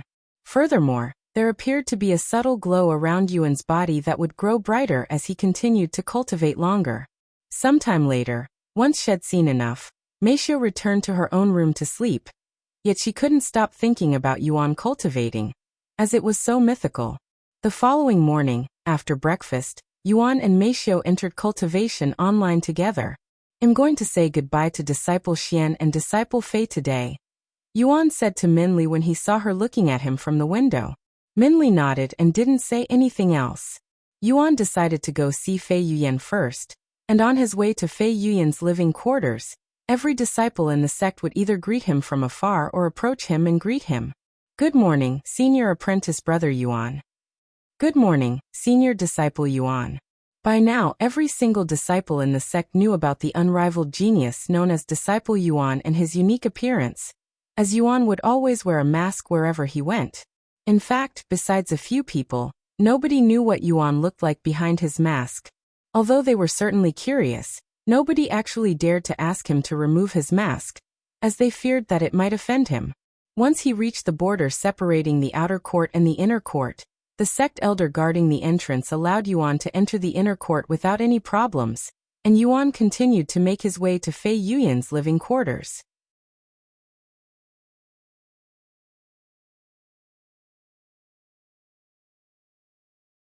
Chapter 423 I Can Take You With Me. Knock knock. Yuan knocked on Fei Yuyan's door after arriving at her doorsteps. A few moments later, Fei Yuyan opened the door slightly, just enough for Yuan to see one of her eyes through the thin crack. Disciple Yuan? Once Fei Yuyan noticed who it was, she opened the door wider, and Yuan could see her wearing a towel, looking like she'd just gotten out of the bath, her hair still wet. If it was anyone else, Fei Yuyan wouldn't have revealed such an enticing sight, but since it was Yuan, she wanted to act a little bold. I can wait until you're prepared, Yuan said. It's okay. Come inside, Fei Yuyan said with a slightly rosy face. It was at this moment Fei Yuyan noticed Meisho following behind him. Who is she? Fei Yuyan asked, as this was their first meeting. This is my friend Meisho. Yuan gave a quick introduction. I see. Fei Yuyan nodded. What a beauty. I wonder if they're anything more than just friends. Fei Yuyan wondered inwardly. Once they were inside, Yuan sat on the couch whilst Fei Yuyan sat on the opposite side. Of course, she was still in nothing but her towel, and her bare slender legs were in full view. Meisho was speechless. Either female disciples in the cultivation world are usually this bold, or this Fei Yuyan is very special. Have you been practicing the divine grade zither technique? Yuan asked her once he sat down. Fei Yuyan nodded. Yes, I have been practicing it every day since I obtained it. Oh right. I never got to thank you for giving me the technique. Thank you, Disciple Yuan. You don't have to thank me. On the other hand, I'm sorry I wasn't able to hand it to you personally. I tried looking for you, but you were in closed cultivation according to Elder Shan. Anyways, let's get to the main reason I'm here today. I'm here to say goodbye. Fei Yuyan's face immediately froze after hearing his words. At first she was puzzled, then she was shocked. Gee, goodbye? Are you going somewhere? Fei Yuyan asked him in a trembling voice. Yuan nodded and said, I am going to leave the Dragon Essence Temple soon. What? That's too sudden. Fei Yuyan suddenly stood up from her seat, and because of how fast she stood up, the towel covering her body came loose and dropped onto the ground before she could even react. Yuan's eyes widened as he stared at Fei Yuyan's seemingly peerless naked body that was directly in front of his face. Ahem. Meisho suddenly lifted her arm and blocked Yuan's view. Ah. It was at this moment Fei Yuyan finally realized that she was naked and reacted, and she quickly went to pick up the towel to cover herself again, but it was already too late, as Yuan had seen everything. I'm sorry. I will be right back. Fei Yuyan then rushed to her room to wear her clothes. A few minutes later, Fei Yuyan returned to the living room, but her face was still as red as a tomato. Are you okay? Yuan asked her in a perfectly calm manner. Why yeah. I'm sorry you had to see such a sight. Fei Yuan responded in a mosquito-like voice. Anyways, you're going to leave the sect soon, right? Can I ask why? She quickly changed the subject. Yuan nodded and said, I don't really have a particular reason. It's just that I think I have enough experience. Experience? Yes. I joined the Dragon Essence Temple for experience since I wanted to know what it was like to be a disciple. I never intended to stay very long either. Can I ask what you're going to do afterward? I am going to explore the lower heavens some more with my friends before I ascend through the stairway to heaven. Stairway to heaven? You're really different from the rest of us. I cannot even imagine challenging it. Yet you're already going to challenge it soon. Fei Yuan sighed. She then looked up at the ceiling and sighed. Spirit heaven, huh? To be completely honest, I also want to ascend, but with my talents, I know it's not going to happen. If you want, I can take you with me. Yuan suddenly suggested. What? Fei Yuan looked at him with wide eyes. I will be bringing Disciple Min with me when I challenge the stairway to heaven, and it won't make much of a difference if I take you with me as well. I think. Yuan said. I don't know what to say really. Fei Yuan mumbled in a dazed voice. You don't have to make a decision now. I will ask you again when I return to pick up Disciple Min, Yuan said. Okay. Fei Yuan nodded with a serious look on her face. Sometime later, after speaking some more with Fei Yuan, Yuan left her place and headed to Xian Wuhan's living quarters. He saw me naked. What a blunder. Fei Yuan laid on the couch in a dazed manner for many minutes even after Yuan left her place. After leaving Fei Yuan's place, Yuan realized that he's never been to Xian Wuhan's living quarters.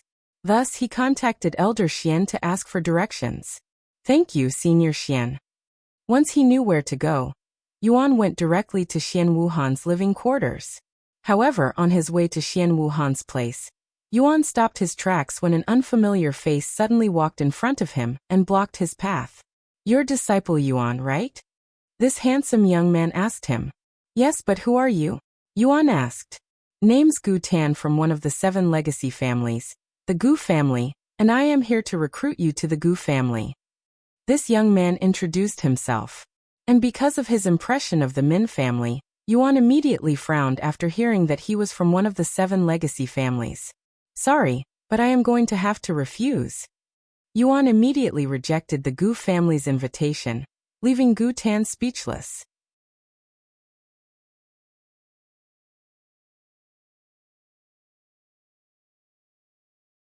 Chapter 424 A Small Favor.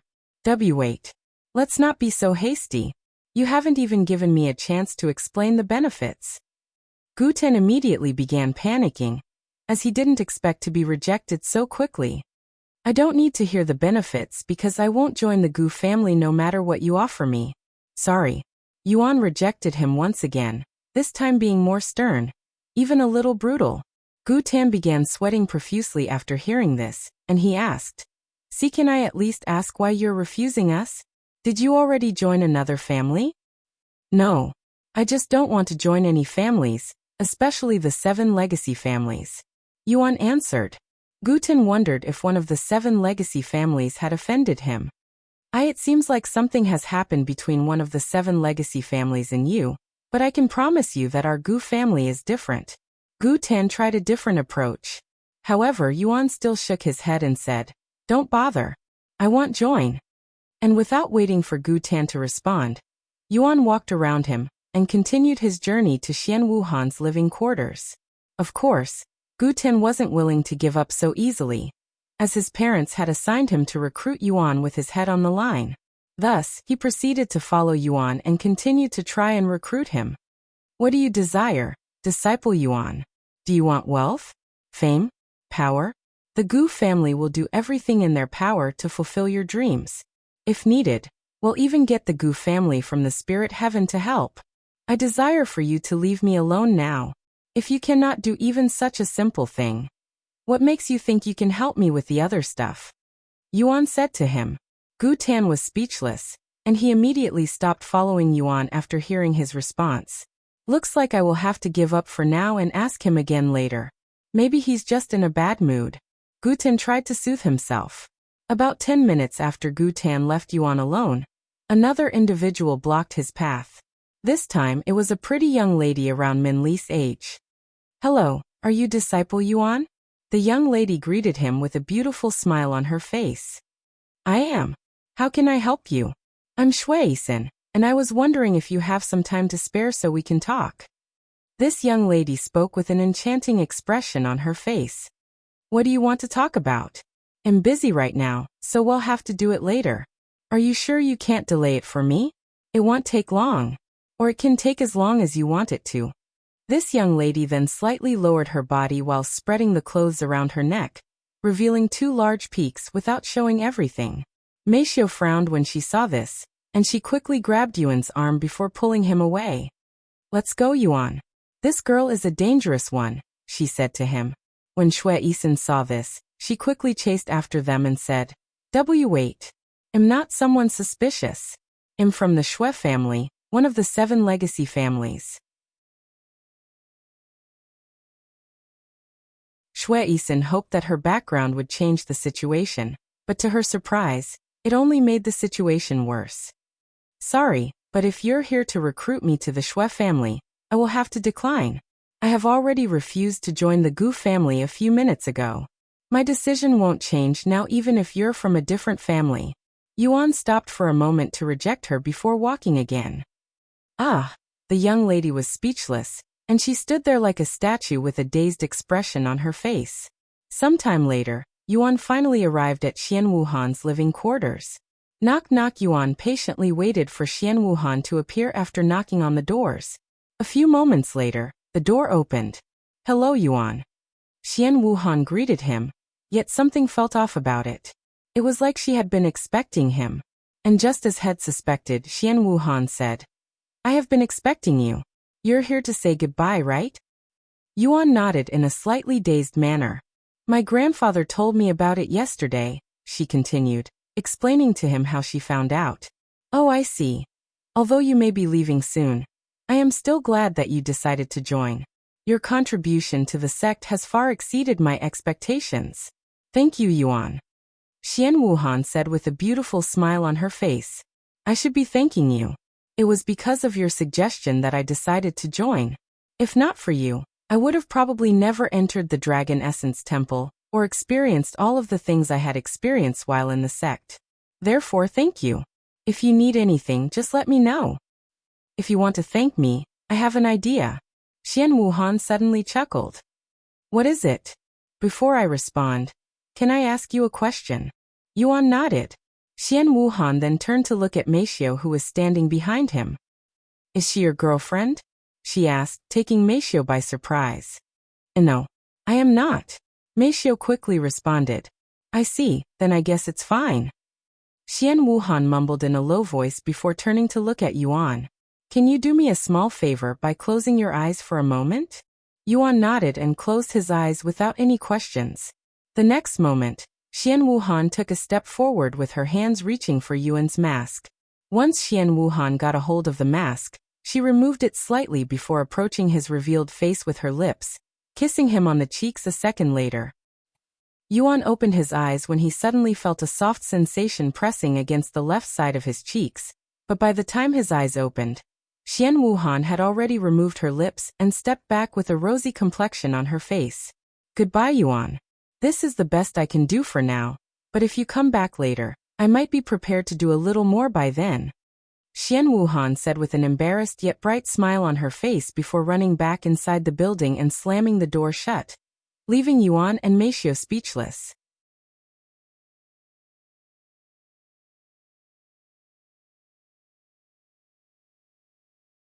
Chapter 425 Core Disciple. After Xian Wuhan kissed him on the cheeks and went back inside her house, Yuan touched the spot she kissed with a dazed look on his face, the sensation of her soft lips still lingering on his cheeks. "What was that about?" he mumbled in a low voice. "The girls in the cultivation world. They are truly bold." Meisho sighed inwardly. If she had such boldness, what would her situation be like right now? After standing in front of Xian Wuhan's living quarters for a couple of moments, Yuan and Meisho left the scene. "Are you sure about this decision?" Inside Xian Wuhan's living quarters, Elder Xian sat on the couch with a cup of tea in his hands. A bittersweet smile appeared on Xian Wuhan's face, and she said, I am satisfied with just that. I know my limits. He and we live in two separate worlds. There's no way I am worthy to follow him. You're thinking too much. It's not about your worth, but whether he'll accept you or not. And if you don't ask him, how will he know, much less accept you? I think I was pretty obvious with my actions just now. Xian Wuhan said in a dumbfounded voice. Haha. You underestimate him, Wuhan. Yuan. He's a special fellow who's also quite naive and innocent. He probably won't understand the meaning behind your actions unless you tell him straight. Xian Wuhan sighed. It is what is it? I have already said my goodbyes. Even I don't have the guts to approach him after what happened just now. I will need at least a few months to recover. Do whatever you want, I guess. Elder Xian said to her, and after finishing his tea, he left her place. Meanwhile, Yuan went to find Elder Shan at the Blossom Peak. Once they arrived, Yuan noticed Elder Shan giving lectures to her disciple right outside her living quarters, just like his last visit. I'm sorry to disturb your lecture again, Senior Shan. Yuan approached them. That is, this time, Elder Shan's disciples looked at Yuan in a different light, almost like they were filled with admiration. Disciple Yuan? Do you need anything from me? And you don't have to worry about disturbing us. I'm not really lecturing them, she said to him. Yuan then said, I know you already know this, but I want to say goodbye formally. Thank you for everything, Elder Shan. Yuan lowered his head a little to pay his respects. Why are you thanking me? I barely taught you anything. In fact, I should be the one thanking you. Elder Shan was taken aback. That's not true, Senior Shan. I have learned a lot from you, and it's always a pleasant feeling with you around. Elder Shan couldn't help but smile after hearing Yuan's words, and she spoke in an enchanting voice. Are you trying to court me before you leave? It's working pretty well. But alas, if only I was a little younger. Yuan was puzzled by her words. What did she mean by courting her?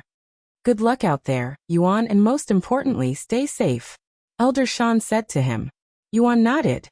I will. Before you go. Elder Shan suddenly stepped forward with her arms spread. The next second, she embraced Yuan tightly. After a few moments of physical contact, Elder Shan released him and stepped back. I hope to see you at least one more time before you leave for the spirit heaven, she said. I will definitely return before I leave, Yuan said. It's a promise. Sometime later, Yuan left the Blossom Peak with Meishio.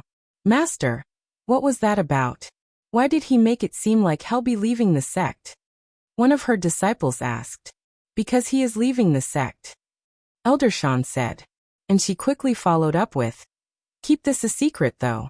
If I hear that you've opened your mouth about this matter to others, I will disown you as my disciple. I understand, Master. I won't tell a single soul. They all swore with nervous looks on their faces. Elder Shan then turned to look at Yuan's disappearing figure in the distance. If only I had met you earlier, she sighed inwardly. After leaving the Blossom Peak, Yuan went to look for Elder Xian. Here to say goodbye? Elder Xian greeted him with a smile at the door. Yes. I want to thank you for everything you've done for me, Yuan said to him. Ha ha ha. I've only brought you to places and it was my job. You don't have to thank me.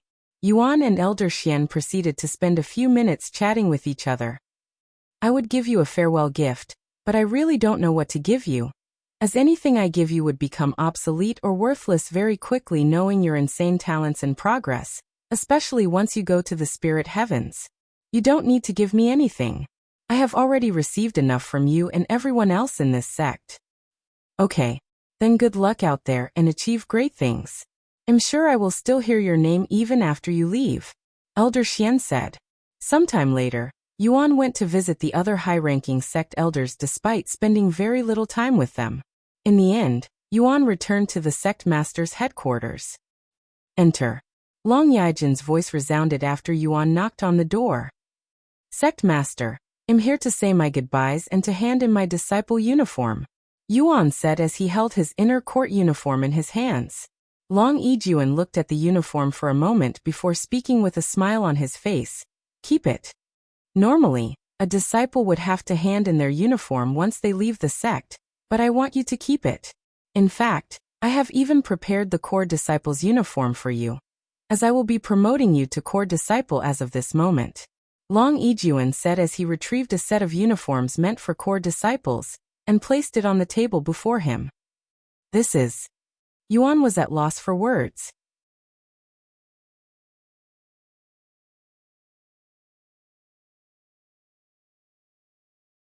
Chapter 426 Leaving the Dragon Essence Temple. I wish you the best of luck outside in the real cultivation world, Disciple Yuan. Even though you probably won't need it. Long Yijuan said to him with a smile. Thank you, Sect Master. Yuan accepted the core disciple's uniform before storing it inside the dragon spatial ring alongside his inner court disciple's uniform. Sometime later, Yuan left the place and proceeded to make his way towards the gates of the sect. Although he could simply fly away, he wanted to leave this place properly. The moment Yuan left the Dragon Essence Temple, Xiaohua appeared from her necklace, and she said, Now that Brother Yuan is finally finished with this place, Xiaohua can stop hiding as well. How was your experience, Brother Yuan? Xiaohua asked him. After all, the only reason she hid inside the necklace this entire time was to give Yuan some independence whilst he experienced the life of a disciple in a sect. It was great. I have learned a lot of things about cultivators and the cultivation world in general, though I could have probably remained a disciple there for a little longer. However, Xiaohua shook her head and said, Once Brother Yuan reached the top of the ranks in the sect, there is no longer any point for you to stay there. It's just how sects work in general. Yuan looked at her and asked, Xiaohua, have you been in a sect before? After a moment of silence, she nodded. What was it like over there? How is it compared to the Dragon Essence Temple? Compared to the Dragon Essence Temple? A slight smile appeared on her face as she said, The Dragon Essence Temple is like a playground for children in comparison. What do you mean by that? Yuan raised his eyebrows in a puzzled manner, as there could be many meanings behind her words. The Dragon Essence Temple is a lawful and a peaceful place. Although there are some troublemakers, it's not unreasonable or cruel. However, the sect Xiaohua has experienced before is the complete opposite, and there is only one rule. The strong is always right. Yuan was speechless. Just what kind of sect is she talking about? And how come she had to go to such a place at such a young age? Yuan wanted to ask her about her background, but he didn't want to intrude on her privacy. Furthermore, had already said that he would patiently wait until she willingly told him herself. What are we going to do now, young master? Feng Yuxiang's voice suddenly resounded as she appeared in front of him. We're going to find Meishiu a cultivation technique now. Where are we going to look for a cultivation technique? It's not easy finding a good cultivation technique, and the ones you can find easily are generally low-rank cultivation techniques that aren't much better than the basic qi gathering technique. Feng Yuxiang said. Maybe we can look around auction houses to see if we can find one there. Actually, I know where we can go. Where? The Myriad of Techniques. It's also where I obtained the Demon Sealing Strike and Yu-Rouse technique. I think we'll be able to find a good cultivation technique for Meishiu if we go there. The Myriad of Techniques, huh? I have always heard good things about them even in the upper heavens. Feng Yuxiang suddenly said. Wait a second. They exist in the upper heaven as well? Yuan said in a surprised voice.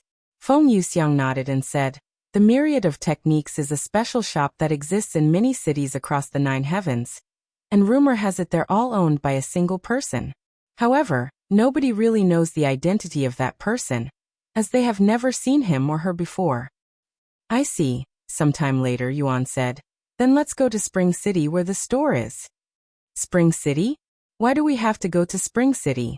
Feng Yuxiang raised her eyebrows. Because that's where the Myriad of Techniques is? But there's one even closer. It's in Longchen City. Oh really? I didn't know that, nor did we see it when we went there last time. Yuan said. Then let's go to Longchen City. Thus, Yuan proceeded to soar in the sky with the others whilst Feng Yuxiang carried Meishiu. Xiaohua, I have always wanted to fly beside you without needing the flying sword ever since we flew together. I didn't think I'd get the chance to do so this quickly, Yuan said to her as they flew towards Longchen City. Xiaohua didn't expect Brother Yuan to grow so fast either, she nodded. Yuan suddenly retrieved his flying sword and began flying on it instead. I think I still like flying on a sword better. It has a different feeling to it that flying normally doesn't, Yuan said. Once they arrived at Longchen City a few minutes later, they entered the city and began looking for the store. After asking around, they found the Myriad of Techniques somewhat hidden in a narrow path in the middle of the city. Myriad of Techniques. Xiaohua looked at the storefront with a slight frown on her face, as she could still remember their last visit to this place, and that powerful girl who greeted them at the door. A few moments later, Yuan opened the door and entered the store. Welcome to Myriad of Techniques. A beautiful girl with a familiar face greeted them, but stopped halfway through her sentence. You're that little spirit king from the last time. The beautiful girl looked at Xiaohua with a pleasantly surprised look on her face. You're Zhu Yuan? What are you doing here?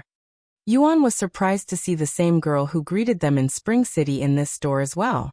Did she change locations? What a coincidence. That voice. You're the one who broke the divine crystal of heavenly fortune last time. Zhu Yuan didn't immediately recognize Yuan because of the mask covering his face, and his cultivation base and aura were vastly different.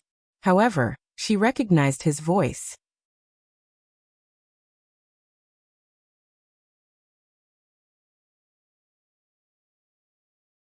Chapter 427 Myriad of Techniques.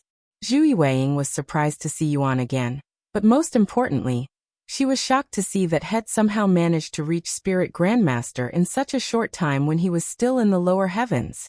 It has only been a few weeks since their last visit, and he was only at the Spirit Warrior at that time. To think he achieved Spirit Grandmaster in such a short time. Not even her friends would believe her if she told them about Yuan. Why you?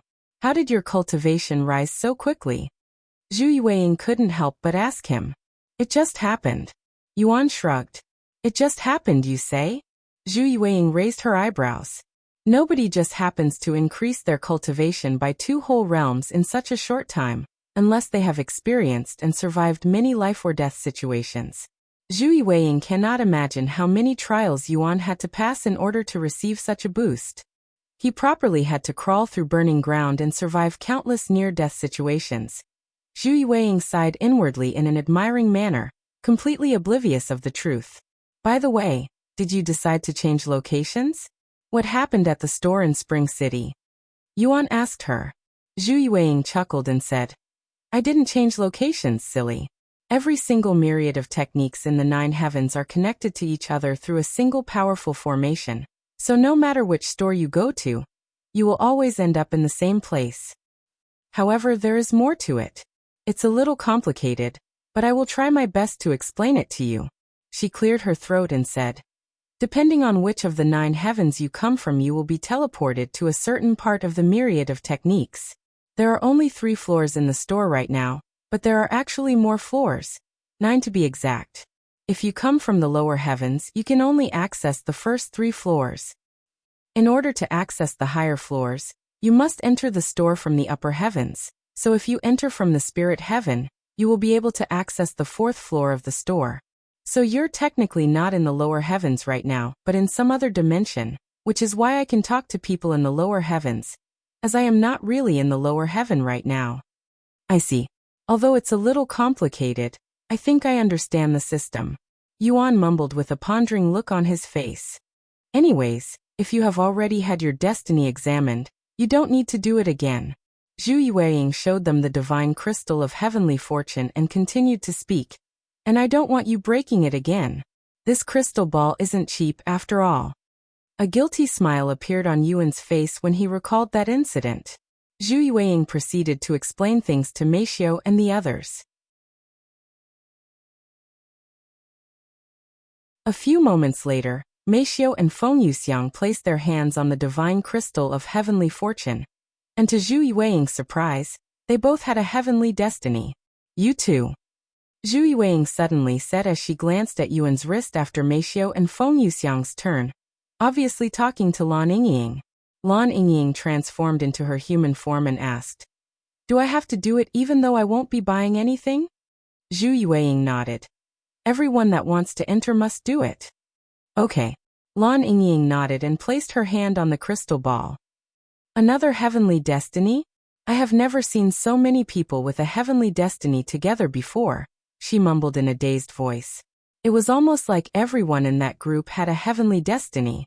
Does this have something to do with him? Zhu Yuang looked at Yuan for a moment. A few moments later, Zhu Yuang asked them, "So what are you guys here for today? Who's the one trying to buy a new technique? And what kind? Perhaps I can help you out." "We're looking for a cultivation technique for her." Yuan pointed at Meishio. "I see. Do you have any special physique or bloodline? They can greatly affect your cultivation speed, depending on the cultivation technique you choose."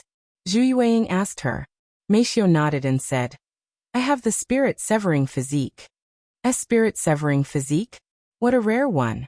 No wonder why you have a heavenly destiny." Zhu Yuang mumbled in a shocked voice. "And you're too nonchalant about it. There are many people who covet your talents. If I were you, I wouldn't reveal your physique so easily to just anyone." "I understand. Thank you for the advice." Meishio nodded. "Anyways, I know the perfect technique for you, but unfortunately, it's on the 4th floor. You know what? Give me a few minutes." Zhu Yuang then lifted her head and said, "Master, are you busy?" A few moments later, a voice resounded in her head. "I'm currently speaking with the sect master of the 9 Gods Hall, and a few other individuals. Unless this is an emergency, save it for later." "Well, that young man who broke the divine crystal of heavenly fortune has returned. I remember you told me to contact you if he ever returns." "What? That youngster is back? Really?" Senior Bai said in a surprised voice. "What does he want this time?" he then asked. "He's here to pick a cultivation technique for his friend who has the spirit-severing physique." "The spirit-severing physique? There should be the perfect technique for that on the 4th floor." "I know, but that's the problem. He cannot access the 4th floor, yet since he's still in the lower heavens, and I was wondering if I can go to the 4th floor to get the technique for him." After a moment of silence, Senior Bai spoke. "Go ahead. Do my friend a favor and get that technique for him." "Friend?" Zhu Yuang was shocked when Senior Bai addressed Yuan as his friend. "Thank you, Master. I will let him know," she said afterward.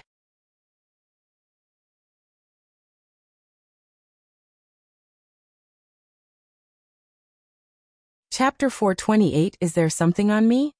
After receiving permission, Zhu Yuang turned to look at Yuan and said with a smile on her face, "Master just gave me the permission to go to the 4th floor to get the cultivation technique, so if you don't mind, give me a couple of minutes to get it for you since you cannot go there." Yuan nodded. "Thank you very much. Your master is Senior Bai, right? Please thank him for me as well." "I will. You can wait for me in the guest area over there." Zhu Yuang pointed in a certain direction before leaving the scene.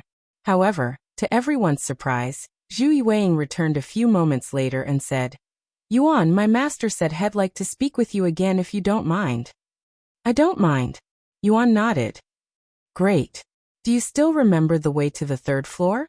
I cannot go with you since I will be going a different way this time." "I remember." "All right. My master is currently busy, but he will finish things up as soon as possible before coming to you. You can wait for him at the door in the meantime." After saying that, Zhu Yuang left for good this time. "I will be right back," Yuan said to the ladies before going to the 3rd floor whilst the others went to the guest area to sit around. Once he reached the staircase to the 3rd floor, the guards there turned to look at him.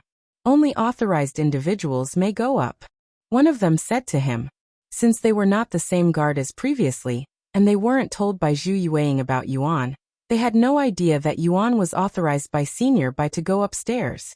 "Senior Bai said he'd like to speak with me." Yuan said to them. "What?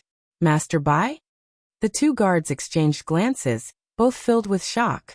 They have worked here for hundreds of years, yet this is the first time someone was given permission to speak with Senior Bai. "Do you have any proof?"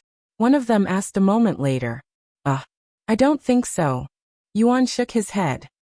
As much as I want to let you go up, I don't want to risk it. What if you're lying to me? Our job, no, our lives are on the line here. The guard then said. Yuan was also wearing a mask, which made the guards naturally wary of him. How problematic. Yuan mumbled. Without Zhu Yuang, he didn't know how to speak with Senior Bai. Guess I will just have to wait here until Senior Bai realizes that I am not showing up and let him speak with you too.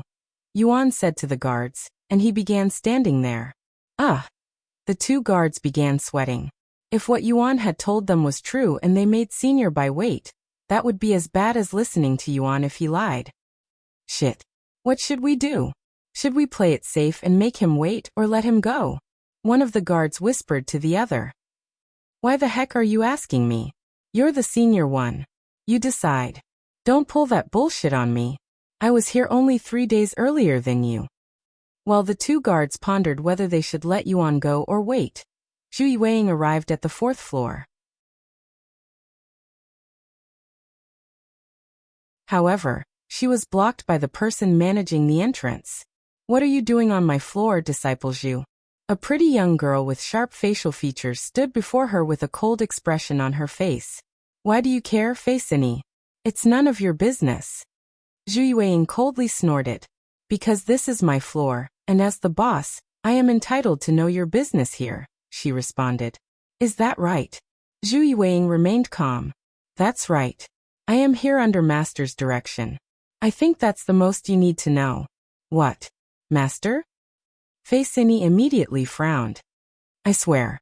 If you're using the Master as an excuse. If you're doubting me, you can go ahead and ask the Master himself. Anyways, I am going to do my job. Zhu Yuang said before she walked around Fissure.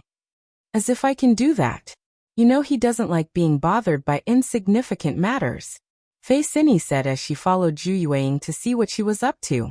After walking for a few minutes, Zhu Yuang stopped before a certain shelf that was filled with techniques. Let's see. Here it is. Zhu Yuang reached for the technique when she found it. What are you doing with that technique? Why would the Master need that technique? Something's not right here. Fissure said with a frown on her face. Zhu Yuang shrugged her shoulders and said, I never said this was for the Master. I am only doing something for the Master. I don't believe you. I am going to see what you're up to, and if you're up to no good, I am going to complain to the Master. Do whatever you want. Zhu Yuang shrugged again, and she began making her way back to the 1st floor, but with an additional person. Meanwhile, back at the 1st floor, while Meishio and the others waited for Yuan, Meishio would stare at Lan Yingying silently, or more specifically, Lan Yingying's stomach, almost like she wanted to say something. Lan Yingying noticed this and asked her, Is there something on me? No. I was just wondering about something. Meishio subconsciously responded, and she continued. You're pregnant with Yuan's baby, right? How does it feel? Pregnancy. Excuse me? Pregnant? Who's pregnant? And whose baby? Feng Yuxiang suddenly turned to look at them with her eyes as wide as saucers. Even Xiaohua was staring at them with wide eyes, almost like she was in disbelief.